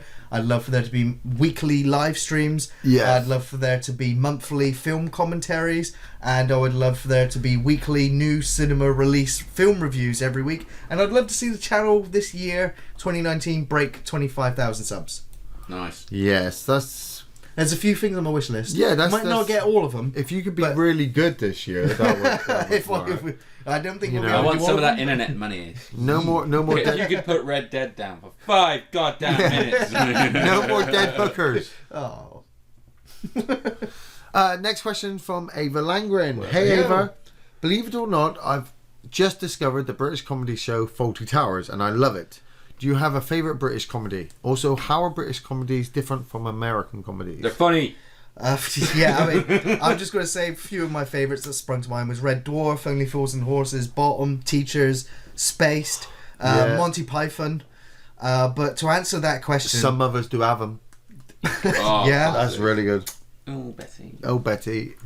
There are so many differences really between American and British sitcoms, and they do vary from show to show. So at first I was like, it's the studio setup of an American sitcom. It feels more like a studio with the way that it's lit and the way that it's shot, the camera angles. They all look very similar. Yeah, they do. A lot of the American ones look very similar, and I think there's a big cultural thing as well. Whereas Brits indulge in banter conversation, which is they're a bit more over sometimes the top mocking as well. and joking.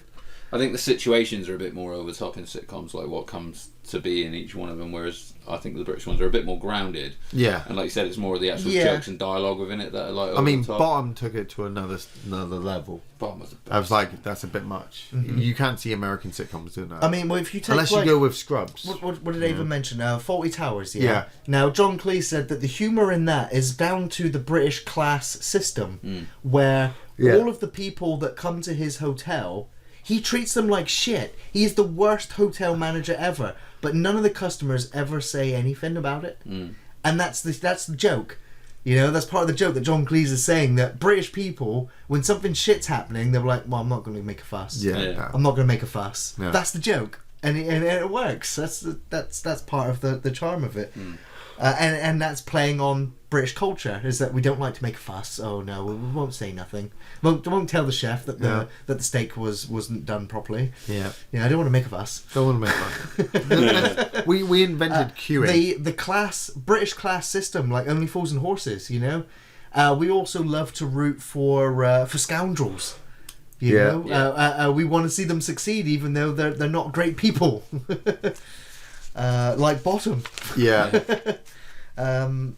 So there's so many different cultural differences that I have a hard time with American sitcoms. I really do. Yeah, I only got really into a few. Like, most of them are remakes, but it's like, was it Kramer? No, not Kramer. Seinfeld. Yeah, everyone raves about Seinfeld, but... Everyone loves Raymond. Everyone loved that as well. I fucking hate that show. Everybody loved Raymond. I only watched in the mornings because we were waking up with Dylan and getting him ready for school. And I'm like, look at this you guys love Scrubs. I don't enjoy Scrubs. You don't like? No. Okay, I'm glad. I thought you. I like the early couple of seasons, and then fucking Zach Braff just got on my tits. Right. He is very annoying. I like Brooklyn Nine-Nine though. Yeah. Right. That's okay. The Good Place. And The Good Place. Yeah. Next question from DMC Campbell. Hey DMC. DMC. Hi Gary, Ian, and Man Cave Andy. Oh, that's got my driving license. Hope you guys have the best Christmas and the New Year. Cheers. Happy Thank Christmas. You. Merry Christmas. Dude. My final 3 questions for 2018. Oh shit! Right, expand the page. Who would win in a fight to the death involving either Ian and the Duke, or Ian and Cuervo Jones from Escape from LA and Escape from New York? I will give you could beat up Cuervo Jones. Yeah, I could be. He's a bit of a Isaac maniac. Hayes will fuck you Isaac up. Hayes would fucking kill me. I think they both Hello, children! You know, fucking slap you about. It's Salisbury Steak Day. Take you off to the Secret Adventure Club and you'll never be seen again. You know, if I'm armed with an M60, I could probably take out the Duke. How's he kill him in Escape from LA? I think he shoots him with a rifle. Yeah, a rifle from a helicopter. No, but this is a fight. Yeah, I know. I just think he's got like about 70 pounds on you and he'd fuck your day up. Alright, fucking belittle me, why don't you? I'm saying you could take out Cuervo Jones though.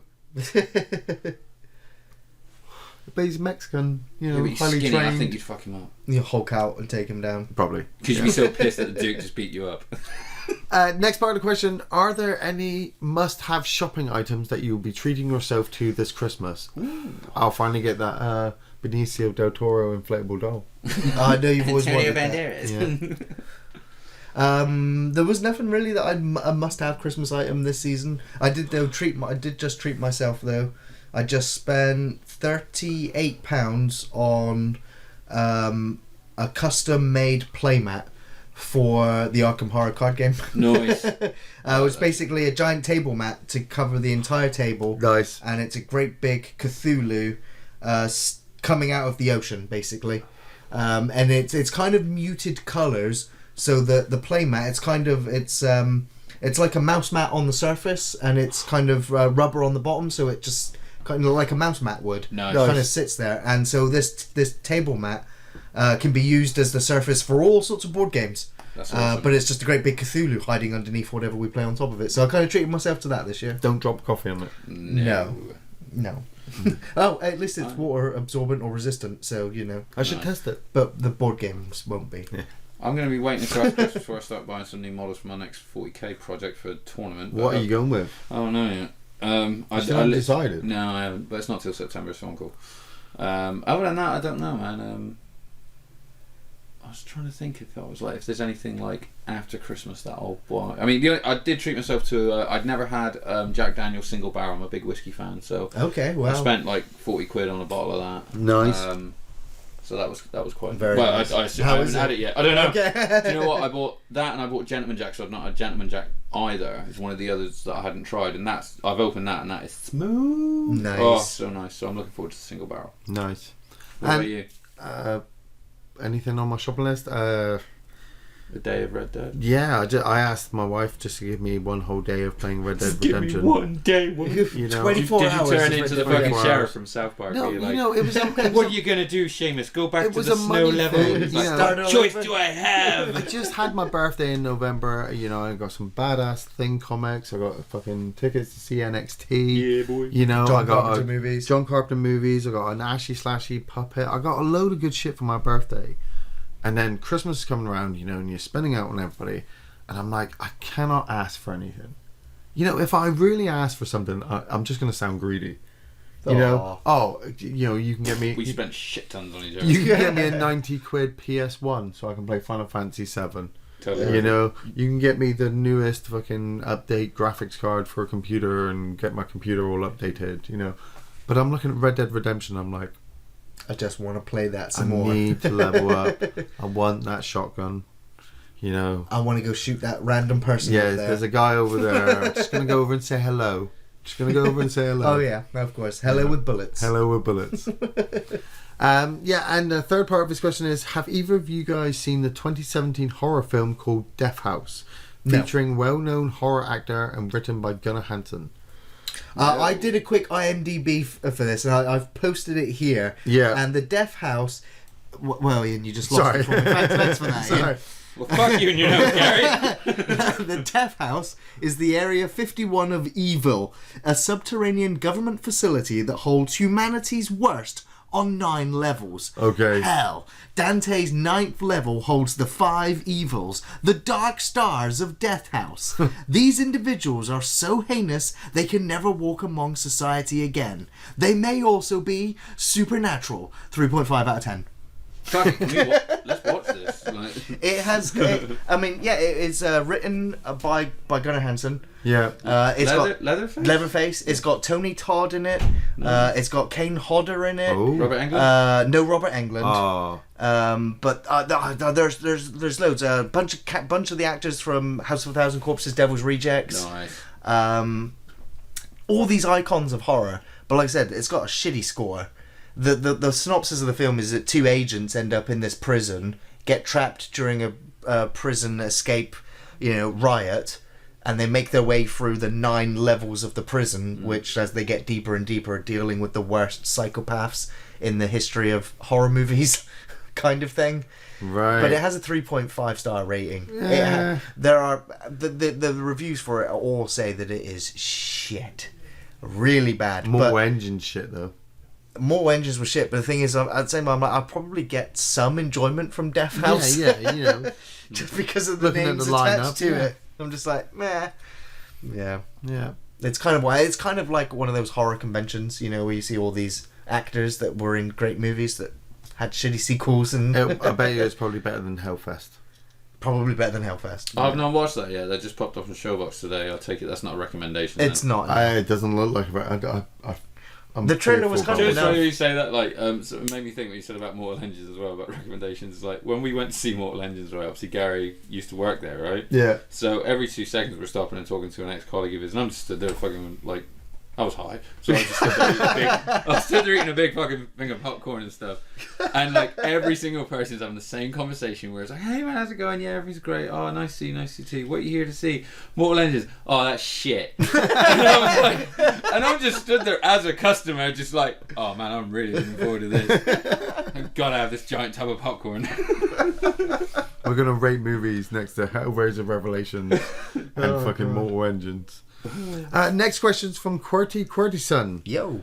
Yo, QWERTY, thoughts on Fallout 76? And I'm going to say I'm so glad I waited the reviews and saved my money. What a fucking train wreck. What a train wreck. I was not anticipating that. I was just like, look, Red Dead is out. The Red Dead Online's just coming out. Yeah. Fallout, you're going to have to wait, because this game is Game of the Year for me. If you are great, I love Fallout. We'll get to you. Fallout 4 was a bit disappointing, but I still spent over 100 hours in it. So with Bethesda, they've working with ID, id on Doom and everything else. I'm just like, a Fallout game that's a massive online experience. If I get a bunch of my friends playing it, we're gonna have a good time. Yeah. But it was like Red Dead's out, other stuff, Christmas. It was like, all right, well, everyone, we'll just wait for the reviews on this one. So glad none of us brought it. Not a single person I know brought it. People were fucking angry, dude. The onslaught oh my continues. Yeah, it still continues. The game's already in the bargain bin. It's already half its price. Yeah. They ripped people off with the pre-orders. The game is buggy as shit. They fixed nothing from the beta that they released. And they're not able to release new content. All they're trying to do is fix problems. The problems are the fact that the guy behind Bethesda, I've forgotten his name. Is it Howard? Tom Howard or something? Howard the Duck? I know his face because he's on all the fucking... Exactly. He over-promoted this game for what people have actually gotten. And it is sickening that they've released the microtransactions. It is sickening that the game is still in an unplayable state. It's such a shame, and I'm just like, what the fuck, Bethesda? Going really? up against anything, if they fucking. They were a video game darling video company. They could do no wrong. They laughed at everyone passing comment that their games were buggy and glitchy, but now they've really done it. Yeah. And game companies like Doom are gonna have to be careful that they're going to be being published under the big old Bethesda umbrella, and it's like, but we didn't make Fallout, okay? Yeah, we were ahead of this. Look at that fucking trailer that we watched for that game from Outer Worlds, where they were like, from the makers of Fallout 4. Yeah, and not and from New them. Vegas. Yeah. Not the others. Yeah. Yeah, I'm not buying Fallout 76. No, I don't like Fallout. Me and a couple of friends have already said that we'll play online together, like Nella and Jeff and whatnot. We'll just we'll see what the price of the game is a few months from now. Yeah. See what the content has come out. See if they fixed all of the problems, and then see if there is a budget game there that we can get 40 hours of gameplay out of and enjoy.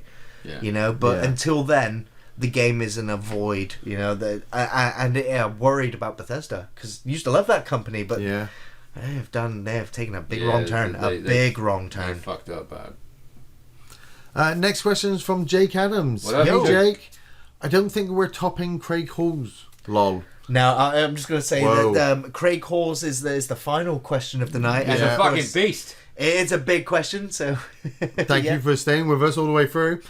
So Jake is asking, we'll humbly ask Ian and Gary on their thoughts on why Jingle All the Way is the greatest Christmas film. It's not the greatest Christmas film. Feeling thankful this year for off-the-shelf reviews. Merry Christmas. Cheers, Jake. It's not. It's not the greatest Christmas film ever. I don't even like it.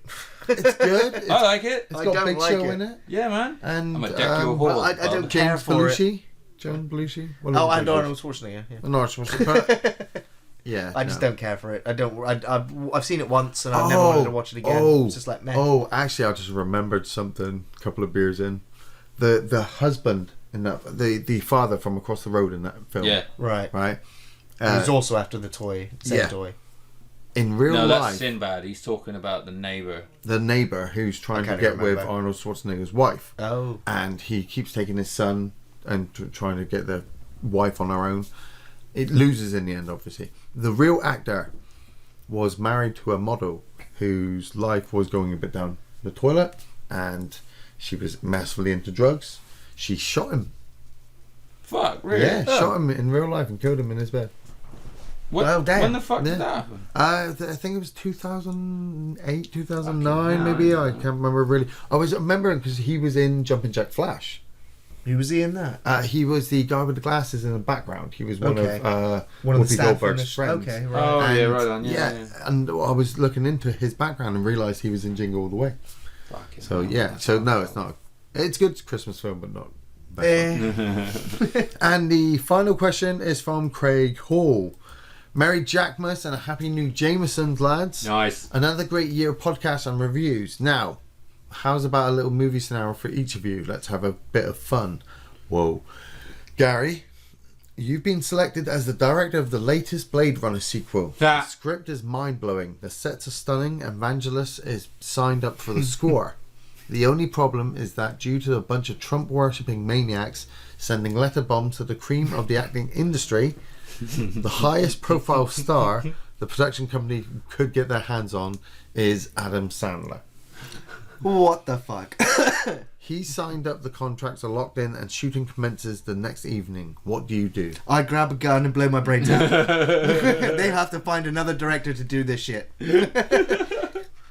Oh my god. So I'll answer this one before you guys get into yours, but if I had to make it, I would hire loads of really amazing co-stars that would have to up Adam Sandler's game, so that he'd have to he'd have to perform better. So you'd have like Bill Murray in there. You'd have well, by his definition, that would be basically just anyone who's not Adam Sandler. Yes, yeah. Well, who's the woman from Spy? Melissa McCarthy. Yeah, Melissa McCarthy. Yeah. So in the new Blade Runner. So in the new Blade Runner, it's Adam Sandler, Bill Murray, Melissa McCarthy. Who else? Clint Eastwood. Oh yeah, we'll have Clint Eastwood in there as well. He could be the new boss. Get Rutger Hauer back. Yeah, Rutger Hauer back. Rutger Hauer's in it. Another version. They just printed another version of him. Amazing. But yeah, I would also make sure that I'd have like a doctor on standby so that I could just administer sedatives to Adam Sandler so that he doesn't start acting like he does his other film characters. Acting, whatever he calls it.